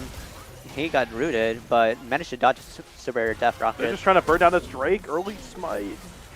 They do manage to get it. Oh, good engage coming on to Rakan. And Victor ended up picking up the kill.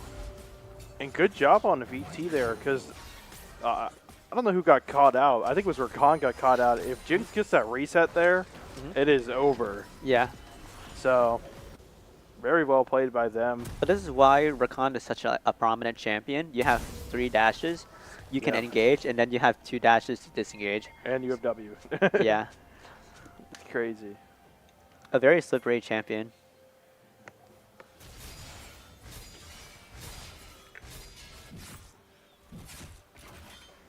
Top side, there's nothing to really look at.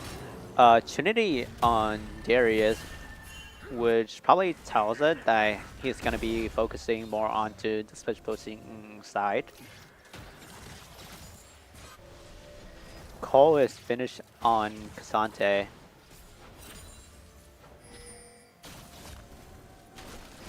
And it looks like NC State has moved their bot lane up to the mid lane. And trying to collect the turret, mid turret. Rift Herald is up right now, and both teams seem to have their eyes on it. And that's one thing we've seen with Graves. He's pretty much been like getting all the objectives. So Good trade coming out of Casante. And Graves, Red side is gonna hover around the vision a bit. Gather the wheat does land. Alright, it seems like both sides going to fight. Both Victor and Syndra are going off vision for a teleport play. Syndra is teleporting. Hook does land onto Darius, and Darius Darius already is dead. out. It seems like NC is going to pick up the fight. Scatter the Weak landed on 2 people. Diego getting a shutdown. And it's just an overall wipe for DT. and that was super well played by Syndra there. The 2 TPs come in immediately stunned. Immediate stun 2 important targets Oh, on the Diego side going. of VT. And this VO is absolutely going off. The Thresh, another that land. hook. And This another Jinx- kill for Jinx. This Jinx is gonna become an absolute problem for the team. She's gonna base with IE. Even though that VT got the Ripped Arrow, they didn't manage to get the eye. We're about to see the auto turret of Jinx. We're about to see the Jinx with 10.0 attack speed, gunning down every It doesn't single even look person like in the game. like the game is supposed to allow that. You ever saw that one clip where Jinx legit went from like 60-70% mana Yeah. to running out of mana immediately with her rockets? She was having like 25 attack speed per second. Oh my gosh.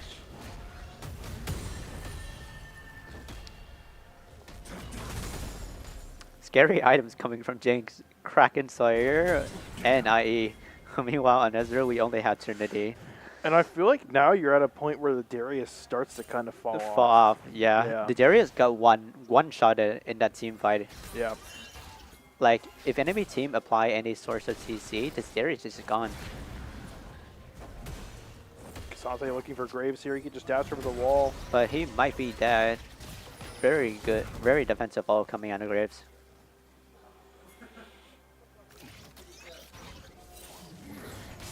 Oh, another hook lands onto Rakan, but he does have the dance to get out. Oh, Victor might be dead here. Oh, it's gotta be Weak hit. lands. And no kills is giving to Syndra. And beautiful CC there. Yeah. Oh, Rakan tried to land the ultimate onto Jinx. A lot of defensive is put onto Jinx. There's massive value on that locket right there. And Jinx is going to get her reset. This might just be tier 2. Syndra's here This now. could be just the game. Wow. And I don't think there's any comeback for their side. This Jinx is just out of this world. Yeah, and VT doing the right play. They're just looking for a play on the opposite side of the map. They just can't. They don't have the damage. Yeah, they don't have the damage in order to punish this Jinx. And Jinx, she didn't have Flash in that team fight. I like how this guy is just losing top lane. And like his team is just winning the game. Yeah, This is the life of a top laner. epitome of top.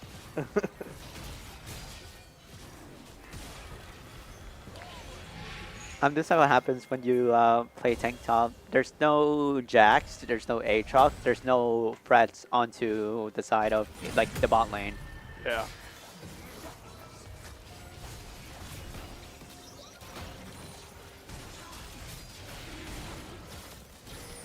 Objective bounty is now up for VT.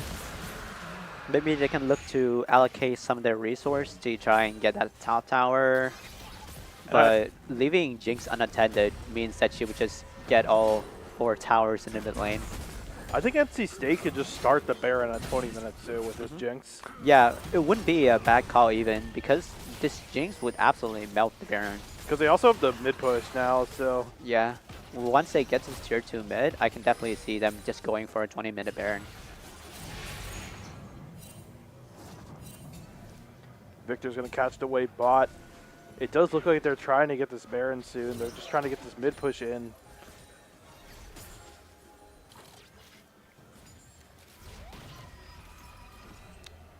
Jinx has another item on back. Yeah, Jinx. It's probably gonna be Phantom Dance. Oh, it's gonna be Runons. Oh, jeez. 3-item Jinx and 20 minutes. This Oh is not my. something you want to play against. And Ezra just get absolutely almost one-shotted by the Syndra. Oh, the Ultra Mega Death Rocket lands. I didn't even see that. Yeah, I didn't see that. A really good snipe coming from Jinx. Amazing map awareness. 5 sec onto Darius.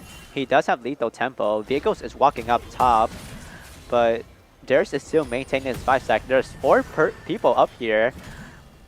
Q didn't land. He might just have to flash out. Oh, he dodged all of it. That was almost a prediction coming out of Fresh. Yeah. He didn't even do anything. He just walked straight forward. Everything missed. Yeah.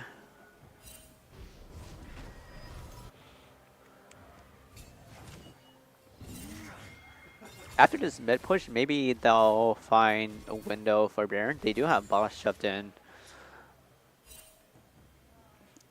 Red Tie is pinging for Baron Vision. They know that this Jinx can absolutely melt the Baron. One way that they can lose, however, is on this Baron. Because of the objective bounties, Yep. if they manage to find one good team fight in this Baron, the game can absolutely swing back into their favor. Only a 6K gold lead. Mm-hmm. Only. All of it, it could be like a slope just goes straight down. Yeah. This happens in my ranked games all the time. Mm-hmm.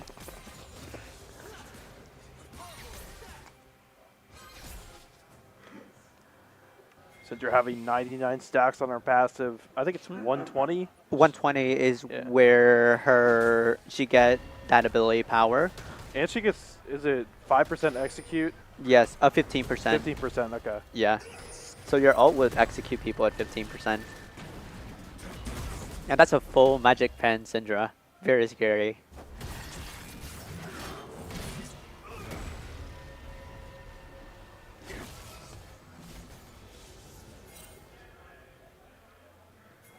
Does Fresh have all the items in the world in order to build it for this Jinx? Redemption, And they Solari. saw Graves bot, so they're going to Bot, try so and they're gonna start start on this Baron. This Baron is dying very fast, and and look where Graves is.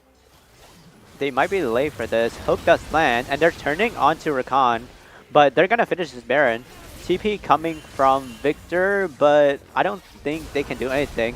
Cassante is going to back away, and that's Baron secure for the side of NCSU. They managed to straight back the bot tower, but I think the siege from Jinx is going to be absolutely massive. She also has stopwatch.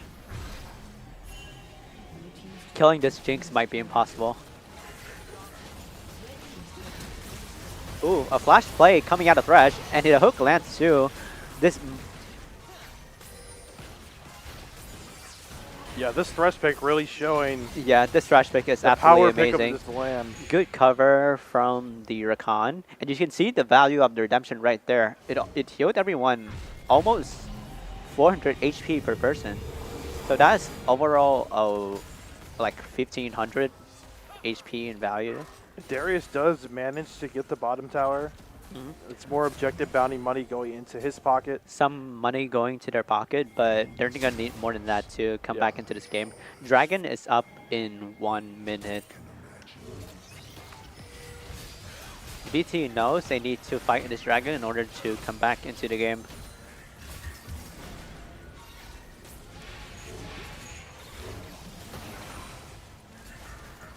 Rakan having to use W to get out of that. This Victor is doing some damage. True Shot Barrage does miss. Oh, Scatter the Weak does land onto Rakan, and he's going to be executed by Unleash Power. And that's a lot of the engaged potential from BT. They're Yeah, just going to have to give this Dragon. They're just gonna have to get this Dragon, catch midwave, and maybe I don't know. Maybe they should try to allocate Darius to side lanes. But even then, Cassante alone can stop him. Graves is in trouble. hook does misses. Oh my god. Oh, massive damage coming out of Jinx, and just trying to flash aggressively. She does have a stopwatch, but this is a flashless Jinx. Maybe VT is trying to try and Flash is up on captivate onto Viego. this. Viego playing aggressively, but just Ezra just does not have enough damage. She only has 2 items.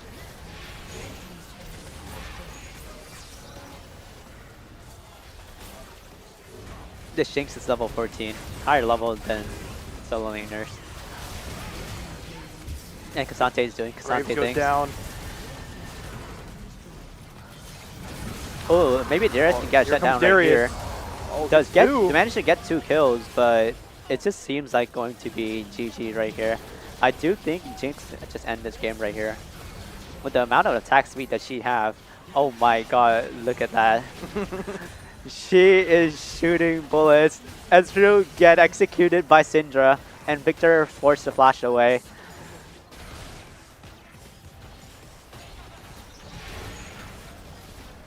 I think they're going. Oh, okay. They're gonna respect. Respect or Delay the inevitable. play the mind games? Yeah.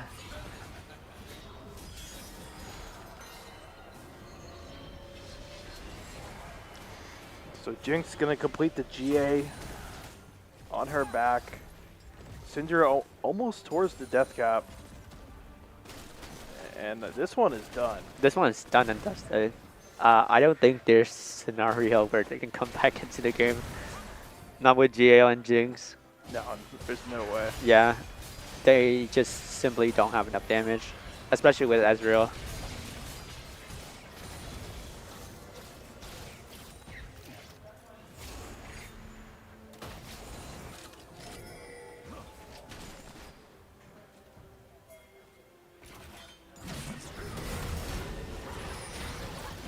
Oh, and Darius is just getting targeted here.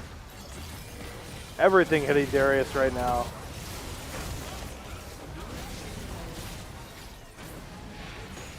And CSU seems to be playing really safe. They wanted to get triple inhib. I feel like with the lead they have, they can just run him in and just end the game. Oh, that is a massive amount of damage onto the Jinx. And there's just absolutely nothing BT can do. Yeah, the 16 and 2 Jinx. You can't stop Jinx from Fortnite. Yeah, bit of a monster. You can't stop Powder. And a really good definitive win. Yeah. From Overall, NCSU. I feel like BT if had the a Jinx- good early game. yeah, if the Jinx didn't get fed early game, I feel like this game could have been a lot more different with the lead that Graves and Darius does manage to get. And with that, we're going to head out and be back for game 2 starting in about 5 minutes. So stay tuned.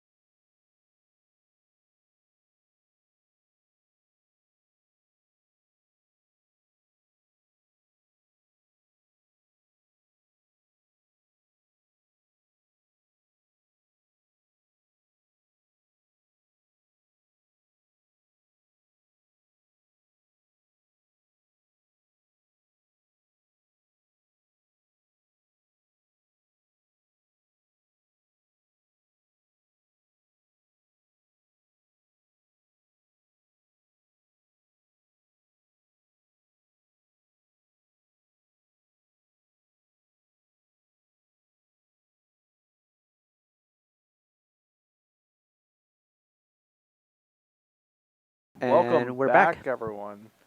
And yeah, we're back. We're getting ready for Game 2 here of the Grand Finals of Beltway battles, including Virginia Tech and NCSU. I keep forgetting NCSU, Mhm. but Is it they. gonna be? Is it gonna be we're Barack or is Chover for the side of VT? I don't know. I'm guessing VT chose blue side. Wait. Maybe there's some problem in draft that I probably should address. I think their decision of maybe trying to split the map into punish the Jinx was a good idea. However, the execution was not there. The Ezreal trading early was absolutely fine. Going to draft wise, I would say to just outright ban the Jinx. I think she's such a problem that you have to change your entire playstyle in order to stop her from being the monster that she is.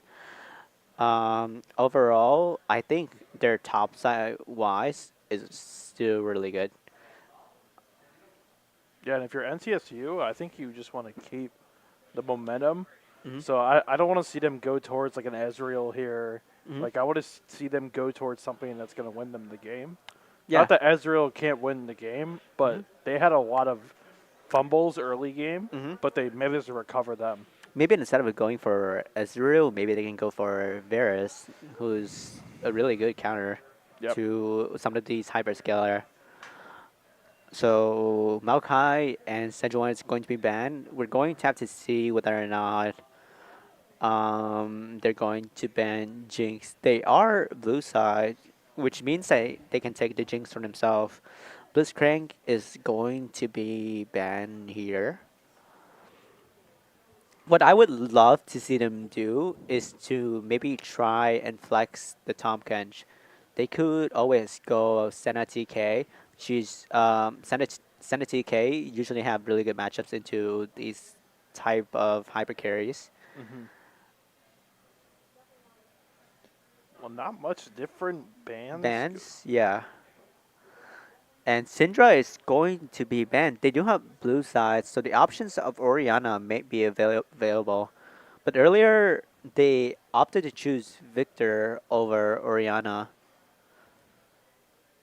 So they are a little bit scared of the Syndra. I wonder if I think Orianna will get through here. they do think Jinx is not a problem, so they banned Olaf. I'm expecting, Ori is up. yeah, I'm expecting maybe NCSU is going to take the Orianna. No, actually, it's actually going to be VT. They're hovering it. They're thinking, is it going to be a lock-in? Victor is up as well, but he's Yeah. going to opt for the Orianna. So they're gonna opt for Orianna.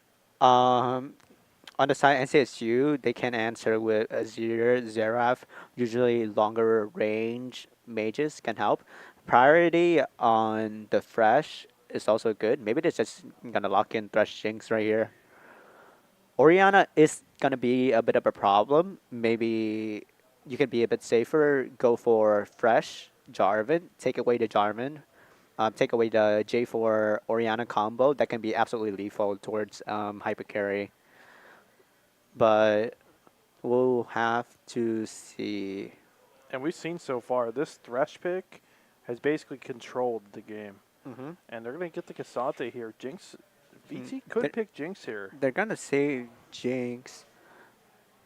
And now I think the best option they have is just going to play maybe just ADC support right here. Another champion they can also play is maybe Ashe. I think Ashe would works amazing into these hyperscaler. They can go. They can absolutely go Ashe Milio, but it's gonna be Null's locked in. They can maybe opt for maybe Caitlyn, perhaps. Caitlyn's fine here. Aphelios is also a good choice. Maybe be a bit more daring and go for Draven, Varus. A lot of choices they have. It looks like they're going to go for the Varus here. VT is gonna opt for the Varus, and as NCSU, I honestly don't mind slamming Jinx right here. There's not a lot of other ADC you can pick into Varus that can counter dominate the lane. Maybe you can pick Tristana, but I feel like for a champion that can get out of laning phase, you could just, or the best champion is probably Jinx. Oh, Silas picked up. So they're gonna save counter pick for their bot laner. That is really surprising. Or maybe they want to warrant counter pick for their jungler. Yeah. Or it could be what that guy said. Mhm. Bot lane Cassante. This is Cassante, a champion with 4700 HP, 329 armor, and 101 MR. Has unstoppable, a shield, and goes over a wall. Has airborne, and the cooldown is only 1 second too. It costs 15 mana. The WCD is even refreshed when he transforms. He has true damage on his passive, and then he stack armor and MR. He get ability haste too. Ability haste to his Q, and his Q is casting speed up, and he has this 80 ratio, and so his W goes ah.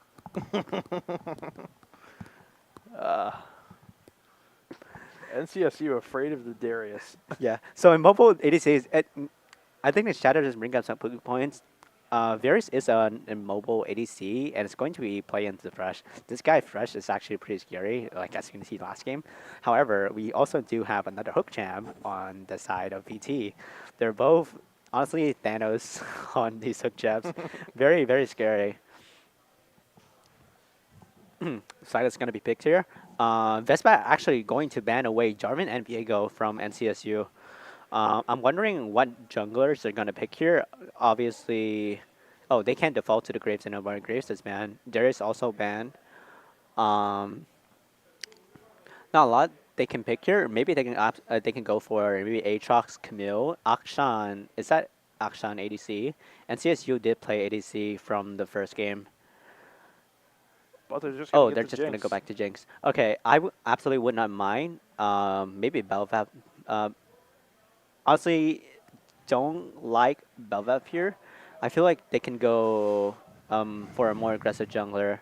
Maybe Elise and Camille have a really strong top side in order to shut down the Jinx mid game. Belvav is going to be locked in, and TK is also going to be locked in. Yeah, Belveth is interesting. It seems like VT is basically saying we have the better jungle, and we just want to win through there. Yeah, Belveth is a very snowbally type of champion, so if he does manage to find some early kills, which can lead up to Herald, that can snowball the game out of control. And I'm thinking this Varus could be a Lefaude Varus. Although he's not going to have a lot of damage onto Cassante, Thresh, or Silas even, the threat he can have on Jinx is very massive. Zac being hovered. Zac being hovered here is not bad. The enemy team does not have a lot of damage.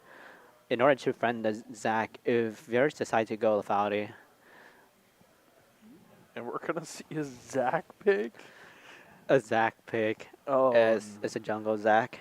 So Belvet versus Zac. I think, or in my opinion, this is probably a good Zac matchup, unless Belvet can do something in the early game. I think in team fight wise, this Zac can absolutely cause disruption between, which caused the Varus and Orianna having a very hard time in the mid game. yeah, we're seeing both comps looking pretty good. I don't think. Do you favor either of the comps, or?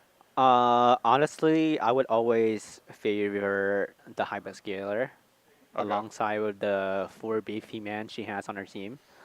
I feel like VT's comp is very hard to execute. So. Yeah, it's a bit harder, but they do have a stronger laning phase on both. I say, except for top, which can go even. I say they have winning lanes early game on both jungle, mid, and ADC support. Very cool. Okay, we're going to be getting into the draft delay here. We'll be back in about 5 minutes to start game 2. Remember, NCSU is up 1-0. We'll be back in 5 minutes.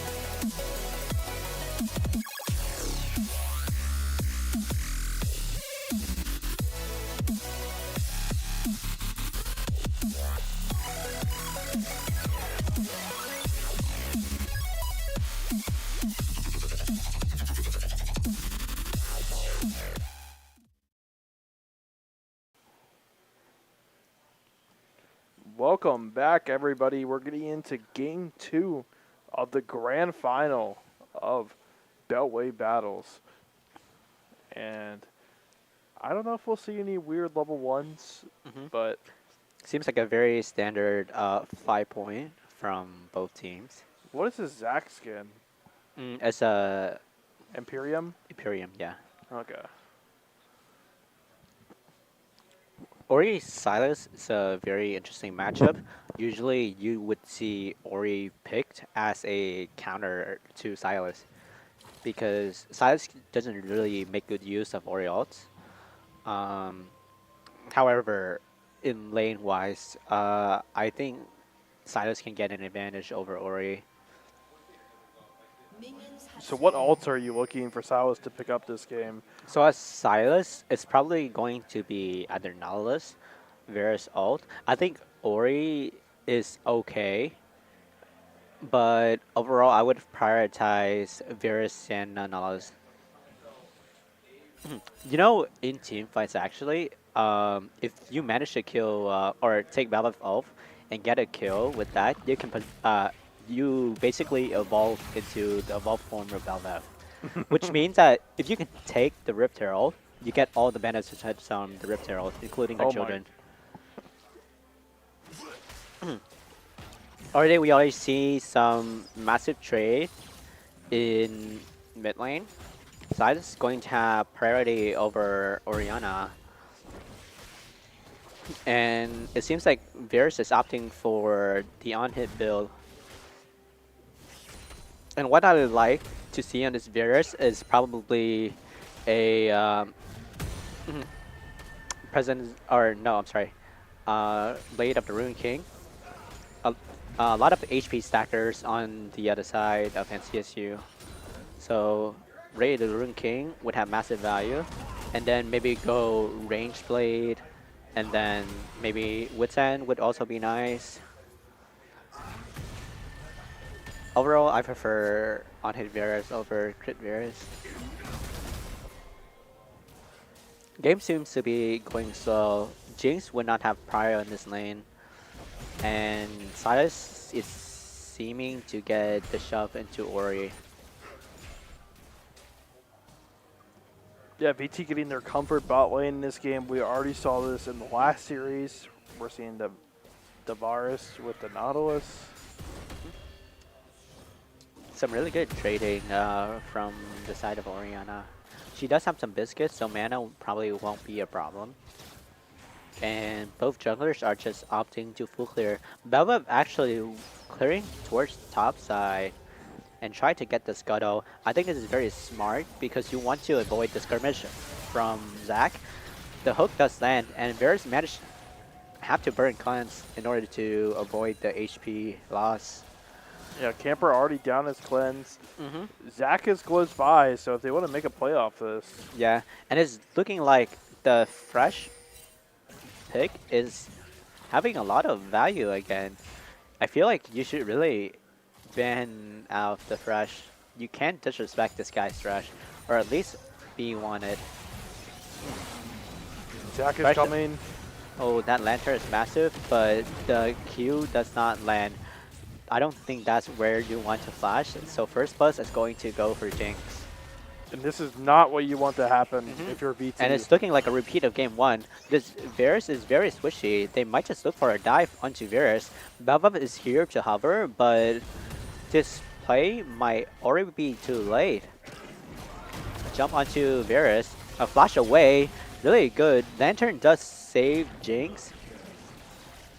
But Zac is going to have to drop right here. I would really like if, Belva get the kill right here. And maybe she can open the avenue, maybe playing a bit more aggressive, look for Raptors invade. Oh, really good Really play good here. trade from the side of NCSU. Bob Timer is really showing the proficiency in this champion. And he's opted for going Cole again. But I feel like on Kazante, that's fine. Hmm? Like going Cole on Kazante. Yeah. I mean, you're just trying to survive. It's just anyway. an efficient item, I guess. Yeah. I mean, he's not going to be doing much in this lane against Tom Kench. So Yeah, it is Tom Kench. unbench the Kench. I do agree with Chad. This Thresh is not normally checking PC.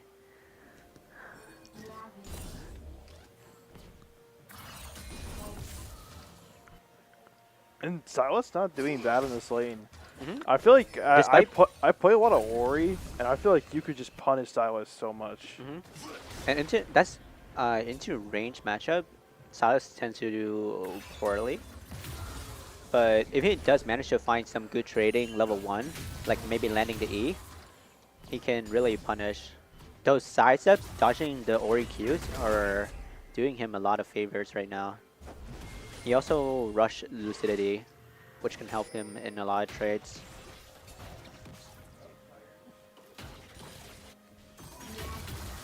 Establishing vision on bot side. Ori did not. Oh, Ori ulted mid lane, trying to solo kill the Silas, but seems like Silas doesn't really lose a lot of HP. Yeah, Zach is nearby as well. This Bella is having a lot of tempo this game. So if anything, it's up to her to look for plays around the map. She's gonna go for Blade of the Ruined King as well. Oh, Oh, a really good E from Silas. A blunder flash coming out of Oriana. And that is not what you want to do in game 2.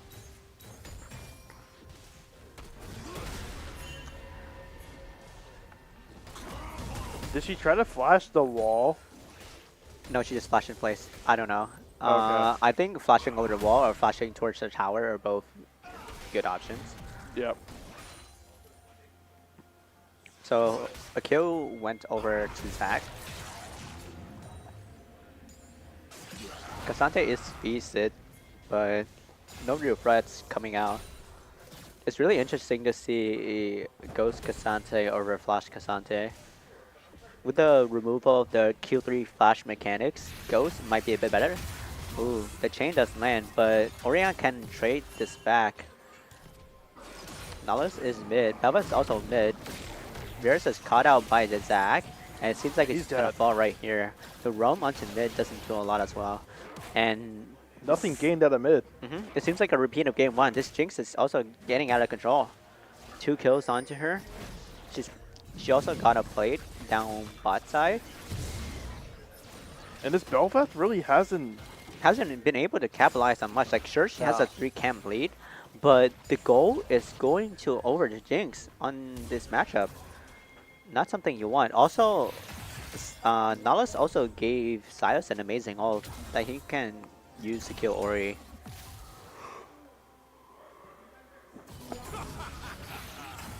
Oh, it does land. Good trades by Ori here. Silas does have flash.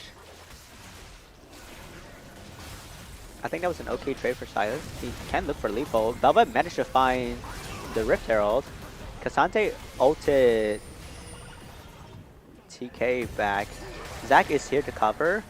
Stun managed to land. Oh, massive Thresh Q, but Velva's over the wall to flash over. And honestly, this is a really good trade for Belvev. Maybe she can use the advantage she has, maybe transfer to bot side, help Varus out a bit, and try to equalize the game and shut this Jinx down. Oh. Chain does land, but I don't think Oriana dies. Oriana can just walk it out. And good response by VT there. Belvet's able to get one. They get the rift. Just unlucky for Cassante. He almost got out, and then he got stunned on top of the lantern. I think HP Gamer 7 is doing an amazing job at playing this matchup. We do know that this is comfort, but playing this matchup, getting this ahead, is something amazing.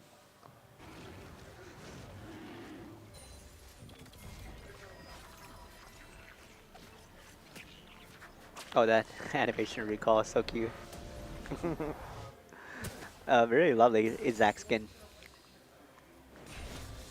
Yeah, I don't know what happened to the Cassante on that last play.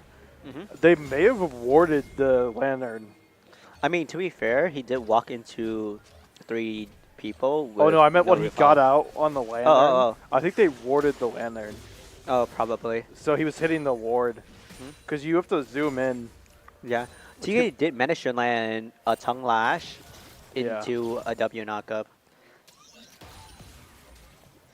Blade of the Ruined King is going to be finished for Belvev. I think Varus is also going for Blade of the Ruined King. The W does miss, and no punish coming out of the side of NCSU.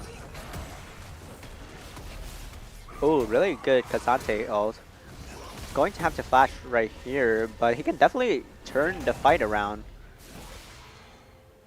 You don't, Townkench is not a champion you really want to mess with. Especially with no resistance on Kazante.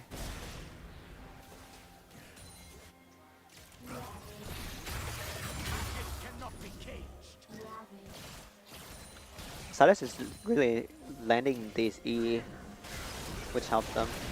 Oh, they managed to find Thresh, but Eris is being targeted right now by the Zac, gets the and reset. Jinx managed to get the reset. Oh, this is And the not game what is you wanna looking do, further VT. and further away from the side of VT. Triple kill for Jinx there. Up to 5-0. This is looking like a repeat of game one. I mean, Oh. there's really nothing they can do to threaten this Jinx. She's really a problem, and most of the problems are coming from the Thresh. Surprisingly, the Thresh is enabling Jinx to do whatever she wants. He's rigging for really good picks, resets, and overall just providing her really good peel. First Dragon is gonna go over to the side of NCSU. I don't think the game is lost yet, but they need to find a way to deal with the Jinx. Oh, another the hook flash hook. coming out of...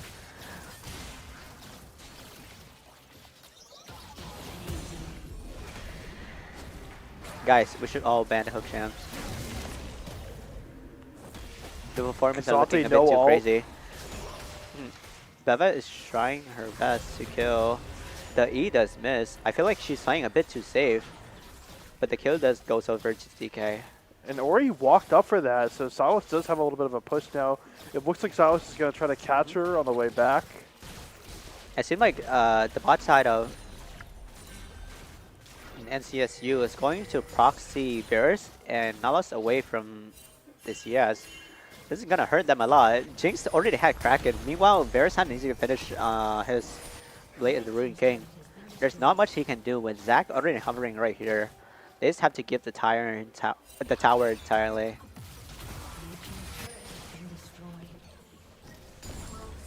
And VT does manage to get first turret with that Herald. Jinx is Thanos. What will you do now?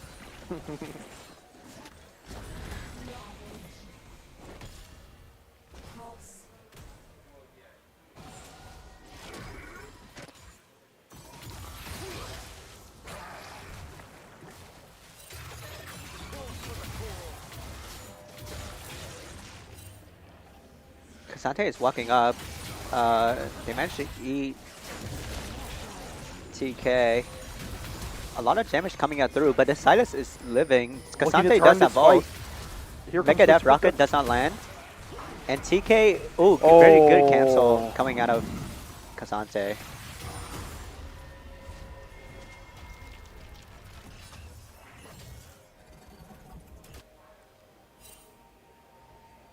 As much as they're only 1k behind right now, it seems like NCSU have a read on every play they make.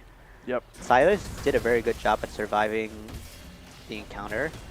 I don't think there's anything Nalos can do in the face of Kasante. So Jinx is going to be allocated towards the Herald. I expect this Herald to be released somewhere maybe in the mid.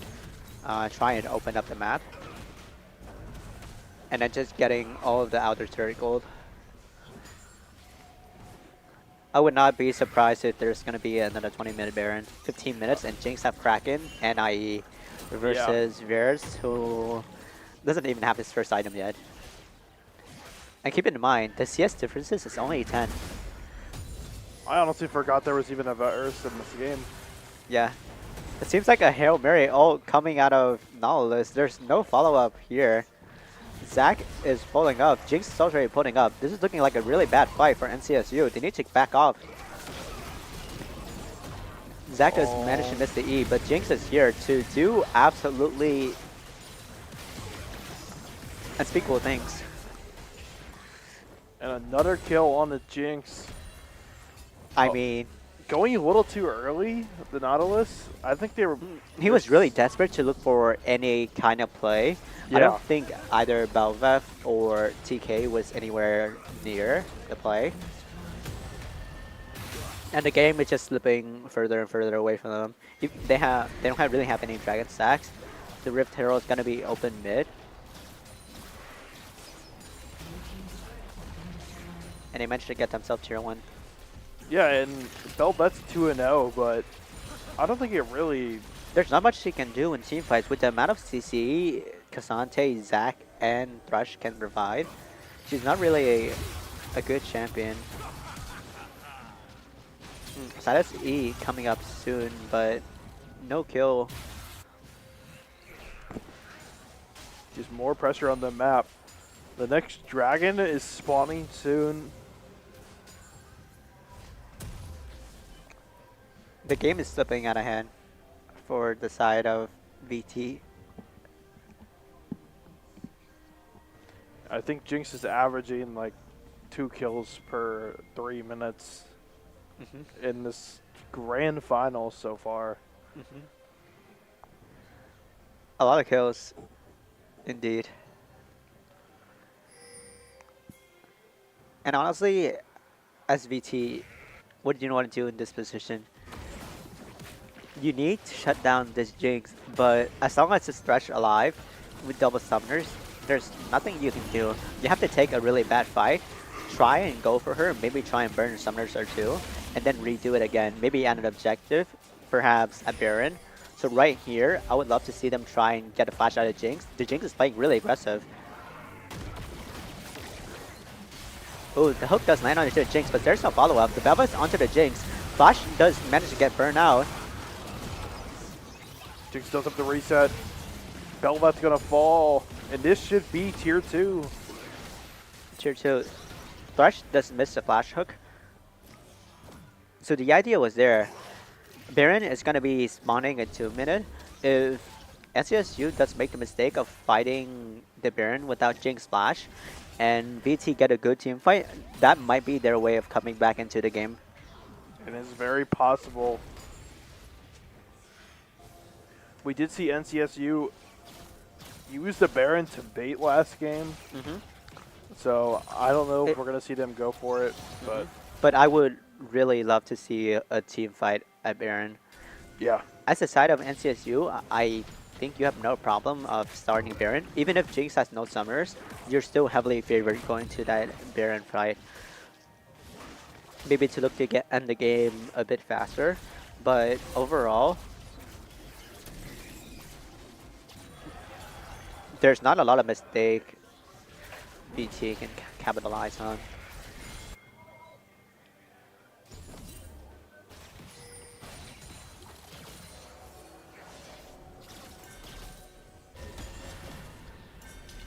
There's not really a lot of vision on the top side. Thresh is getting some deep vision right now. And this might just be a Baron setup. I'm about to say, they could just burn the Baron. They can absolutely burn the Baron.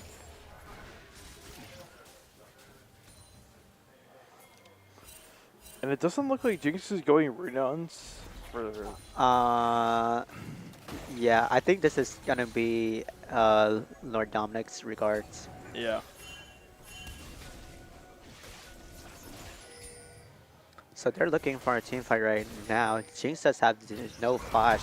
If they can manage to find the shutdown, maybe Orianna or even Varus.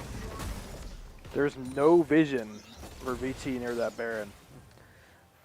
The goalie is only 3k and is all on this Jinx.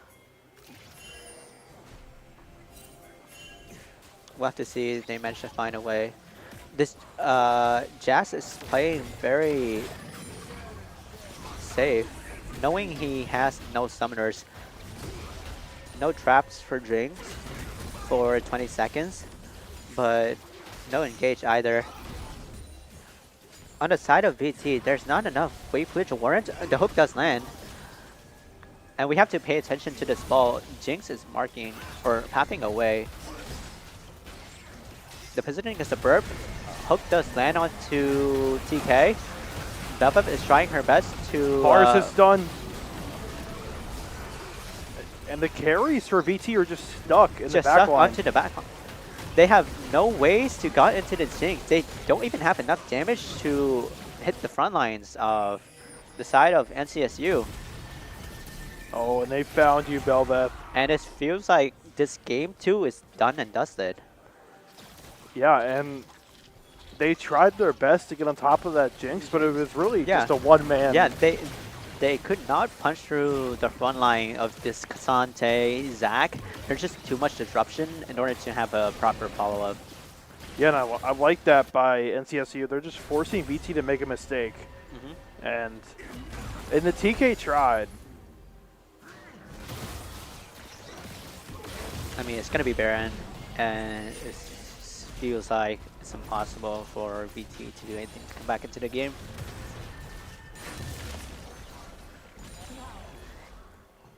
Dragon is coming up in 1 minute.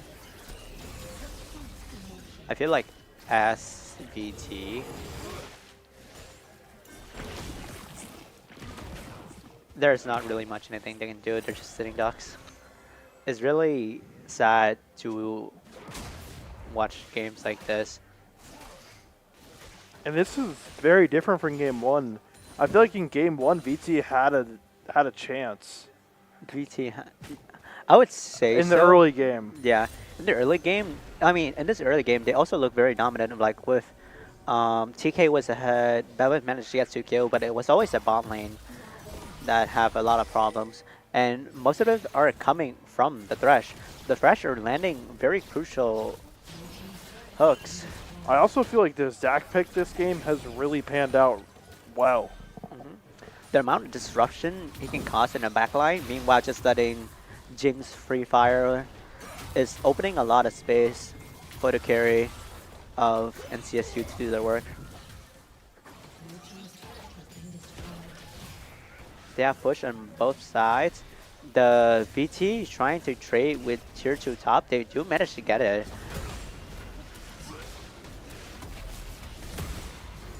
Oh, Cassante Cassante is looking for all out something right here. now. He does have no CDR. Maybe Beltway can look for a fight, but this champion is just way too fast. Oh, and they managed to get the feast. Knockup does miss, but the damage reduction is just way too much. This champion have...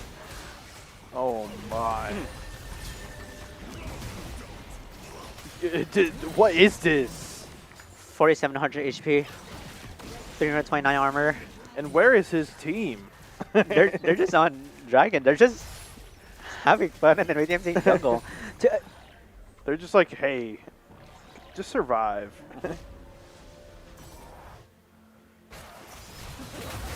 Oh, very good dodge coming out of Beltway. They might be able to pick up Silas. Never mind. The Silas has a lot of damage. With Shadow Flame completed as well. Jinx is 3 item. Definitely online right now. And this Jinx, Silas, they're just so strong.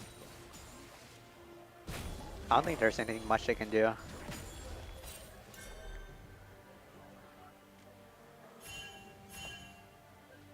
A very dominant look for NCSU on both games, especially on this Jinx and Thresh performance.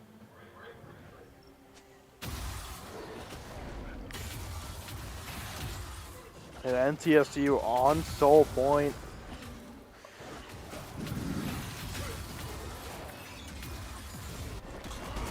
So how about let's talk about how T1 is going to Dumpster on JDG. dumpster on JDG. I'm thinking 3-1. 3-1 to T1. Yeah. That is impressive. And then they go in 3-0 Weibo. 3-0 Weibo. I mean, looking at the script, Weibo has everything going for them True. right now. But this is Faker. Yeah. The last time he was in final, it was against a Korea team, and Faker has never lost an international game or a game at Worlds against LPL teams. Ever? I believe so, Oh, jeez. or at Worlds, only at Worlds. Oh, okay. He lost an MSI. TK is caught out of position, and they're probably gonna be able to successfully see shot lane right here.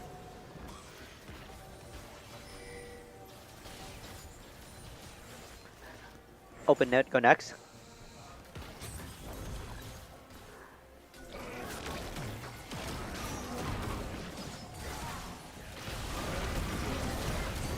Donald's going to be taken down here. And the timer is up for BT. Silas Bar is chain dead. lands. Bev trying her best. Oh, And I think this might be the most one-sided game we've seen all day. Hmm? This is the most one-sided game we've seen all day. yeah.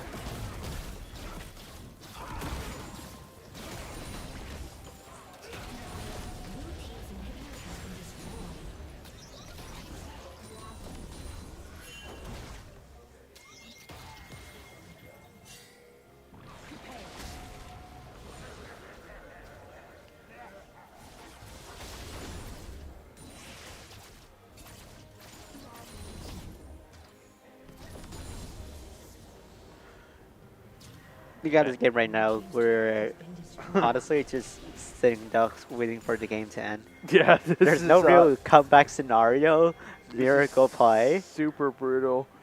And if you got to think about the players, I mean, if you played the early series this morning, you've been sitting around for 10 hours waiting to play. I mean, the mental fatigue is really a factor. Yeah. I feel like VT really had a strong game. They're on trying the to kill other the series. style. He's emoting. I mean, this team fight is not even close. The Beltway managed to get one person, but it's a quadra kill for Jinx. And That another will be Jinx. game. What was that? 16 kills on Jinx, or 17 kills on Jinx the first game.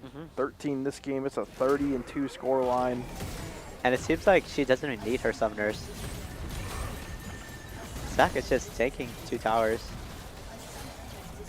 Oh. Who rage quit?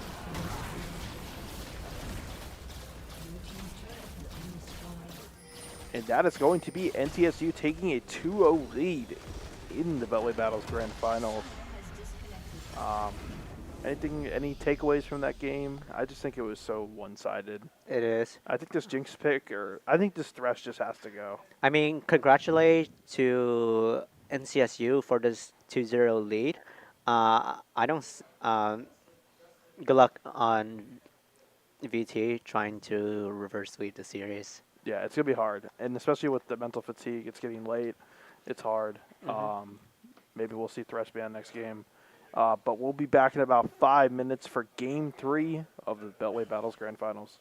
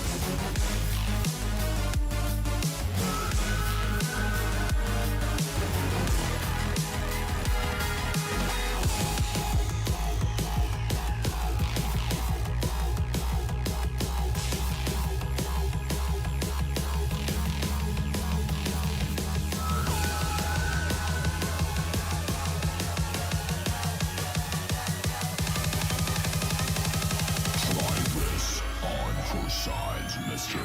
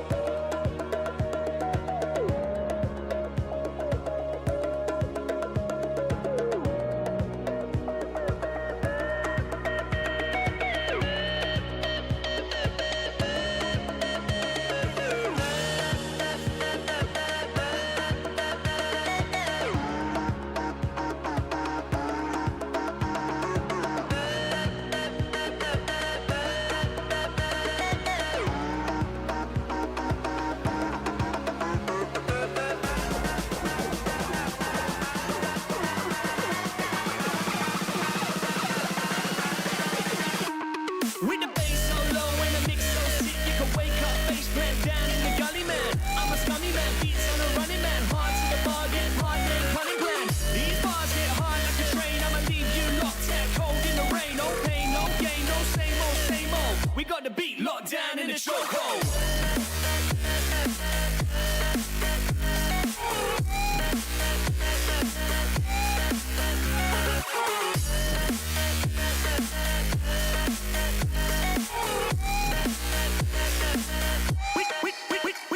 With the bass so low and the mix so sick, you can wake up, face plant down in the gully, man. I'm a scummy man, beats on a running man, hard to the bargain. Hard to the bargain.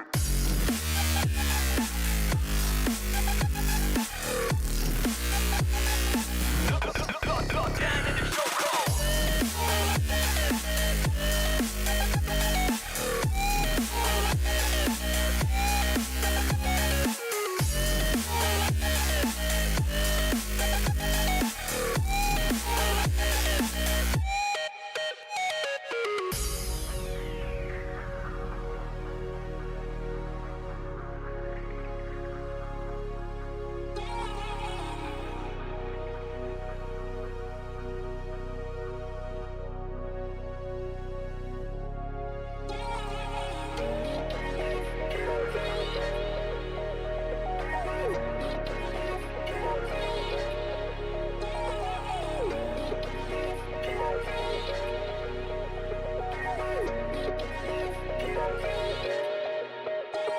With the bass so low and the mix so sick, you can wake up, face plant down in the gully, man. I'm a scummy man, beats on a running man, hard to the bargain, hard name, cunning plan. These bars hit hard like a train, I'ma leave you locked out cold in the rain. No pain, no gain, no same old, same old. We got the beat locked down in the chokehold. So low when the mix so sick, you can wake up, face plant down in the gully, man. I'm a scummy man, beats on a running man, hard to the bargain. Hard to the bargain.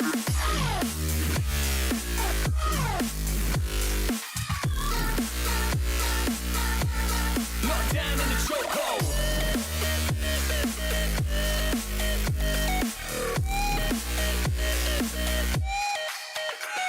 With the bass so low and the mix so sick, you can wake up, face plant down in the gully, man. I'm a scummy man, beats on a running man, hard to the bargain, hard name, cunning plan. These bars hit hard like a train, I'ma leave you locked out cold in the rain. No pain, no gain, no same old, same old. We got the beat locked down in the chokehold.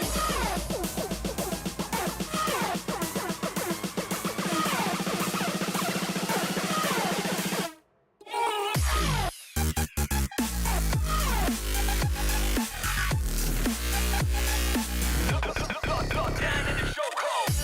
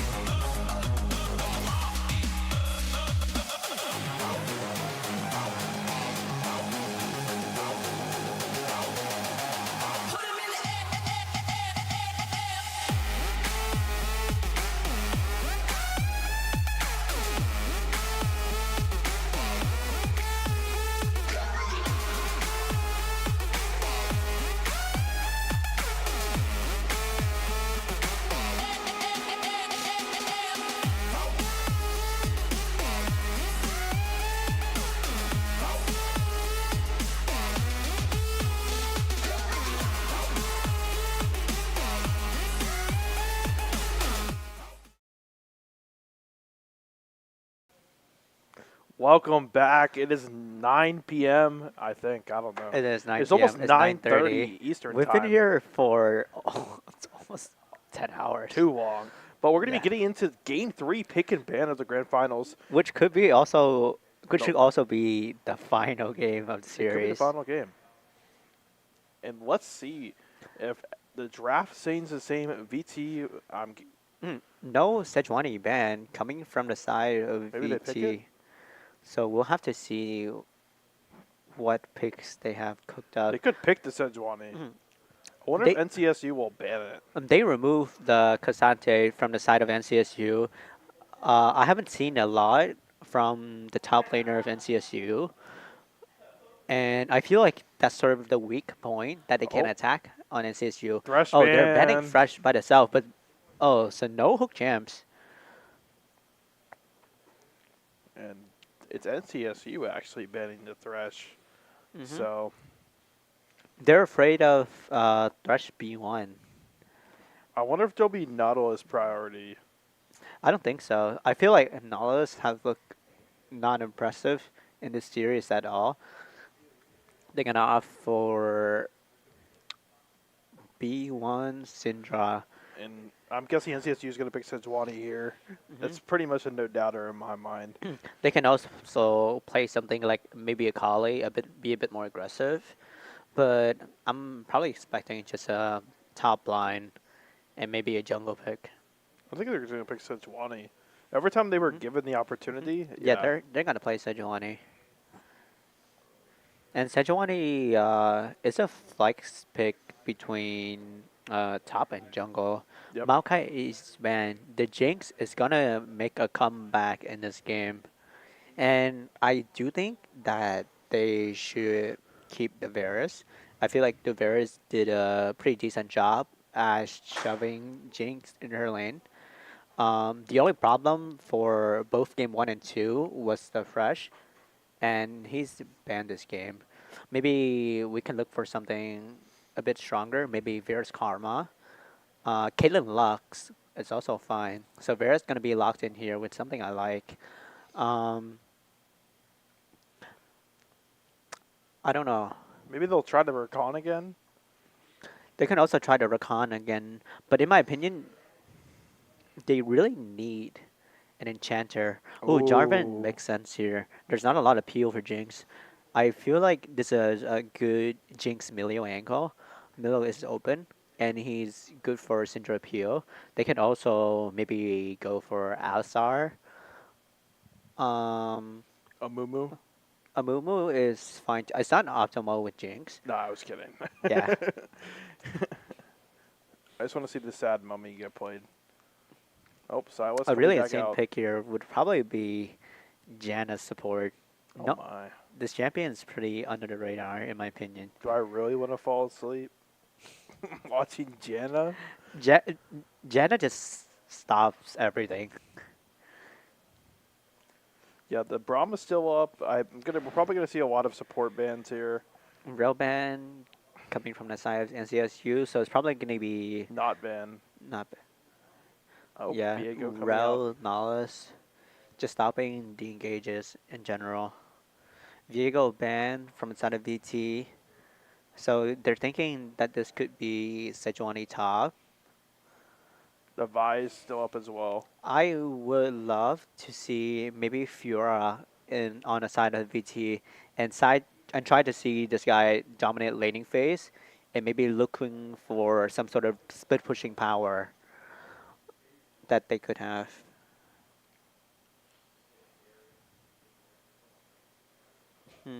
Vigo banned away. NCSU has a lot of ban option here. Olaf is also a decent ban. We have seen VT top laner played it. I think overall he might just default. And Darius is still up if they ban Ornn. Mhm. And we've seen that played. I think VT top laner might just default back to Tom Kench.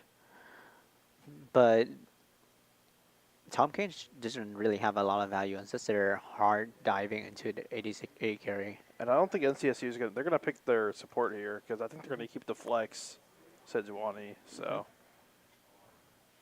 I think a good champion of Flexers could be Galio support. I think Galio support is actually fine here. You can also go Bard, honestly, but he's gonna go for Leona. A lot of CC in this game. Merc Treads is gonna have some really high value. Um, let's see, what does VT have to respond? I think Gwen is also a pretty decent option here. Uh, I don't know, just side laners in general. Gragas is going to be blind here. With Jax being open, I feel kind of scary that we're just picking Gragas blind. Could it be Gragas support? It could be Gragas support. And this is good into Leona. We'll just have to see what this final pick from the side of VT is going to be. Ornn. Oh, so it's going to be It's Ornn. Ornn. So The very Scion. beefy. Scion. Scion, yeah, Scion. It's going to be a very beefy team. These two teams are going to be very beefy. And the two main damage carry threats are ADC mid laner. What are some Scion counters? You can play Aatrox, Fiora, any champs with displacement would work well into. Oh, they're just. SCSU is using their top laner against them. But I expect Gamer7 to have a lot of experience into this matchup. It is a champion he does pocket after all. Yeah. So, a questionable pick from the side of NCSU, but we'll just have to see how do these two team pilots their champion. Looking overall, both team has relatively low damage. Yeah, this is going to be super interesting. I do think the side of VT actually have a decent draft here with Syndra J4. The top side support's a little questionable to me, but we'll see what comes of it. And we'll be back in about 5 minutes for the start of this game.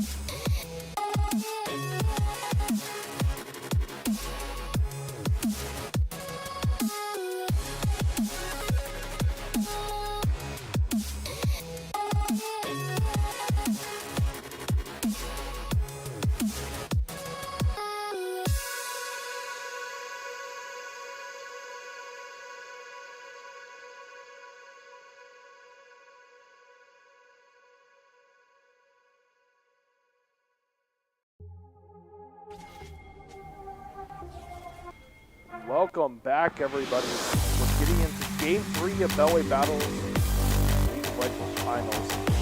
MTSU Red is up 2-0 against VESPA VT.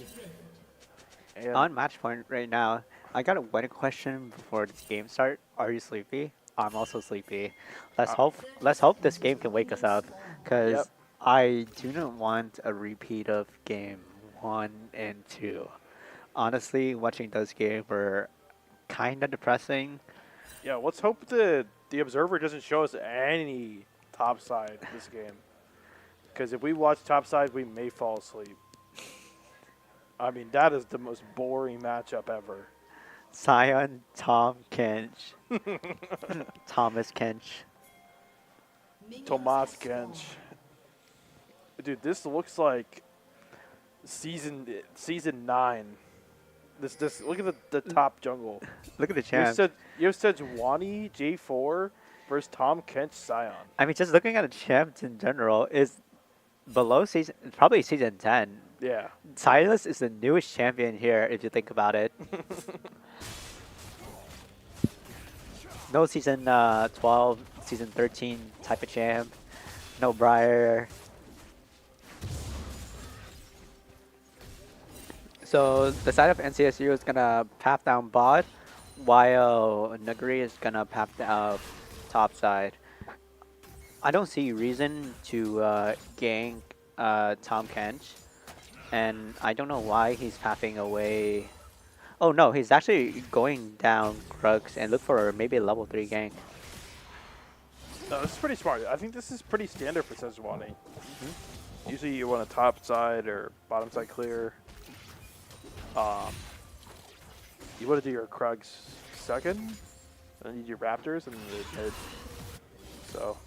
It seems like the lane is in the middle. This is kind of tough for Jarvan to gank. There's also a ward in the river to prevent the early gank. The best thing he can do is walk through lane. They're already pinging Jarvan from his position. They're pinging Cal onto the blue buff. Jinx and Leona can just walk to the jungle right here. Jarvan don't know that they have vision on him. Silas is also moving, so he has to back off. And the tempo of the game is just going on to the side of NCSU. Just a little bit of trading there. We're Here not and going to see anybody. But tempo-wise, definitely on the side of NCSU. They also have a freeze down bot lane for Sejuani if she wants to gank down bot. Yeah, and Oh no, they're actually committing for the invade. They want to turn onto the Leona. We just have to see who eventually wins this fight, and it's going to be Sejuani. They managed to find the engage onto Jarvan. Jarvan EQ is stopped by Jinx, and this first blood for Sejuani. It seems like Jinx is going to pick up even more kills, and it's the repeat of game 1 and 2! No. This is not what you want early game. And I was just going to say, as much pressure is on VT to bring this series back, there's just as much pressure on closing it out. And it looks like there's not as much pressure. There's just not and much all pressure. the time by Jarvan just wasted to get that, to lose that. And then he just doesn't lose the buff. He loses 2 of his teammates. He loses 2 of his teammates, his tempo, and the lane. It's GG. Wrap it up. Okay, but Take the silver lining, both the kills went on Sejuani. So, what? both the kills went on Sejuani. Okay.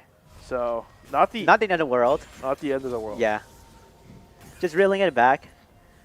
They can still come back from this. It's not a big deficit. It's only Sejuani. And they do have the damage to bring the Sejuani down. But Sejuani can do a lot of damage as well. Yeah, she So. she can. But we'll see what they do with it. Is this a chroma for Uh, Sion? yeah, it's a green chroma. Yeah. And I think it's from one of the newer skins, Okay. actually. Imagine how funny would it be if he built WhatsApp Sion. It's something you could say, Oh. maybe. Like maybe he can go something like Spirit Visage, Sunfur, and just go full WhatsApp. The belts. So bot lane is pulling a freeze down there. The wave is in a really great spot. It's slow shopping towards blue side, but I don't see this as a problem because Sejuani is up top. She's gonna pound down bot. They're gonna have a crash, and maybe look for a dive.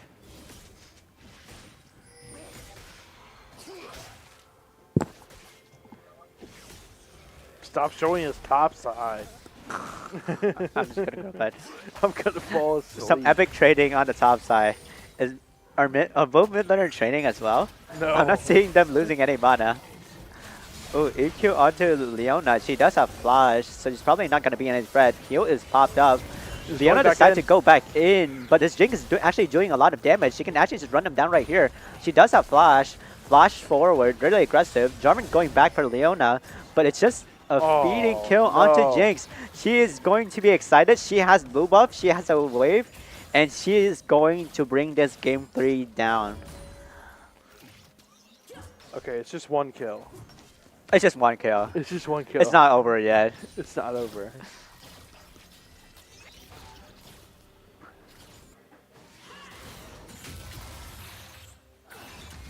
That Silas E hit my house. And no mana on the Syndra. Syndra here. And Sion managed to ult back to the lane. Surely he kills. I mean, onto a matchup like these, I think Heartseal's a really amazing option for both sides.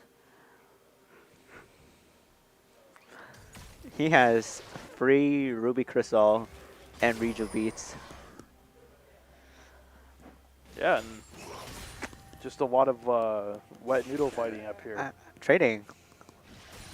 Sion's gonna slam his axe down, and TK is gonna do his licking. Exciting stuff going on right now. Massive Q. Tongue Lash onto the minions. Oh. Really awesome mechanics we're seeing right here.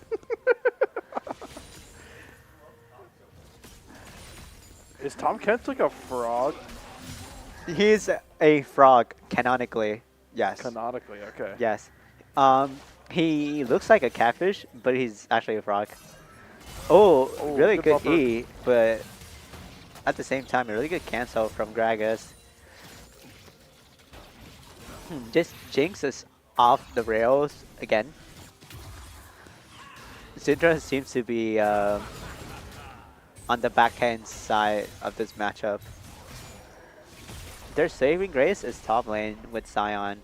The moment we get Heartsteel, maybe he can get something He could going. eat him. Sejuani coming up with the gank, but Jarvan managed to land a 2-man knockup. This Tomken is not going to die, and nothing actually is going to happen. I'm trying to make a play on the other side of the map here. This Jinx is level 6. A kill onto Jinx. Does have ult. Oh, never mind. Slash FF. Oh. It's 8 minutes. Oh no, and they're gonna chase this Jarvan down. And Jinx Really is close. just- And once again, Jinx is a bit of a problem. Was it the Thresh? Or It wasn't the Thresh. Jinx? Well, they definitely slowed down the game. Yeah. Because at this point, last time Jinx was like 7-0. So Yeah. And at 15 minutes, she had IE. yeah. I mean, she already has Kraken. She already has Kraken. She's on pace. But you never know. Science is once again ulting back to the lane.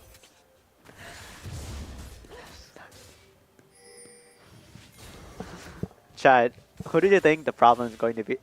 Who was the problem? That's rude. Who is the problem? Yeah, no. Who was the problem that was hard to deal with?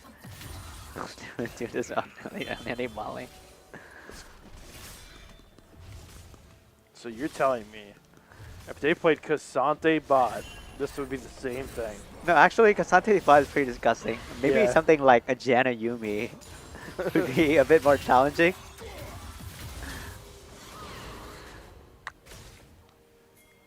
These good jobs are not landing. Oh, a massive play.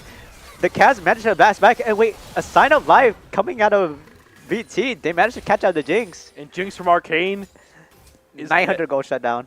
dead.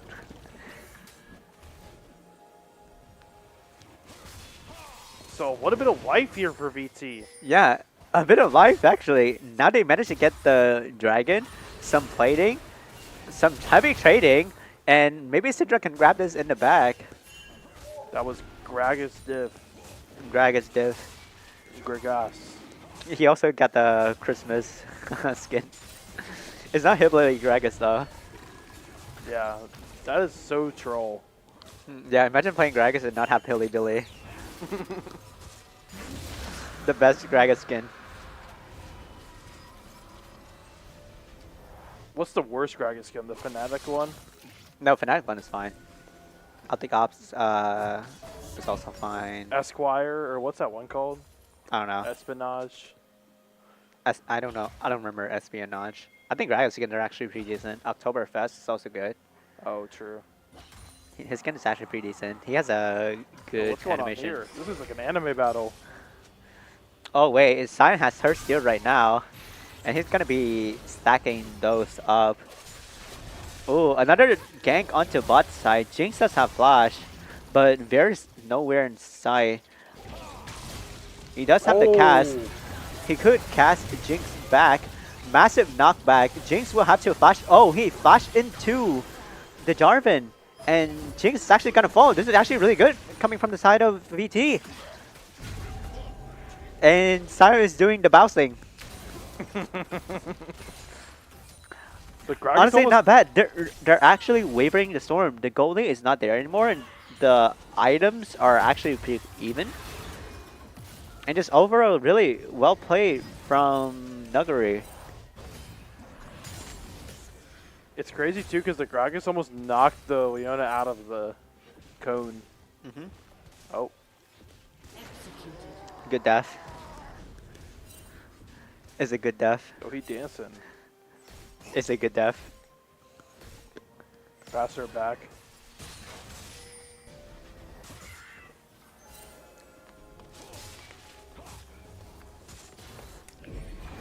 Rip Arrow is going to be open down bot lane. Looking for some invade onto the red buff. I think Nuggery needs to leave this. The Sejuani is one level ahead with a lot of item advantage. Ferris is looking into the Sejuani, Sentinel's gonna flash out. Some decent damage being done. The Goldly is back to almost 2.5.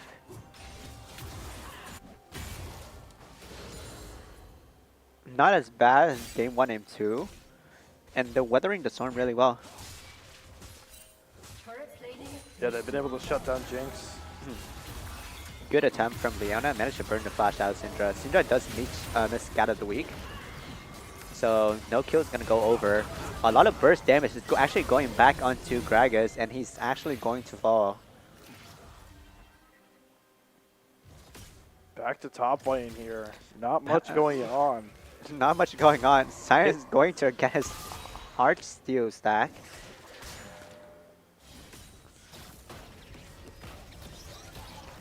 Even with the lead they managed to get on Jinx, they managed to kill Jinx twice, but I feel like the flow of the game is still very much on the side of NCSU. I mean, they're still about 2.5k gold up. The Sejuani has a massive lead. I do think the Jinx is still ahead. Does have managed to have a little bit close to about 20 CS lead. So Syndra does have the Yanji finally finished. He's gonna go for a more CDR build. And this is what we want to see from J4. A bit more explosive early game, even though he got 3 deaths. At least he's trying to get his bot laner ahead.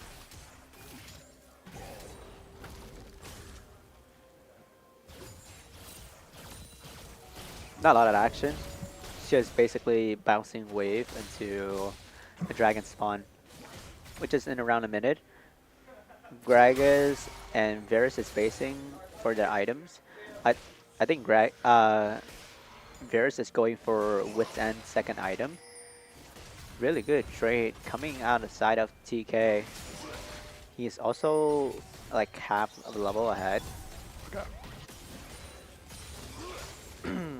Late recall coming from the side of NCSU, so I'm expecting VT to have relative vision control in the river.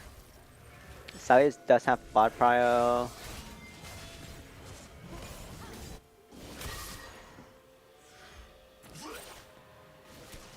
I don't think they're between these top laners. There's no intention of TPing towards the fight.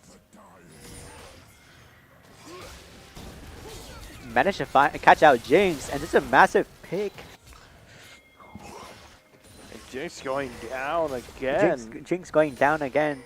We have to see how will NCSU win this team fight. A lot of damage actually being dealt to the Scion. He might just fall down right here. Oh. Oh, a bit of an overextension. Did have to make him burn his splash. Let's see what does VT can get out of this.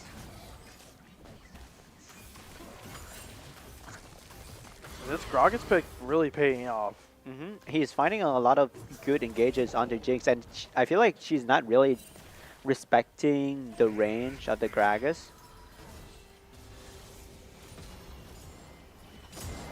Overall, still 3k gold lead to the side of NCSU. They're not by all means in a losing position, but it's really nice for VT to have stacking dragons, decently a strong ADC.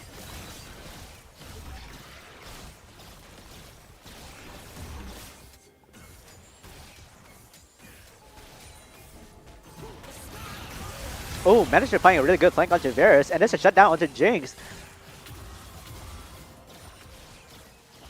They do have a Rift Herald, which they can also unleash here. They can get 2 towers. Syndra is a bit in a no man's land. She's not here yet. 1 charge is going through. Managed to find Chain of Corruption onto Gragas, but good disengage coming out of Syndra. Overall, still a massive win for the side of NCSU. Rift Herald's gonna get her second charge. And just a good play from NCSU overall.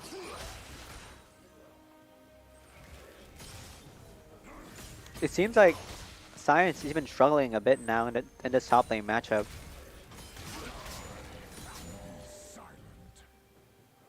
Top Gaming. Yep, this is we saw Tomkins almost solo killed him last time.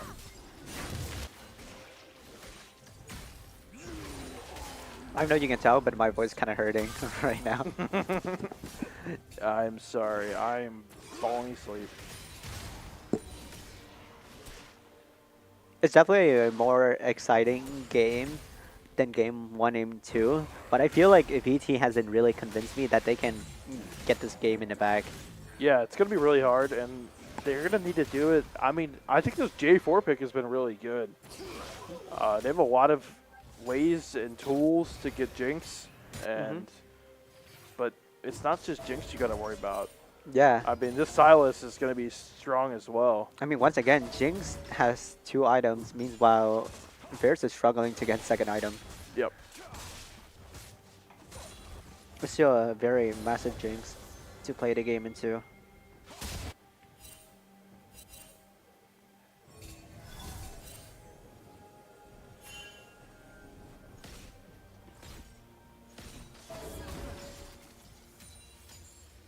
And I don't think we'll see a 20-minute Baron. We probably won't.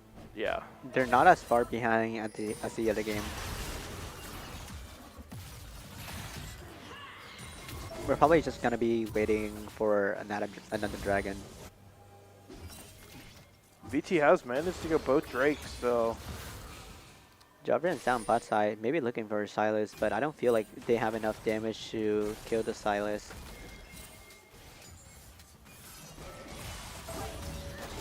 Oh, good catch onto the Gragas. EQ did not land onto the Jinx. Jinx is going to have her resets, and it's gonna be another team fight wipe. And this Jinx just sat in the.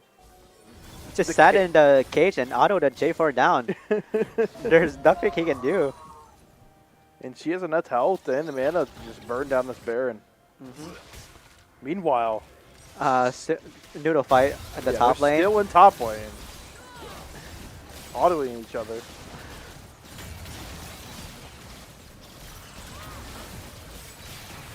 And this is going to be Baron for MTSU. This is consistently finding these miracle engages from their support. I feel like Redo has been really consistent between, honestly, this series and the series, the previous series. Redo-kun has always consistently find good engages, good counter engages, and just overall very solid player. Oh, it looks like Sion wants to all in here. I think he can definitely kill this frog. Are you sure he's not a catfish? Ryder confirmed it. Well, he's not. How is he a frog? He is. Maybe he's like. Yeah, like you would see the two Whiskers. whisker. Yeah, Maybe- but he's actually a frog. Maybe he's a frog and a catfish. I mean, he's a demon. We don't know. Demon. I mean, he is. Yeah. He's a demon of Glutton. Oh, good disengage coming out of Syndra. Silas is taking a bit of a damage. Chain of Corruption does miss. An even better cast. Oh, Jarvan managed to get to the dragon. And managed to ult back onto the Leona. He tried to get back. Oh, and this we were praising VT for shutting down this Jinx at the beginning of this game, but she's already 9-3 again. She's already 9-3. She has 3 items. They have Baron buff pushing down mid lane.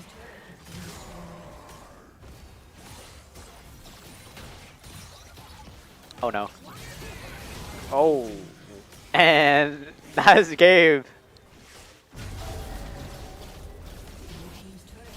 And Sai just having fun in the top lane. Guys, you guys can end the game right here. Just team fight and end the game. Gonna be looking for Syndra. Oh, QE does land.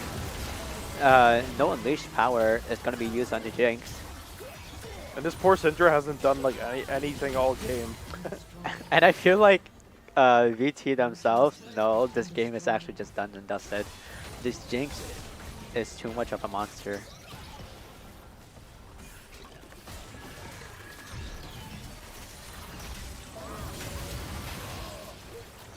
Down goes the Gragas. And here comes Sion. Oh, finally coming into the team fight, but he has no ult. And he's just going down bot to contest CS with his ADC.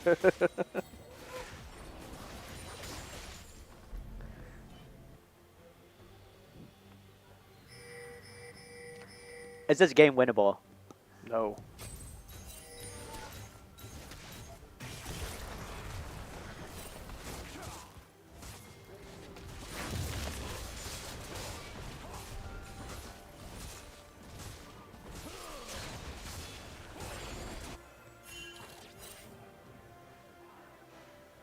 I've never heard the in-game music. In-game music? Really? Yeah. No. Do you have it on? I have it pretty low. I usually turn the volume down really low. I do have the character voices on max, but most of my in-game volumes are pretty low. Come on, I just want to see. I want to see Sion just fight this Kench. Come on. Like, how long would it take for them to kill each other? How many bars of health do they have? 1, 2, 3. Oh, here we go. They both have roughly 5k. Oh, managed to find a pick onto Syndra, but there's not gonna be follow up. It seems like TK is winning the catfish battle. Oh, Cyan, I know he can bring this back. Oh, he missed. No, he lands it, he lands it. It's just not a charge. TK is going to take the 1v1. Zombie he didn't Scion. even get 1 bar of his health down. Yeah. a nice attempt from Gragas to try and pick up the Jinx, but very good reaction. Chain of Corruption does bound. And they're jumping onto the Jinx. Jinx has stopwatch, and there's not going to be enough damage onto the Jinx as she's just going to pop soft. And great job by Leona there just to hold them Yeah. off. Just really good peeling overall, and I feel like this should be the game-ending push for the side of NCSU. And a lot going on right now. Salas misses his chains. Inhibitor down. Just end the game. Guys, we can end the game right here. We have a pushing bot as well. Like, surely we can end the game in the next push, right? I mean, maybe they just flip a Baron. Just flip Baron. Wait, you see how much health that Cyan has? Yeah, that's that's 400 stacks. Yeah, Cyan should probably have like around 6k now. Yeah, that's 6k HP. Oh my, he is unkillable. Until this 4-item Jinx chew him through.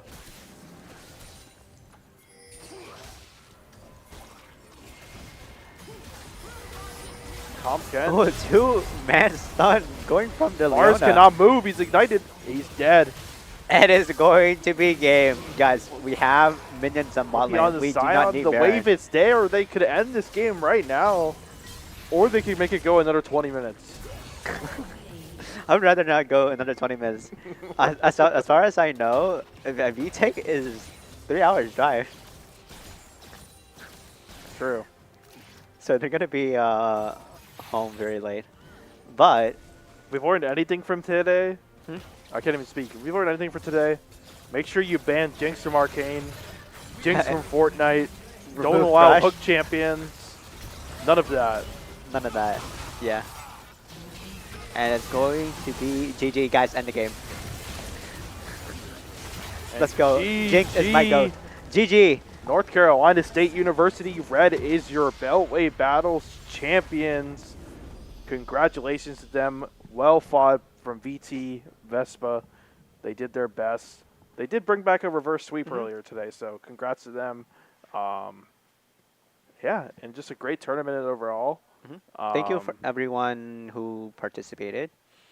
And I hope everyone has a good rest of their day. Yeah, and thank you for everybody that put this event on. Bye, Chad.